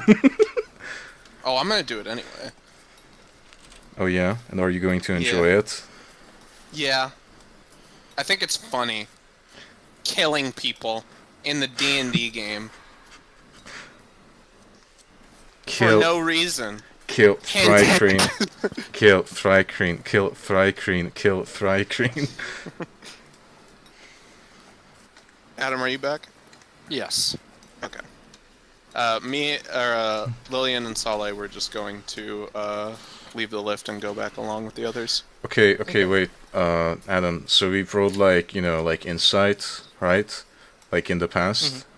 Can I roll an insect check? Just like see. Insect check? Yeah, if like to see if like If you're an insect? yeah, if Tingxian is still an insect, an insect check. What's that fucking Undertale? After everything, it's still you, or whatever. Yeah. After everything, it's still insect. There's bugs. Okay, I rolled a one-sided die. Tingxian is still an insect. Oh, it's all good, guys. Damn. Alright. That's so stupid. Come on, Lillian. This was way funnier in my head, by the way. Just as she's walking through the cave, she realizes just now that she is absolutely drenched. Yeah, we're all still like in the cave. drenched in water. Yes. as Drock and Tingxian are carrying the crate, it's just like it's just like their Would clothes you- smacking against the fucking stone floor. Would you like to take a moment to stand by the torch? I have more clothes back at the office, but I want to get out of here. I want to stay. Then let's do just that.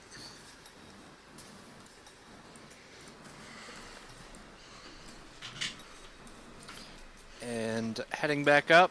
In RP, I'd like to think that Drock and Tingxian are already at like the surface, like outside. Just And waiting for everyone They to catch up. They tripped and fell on their way out and died. Drock tripped on a pebble and went,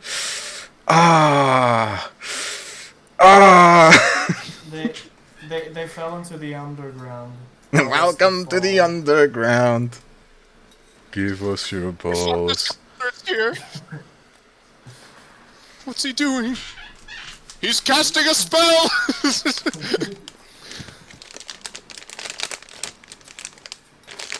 And I have to move tokens in order Oh! to delete them. We're Leaving the going! mine. It's been about 2 hours since you've seen sunlight, but you are now back at the surface of Lantern Town. Dirty. Some Wet. dried blood.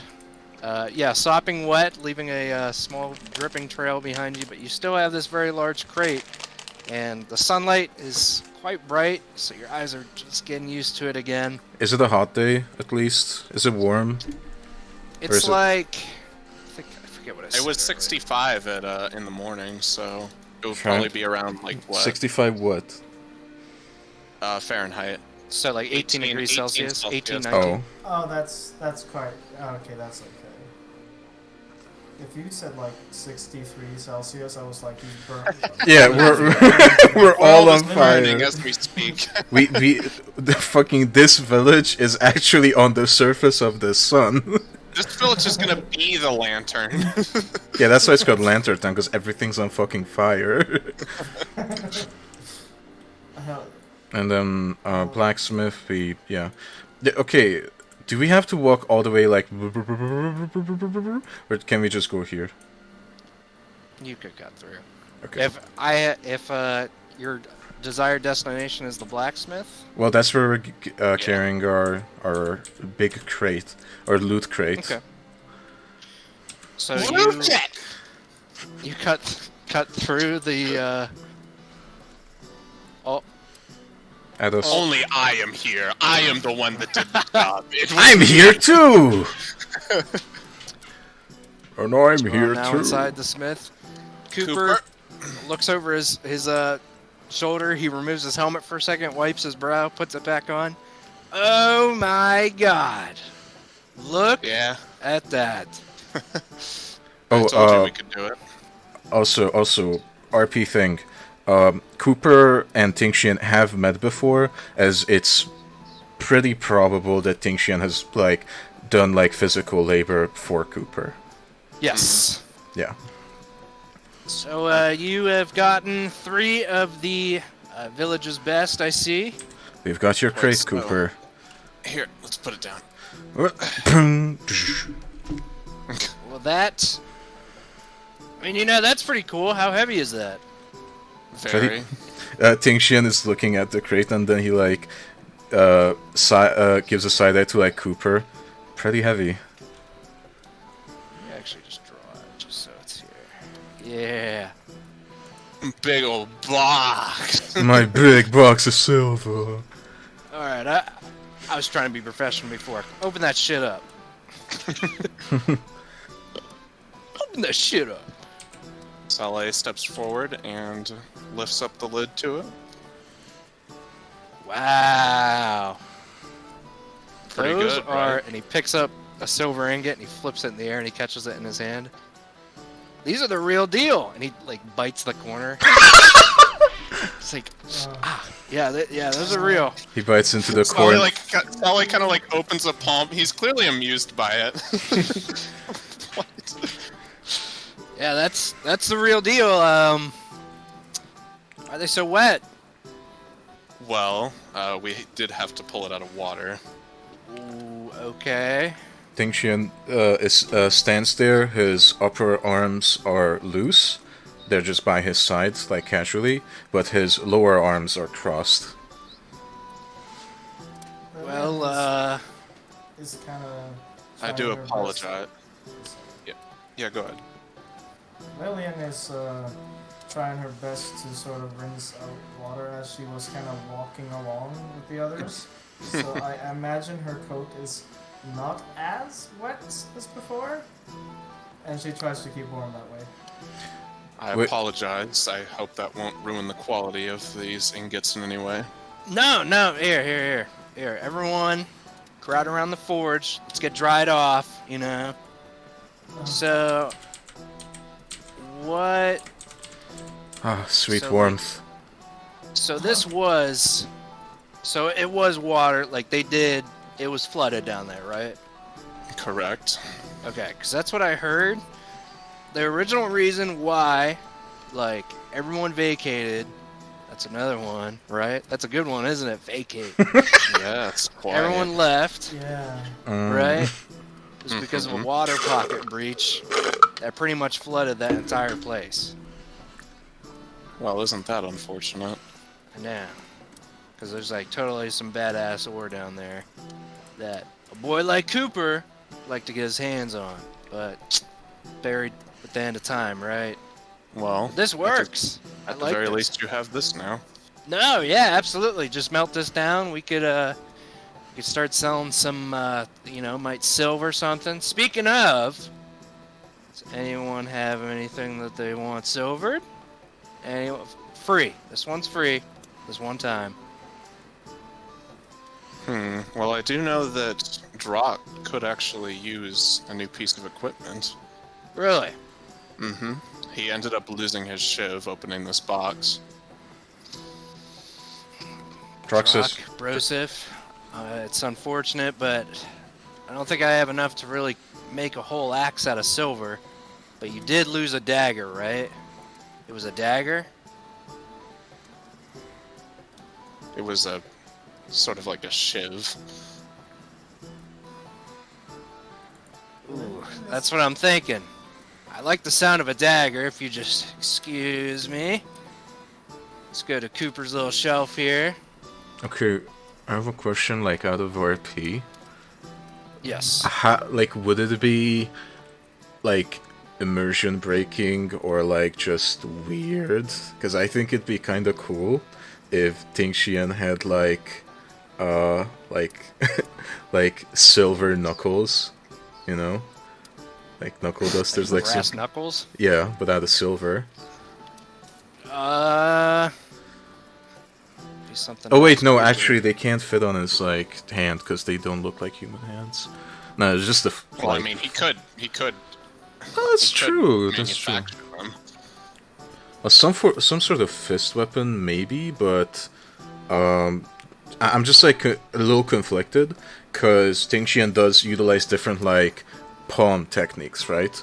Like he doesn't only punch. There's like crane palm, tiger palm. There's a whole lot of stuff in martial arts. So yeah, I don't know. I never really intended for him to use a weapon. It's just like now that we're here, it kind of crossed my mind. Let's just move on. Let's just move on. Like I never said anything.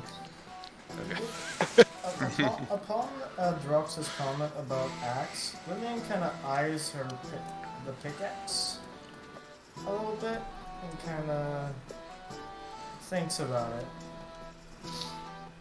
Cooper's gonna turn around and he's gonna see you kind of holding up the pickaxe.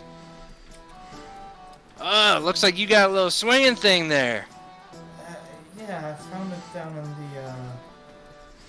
cave. Is it any good quality? Aaron, let me look at it. And he underhands the knife and stabs it into the table. And you hear it. Boom, boom, boom, boom, boom. And he grabs the pickaxe. Oh, yeah. And he backs up and he starts swinging it like it's an axe. Yeah, I mean, Saleh's gonna kind of like lean over and whisper, "He does this every time." Can I add a little RP thing again? I'm sorry. I'm just so immersed. Tingxian has like knelt down in front of the forge in a sort of like the like traditional like Japanese way of sitting, right? Yeah. It's like that's how he's seated, and he has his arms out in a sort of like formation that suggests he's meditating. The like warmth, coming down from the flooded cave up to here in front of like this nice forge. The warmth is just that comforting for him that he's in just this state of like almost pure bliss, He's gonna meditate the damp away. Yeah. Exactly. Well, I mean, you see that, and he starts wobbling the pickaxe, and the head starts to kind of shake a little bit, like a little unstable. That's not good. You don't want that. What do you want out of this? Do you wanna keep this? Well, I would like to keep it, but I was wondering if it would be possible to change it. How so? Outfitted in silver, you mean? No. How is this pickaxe? Does it have like both picks on both ends? Yes. Lillian would kind of just walk over and try to show what she means rather than tell. Okay. So she would like say, would it be possible to remove this section, like one of the parts of the pick, and the other part of the pick, just to like shorten it in length on one side and completely removing the other? She wants to turn it into a hoe in Minecraft. like a pointy, not a pointy stick, but kind of it looks like a makeshift cane or something. Like a sharp cane. I was thinking like a scythe or a sickle. Ooh, yeah. I don't know, something like that. I'm not sure. Dude, a rogue with a scythe? That's sick, dude. There has to be a weapon for this. I'm looking through 5e. Like I picture it in my head. Minecraft hoe looking thing. Try looking that up. It's like Just look up iron hoe, okay? That's what it looks dude, I like. swear it's in Mordhau. I swear this weapon I'm thinking. Oh, I know what you mean. It's like a I think it pole would- axe type of thing, like a pole pick. I would always think it's cool that she would like move around with like a small cane or something. Not a Okay. cane, but like makeshift. I don't know what to call it. So you want to make it a cane? It's- Kind of like a cane, but also able to actually use as a weapon. The only thing I think I found, this is from Mordhau Wiki, I'll put this in general. It's like a pole hammer. Oh yeah, that's sick. That's That's what sick. I was thinking. That's awesome, yeah. That would probably be a martial weapon, though, in I know. D&D terms. That's just the closest thing I can think of.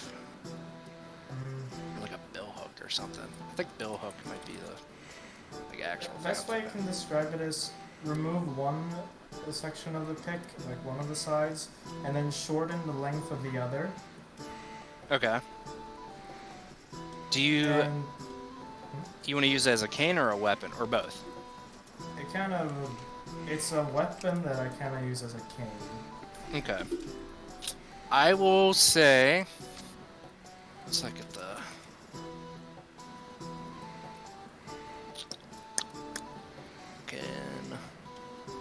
Oh my god, I hate how there's like only 3 freaking simple weapons in D&D.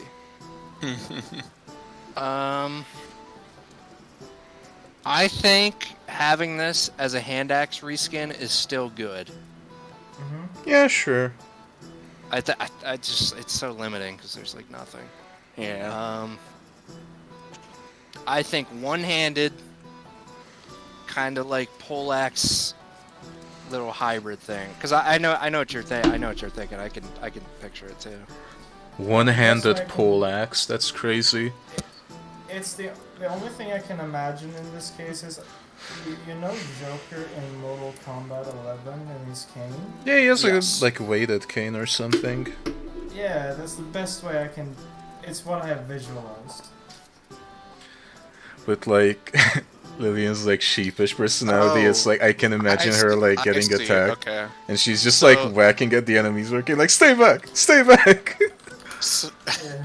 so it's like a cane with like a handle on the end, Yeah.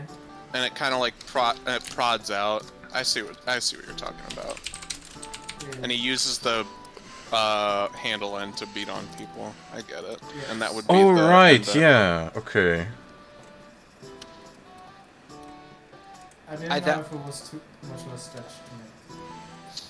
Well, it might cost Cooper some silver, so unfortunately, Lillian, as gorgeous as you are, there's fees we gotta pay.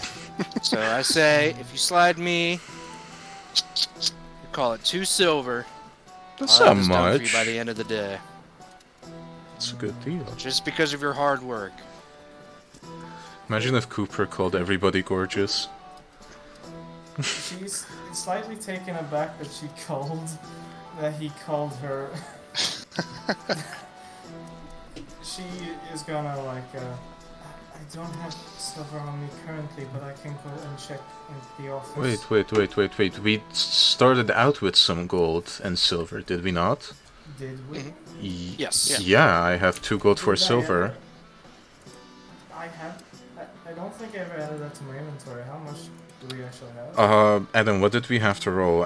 Was it like D4 and I believe it was 1d4 gold, and then like 1d20 plus 2 silver, I think. I want to double check just so we're not skimping. Also, would you allow me to roll how much currency I have right now? Yeah, I mean it should be fine, right? I just want to double check and make sure you get all your gold you're supposed to. Okay. I don't know why I cannot find this. Damn it.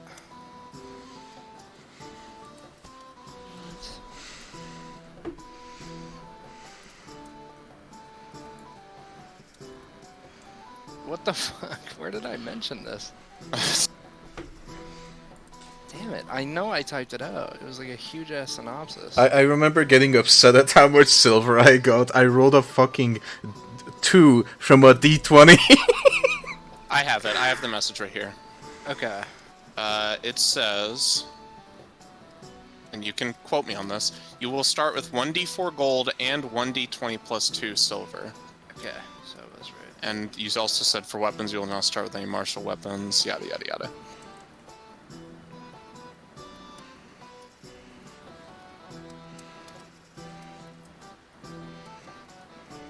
I forget who started. I think someone max rolled on gold. I forget who. It might have been in the other group.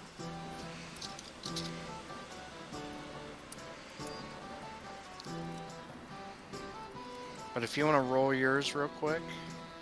Okay, so what's the dice I need to roll? So. How do you just do like a roll? 1d4? Okay. On your character sheet, it's 1d4, or you can do it in Roll20. It doesn't matter. It's a 1d4, and that will be your gold.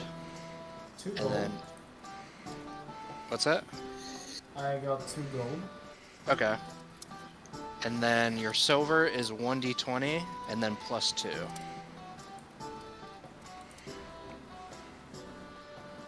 I have 6 silver, so I give over 2 silver to Cooper. Here. I had 6 silver, then I gave 2. Then I only had 4. Yeah. Oh, look at that. Hey, Lillian, before I close today, come on by. I'll have this done for you, okay? Yes. I will. While we are you. on the topic of currency, I don't think it would be unfair to ask about our payment for a job well done. Yes, yeah. With that being said, it's a good question. I didn't expect 4 amigos, but Cooper's had a good week, right? So Cooper is gonna go ahead and he is gonna walk over and reach underneath the armor. You guys didn't see that. And he starts counting out gold coins in his hands. I need everyone to roll 1d6. 1d6. Oh boy. And then add 1. And that will be how much gold you get. And if you would like to even it out, if you want to give, friends gold, or if you get shafted, absolutely feel free to help each other out. Convict's getting hella cash. So I get... Wait. I get 5 gold? Yes, 1d4 plus 1. Yeah. I get Or 1d6 plus 1, my bad. Yeah. 1d6. I rolled a 4. I'm satisfied with that. That's above average. I am perfectly satisfied.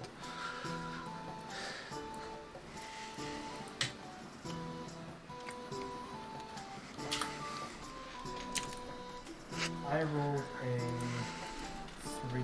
So how much is that? 4. I like to think that, like, Tingshian is still meditating. As he takes the gold, he just reaches out with one of his arms and he just puts it away. Just pockets it. Now, Drock, this dagger. It's pretty boring, right? Just a little stupid. And he underhands and just, stabs at the air over the table. I would walk away from a dagger like this. I'd be like, can you stab me with something a little better? So, what I'm going to do for you is by the end of today, roll by this shop, and I will give you a brand new silver dagger on me for what you've done today. Sale kind of spins an arrow around in his hand. Wait for Drock to respond.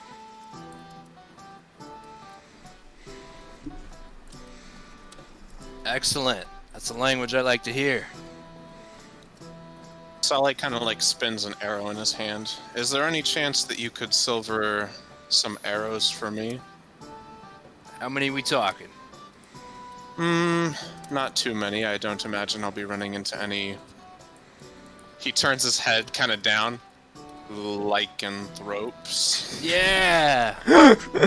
Lycanthropes. Yeah! I know all about those. But I suppose a couple wouldn't hurt. Maybe. Ooh. How many arrows could you make with 1 ingot, do you measure? Well, I could probably make a lot, but no offense to you or what the party did today. I gotta save a lot of this for our guard, unfortunately. That's understandable. So I could probably only sneak a couple. Probably gonna be a little worried why I'm only brought in 11 instead of 12 ingots, but I'll just say I kept my cut. Yeah. Let's say he kind of looks over the arrow and he's metal for an arrowhead probably isn't gonna be that much.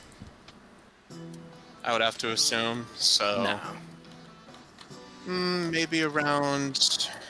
Oh, I'll roll a d10 actually. Let's find out. Is that okay if I roll to find out how many arrows? Sure. Okay. Do you prefer D10 or D12? Whichever one. Let's do a D8. A D8. Okay. Let me get the D8.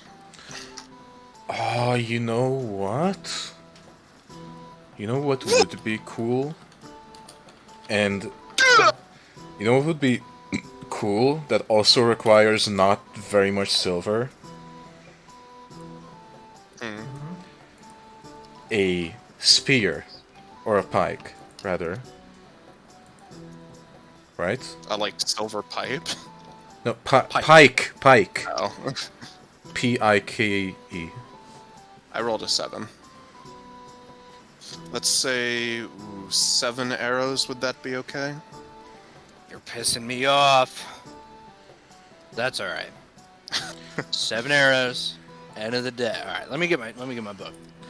He walks over. He has a little book, and it has orders written on it, but the E is backwards. All right. So that's a dagger. 2 G's. Dagger D-A-G-T. I'm out of here. I know there's 2 T's. Got a pickaxe, weapon of mass destruction hybrid thing. And then how many arrows? 7. Okay, 7 arrows. Alright. Tingxian holds up his upper right arm. Wait. Yes! And then he gets up from meditating and walks over to Cooper.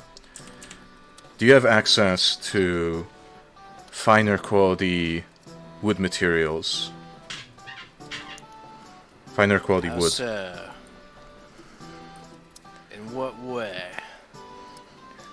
Perhaps you could craft me a spear.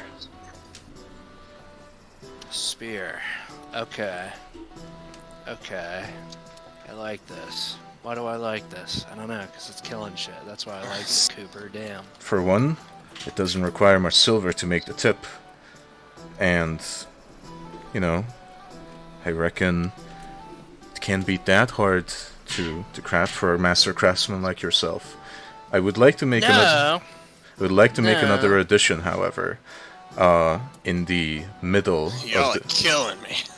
in the middle of the spear, I would like it to have a sort of additional silver coating, so I could perhaps slip of the tongue, so I could parry attacks.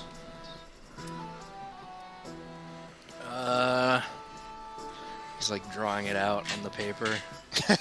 Okay, so something like this. And there he shows you a stick figure holding probably sketch size, like a 50-foot long spear. 50? In the middle is like a shiny section. And then on the top is a normal spearhead, and then it's bloody because it just stabbed a dragon in the face.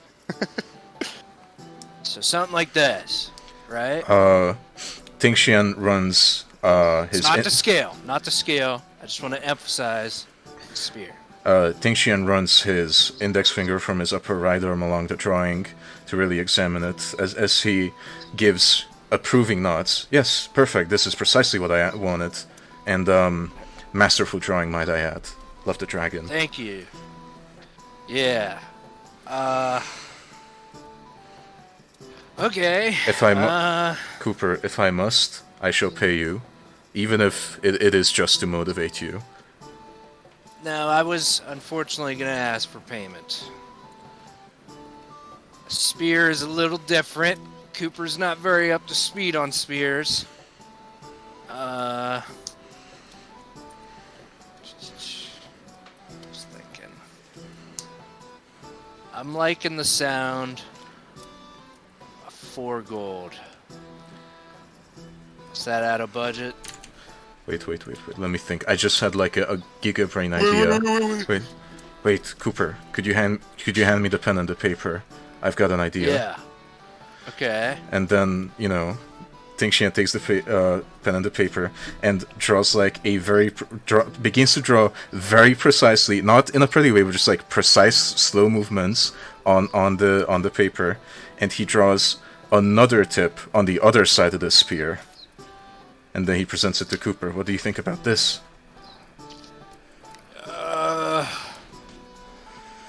I'm just worried about the iron. I like this because this is lethal. I like killing This is shit. pretty badass. This is sick. If I had to do the other head, I'd say 5 gold. I would need to just bump it up a gold. And then the moment that Cooper says 5 gold, Tingxian is reaching out with his upper right arm for a handshake. Well, that was... I guess that's a happy customer right there. Deal's a deal. It. Well... fuck. That means no lunch today. Okay. I can get you something if you wish. No! You've done enough. Chill with the vibes. Don't worry about old Cooper. I assure you, Got it under Cooper, control. I assure you, Cooper, it wouldn't be any trouble. I am going out hunting after this. Sounds like someone does not want their arrows silvered. It's over. We'll get rid of them. We'll just break them and get rid of them. That's a threat. Sully like shrugs his shoulders. That's a threat. Don't worry about old Cooper. You've helped Cooper enough today. Drock, I appreciate it. I really do. But I don't need it. I'll be alright. I've done worse things in the service. Dude, For a long time. Tingxian crosses his upper arms and thinks to himself, he would reject a snack from the tavern, but I'm sure he wouldn't reject a pint. He just thinks that to himself, he doesn't say it to anybody. That being said, Can't we just settle this over Well, that's what it's called. It's fine. job well done. Everyone's taken care of. I have a lot to get through today. Might see Cooper leaving, and if anyone is at the tavern at I don't know, midnight, that's probably when I'm getting off today. That's okay, because that means Cooper's walking away with a lot of money. Cooper likes money. Almost as much as he likes killing shit. Do I subtract 5 gold from my inventory? Yes. Okay. You got Swing it. by at the end of the day. I'll have 1, 2, 3, 4 happy customers, and 1, 2, 3, 4 more happiness in my life, I guess. Fuck. Okay, well, Cooper's gonna get to work. It's early in the day, and just out of character. It's probably around 10:30 a.m., 11 a.m. still. Okay. We're only in the mine for about 2 hours. Well, I'm gonna get to work. Hope you guys have a good one. I really do thank you for giving this over. This is massive for us. This is a massive dub. So Tingxian just like Farewell. glances at Drock like, what's a massive dub? He whispers. he puts Like his says hands together quietly. in like a prayer motion, and he bows down. He's like, "Have a good one, fierce warriors." Tingxian also bows in return, but with his arms by his side. Solid Lillian kinda- also- oh, sorry. Sully just kind of gives like a thumbs up. Lillian bows, like, kind of just, you know, as to mimic a dress, but she's doing it with her, like, coat. You know, you don't have to bow back. I was just kind of doing it to be silly, but we appreciate Oh. the respect around here. Oh, of course. We do respect you. Come on, everyone. We do, of course, respect you, Cooper. Now take care, friend. Oh yeah, I'll be here. Come on, everyone. Lillian gives a warm smile to Cooper as she leaves. Everyone steps outside, I assume. Yes. All right. Sully's gonna kind of take a step back. Well, everyone, I do want to say that I am particularly proud of you all. I understand that going down there was rather scary for probably the lot of us, except for maybe Drock. The kid, no problem. Either way, I do appreciate that you all were willing to put yourselves out there and go down into such a dangerous place alongside me for a common good Not just for us, but for the town as a whole. With all that silver, we'll more than likely be better equipped, which means that we won't have to worry about as much danger, either within the walls or outside of it. Tingxian bows to the other 3 adventurers individually as he says, "Of course, I'm glad I went to this adventure with all of you." Who knows? We might just have to come back together again someday. Who's to say? Perhaps there's more waiting for us on the road ahead. Well, funny you should say that, as the road ahead appears to be full of rabbits. So, I wish you all the best day. Take care, be safe, and I will be on my way. And it appears to be full of lunch for me, so if you may excuse me. Truck, Lillian, Of course.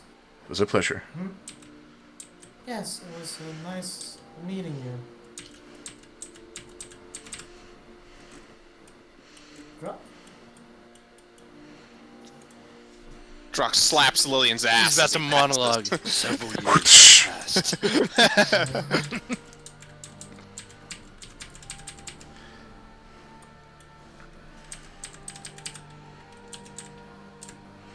Tingxian is in his house eating his own home-baked bread.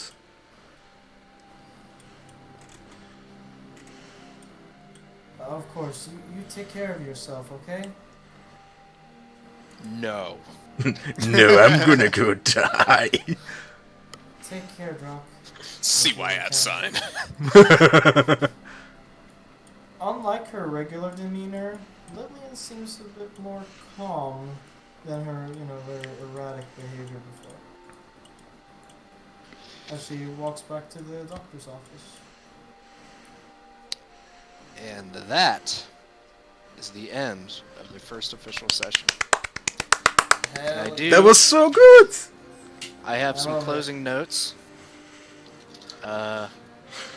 So, the amount of time that will pass from here until the next session, I will say, I'll determine that probably next session. But, during that time, since you all have accomplished your first adventure, everyone is leveled up to level 3. Yay! Level 2. Nice. How do we do that again? I actually have never done it using milestones. So I'm managing character and level. Is that what I'm supposed to do? It loaded me into the Yeah. character app, I so guess if I'm not if sure. you do it through there, Yeah? you can just change your character level to 3, whatever class you want. Oh no, I wanna like level up properly.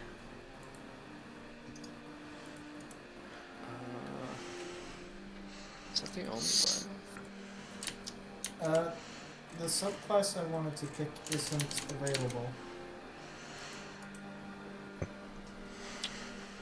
Which one was it? I wanted to pick Mastermind. I mean, I guess I have to open up the... Huh. Oh, whatever. That's a subclass of Rogue. Rogue.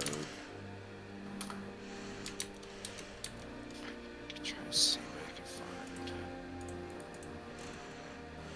Because here's how I'm thinking, right? This is the closest thing I can think of a very support-esque that fits Lillian.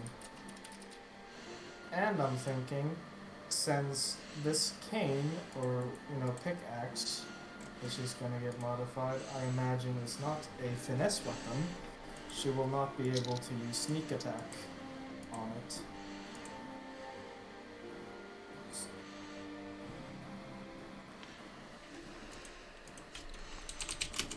I see. Is Mastermind an actual subclass?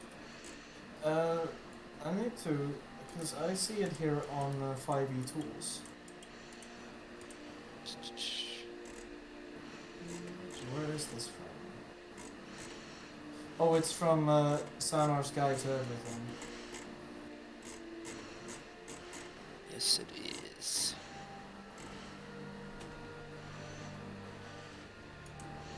I will add that in. Okay. Add to collection. Might need to refresh it or wait a little bit, but you should see Mastermind H as a subclass for Rogue. Way of the Open Hand is... I'm sorry for metagaming a little. I have a shit ton of dexterity, right? Way of the Open Hand, does that work with dexterity? Is it good? That's all I really want to know, if it's, like, viable. No one ever plays Monk, so I gotta Oh, kinda... true. I played Monk like once, and that was for a like one-off one-shot. How was it? We all died. Oh, really? Yeah, really horribly actually. Oh, jeez. Also, these are strange options. Abandon Frostfire. I'm not sure what that is. Where did you say the master thing was? It should be... think about if I was making a character where that would be.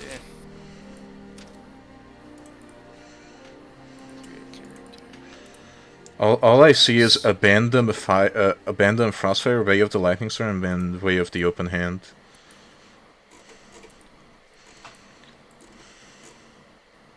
Okay. For me, I have it in, when I up my rogue level to level 3, I have Roguish Archetype. I'm able to click that, and I have Mastermind in my list. All it says to me is Alchemist, Sniper, and Thief. I mean, I'm going Way of the Open Hand anyways. It's probably good. Is there a way to share what we have from any sort of homebrew or whatnot? Yeah, let me find it. Do we close Roll20 and D&D Beyond now? Yeah, if you have nothing else to do. Yeah. I want to shit in a commoner's mouth. Can I do that really quick? No. I would like. It's the sixth time like, you've asked. would it be okay if I drew the interior of the doctor's office? Yeah, I wouldn't mind. Sweet. I'll try to get that down. Really awesome session. Yes, I agree. I was really. I have never felt such fear as I did in that water. Adam has done the piranha gag before, so I was kind of expecting it. This is the mastermind I was using. You just might have to wait. Maybe if you like restart your browser, maybe, because I know sometimes it takes a second for the homebrew library to sync up. Yeah, it says I have it in my collection. Require subscription. Yeah, if you want to add it yourself and run it in your sessions, you have to. What's it called? Could I just make my own and just add it in? You can, yeah. So I'll just copy everything it says here and just add it in. Cool. Pretty much. That's what that one is. I'm gonna try to get that done so we can put it into Roll20. No, fucking D&D Beyond, sorry. Alright. I'll try to get that. I get another key point, right? When I level up, I think. I believe so, yeah. Ooh. So late game, I'm gonna be crazy. It's just like I go into combat, flurry of blows, flurry of blows, flurry of blows. Well, not our problems are going to be solved in combat. True. As we clearly saw with the cave.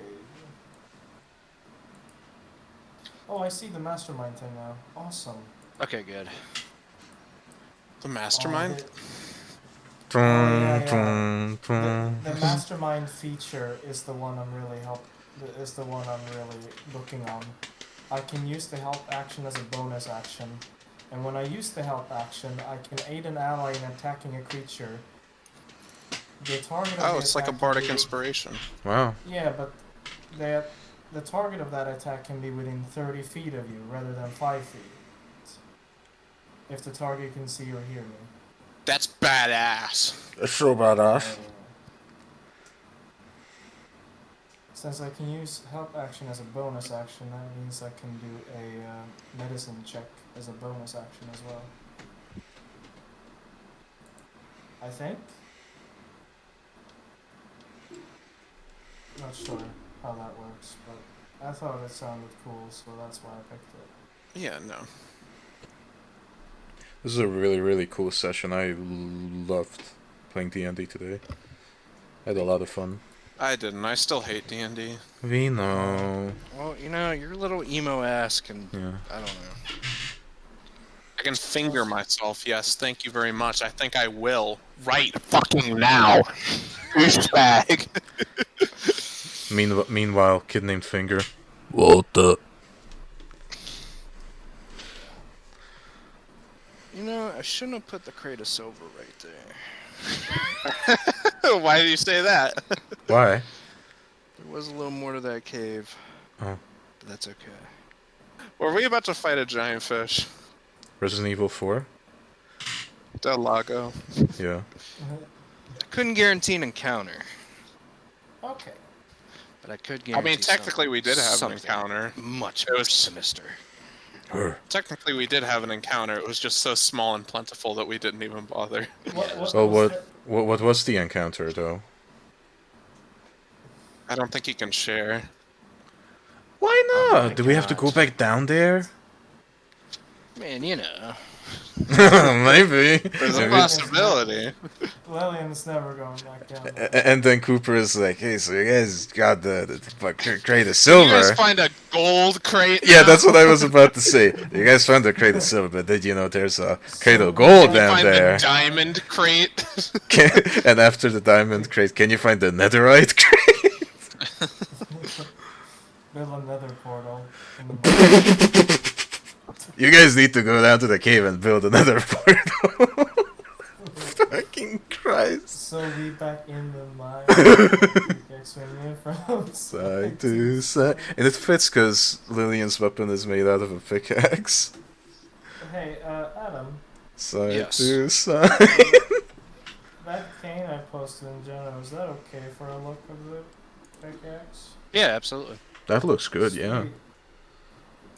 Oh yeah, it's exactly what I had in mind too. Sweet. But everyone who is waiting on a weapon, or a silvered variant, or anything, you can just add that to your inventory now. So a Alright. I don't mysterious think amount I of time will. is going to pass. I don't think I will. All right. Yeah, I know. Yeah. That's I'll Fuck you up. Totally have these People are gonna- arrows just sitting here, man. Like, if you want to come pick them up, like fucking today, you know. Yeah, I won't. Thanks. Yeah, Throw fuck these you. away, you know. I Woo. just noticed. I have What? I have a -3 penalty to my attack damage. Yes, because of your strength. LeMayo. Damn. When I level up, can I wait? When you level up, you don't increase your stats by anything, no? Only every couple levels you can do an ability score improvement. I think I And need for to Rogue, just- that comes up at the 4th level, so your next Mm. level. Damn. Oh well. Well, Lillian's still weak as shit, so that's fine. How do you make a custom item, like, equipable? Because, like, how the arrows are equipped. I'm trying to figure out how to make the silver arrows equipable, too. Doing shit.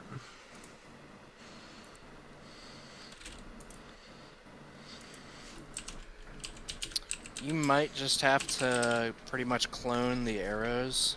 Do I add a spear? A spear +1? What do I add? I would count that,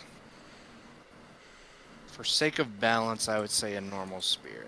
Hmm. Hmm. And the stats are like fine on it? Like, are the stats fine on it? Try to see how it lines up with.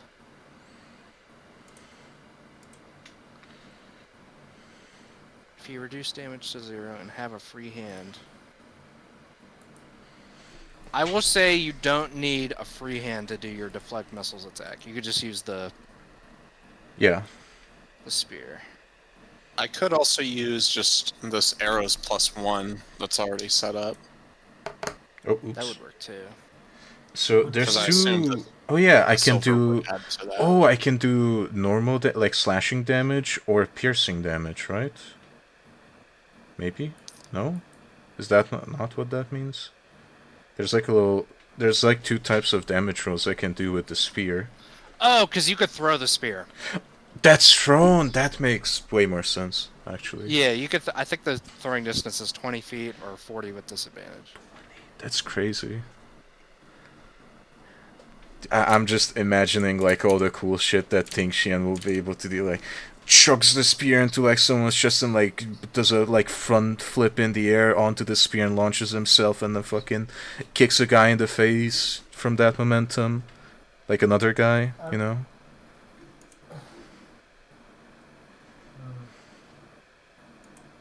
There's a lot of acrobatics and stuff with monks. Yes. So, question about this weapon, I get. Yes. It still counts as a hand axe, reskin. I don't really have another weapon that would really fit that category. Like this actually does like this spear does like insane damage. It does 1d8 plus 3. That's pretty big. Oh yeah. There's just The hand axe is pretty much the only thing I can really like fit it to. Would you allow me to rename this thing? Yeah, absolutely. Okay, I'm gonna call it Mercy. Okay. And I'll be Tracer. Alrighty, Nathan. I'm already tracing. How do you rename items?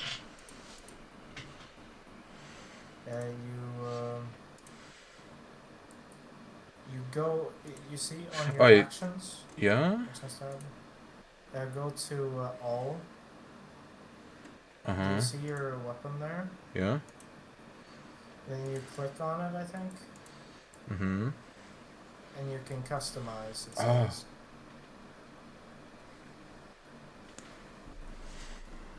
I'm gonna give a really badass name to Ting Xian's spear. Okay. I'm gonna name it Tempest.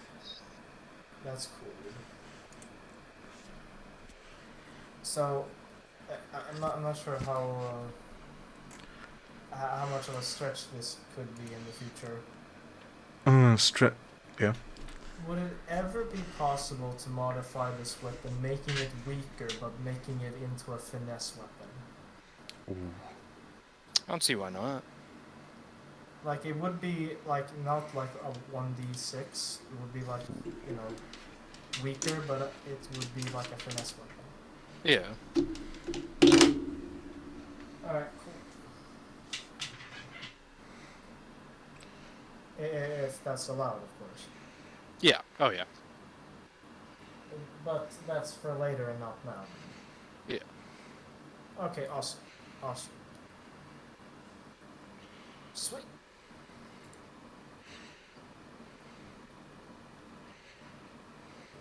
Thank you very much, Adam, for this session. Oh, yeah.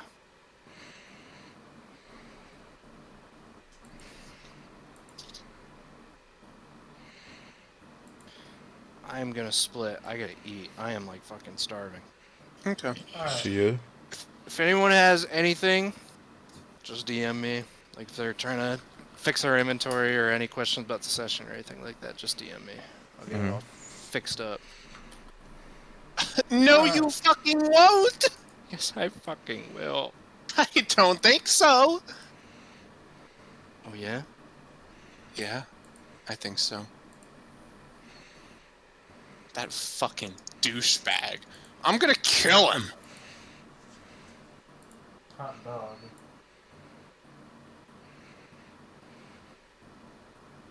So yeah, as you can see, Adam is an asshole, and I hate him. Adam is a pretty cool DM. He makes me throw up. That's unfortunate. What do I do with the silver wedding ring in my inventory? Sell it, pawn it away. Give it No, away, wear give it. away, Pretend you're married, so that next time, Oh, next time true. Cooper tries to hit on you. You can shake guys off. Shake, shake, shake, shake. And if you roll a nat 1, if someone... Okay, so someone tries to, riz up Lillian, right? Yeah. And then she's like, oh, sorry, no, I'm married, and it just shows the ring, and it's like, oh yeah, who too? If she rolls a nat 1 in that interaction... okay, no, wait. If she does a low roll, she, like... has a slip of the tongue and just like points to a random party member. If she rolls a nat 1, she says scud. Scott. Oh no. She would rather bite her tongue than to ever say anything. That's why it's a nat 1. That's why it's a nat That 1. is true. That is true. I don't know. I never thought about that kind of stuff, but that's fun. Oh yeah.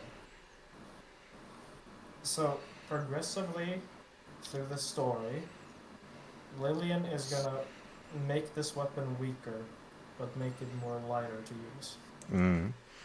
Just like chipping away at the handle and stuff. Look, I just want to be able to use my sneak damage. That's all I ask. Yeah. That's meta. I don't know if it's metagaming or not, but it's how I. That's You're cool, a rogue. that's It's cool. common information. Yeah.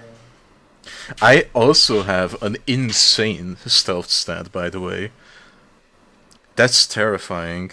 Like, Tingxian blends into the environment. Just like, you're like a enemy bandit, whatever. And it's just from behind there's like a fucking like spear that thrusts down the back of your neck and fucking through your torso, out from under your chest, just instantly kills you. He's so cool! I'm sorry, he's so cool! That's why he's the GOAT! Actually, he's a bug. See, I said it so no one can make the joke now. Joe. I'm so happy. Funny joke. Funny. Funny joke.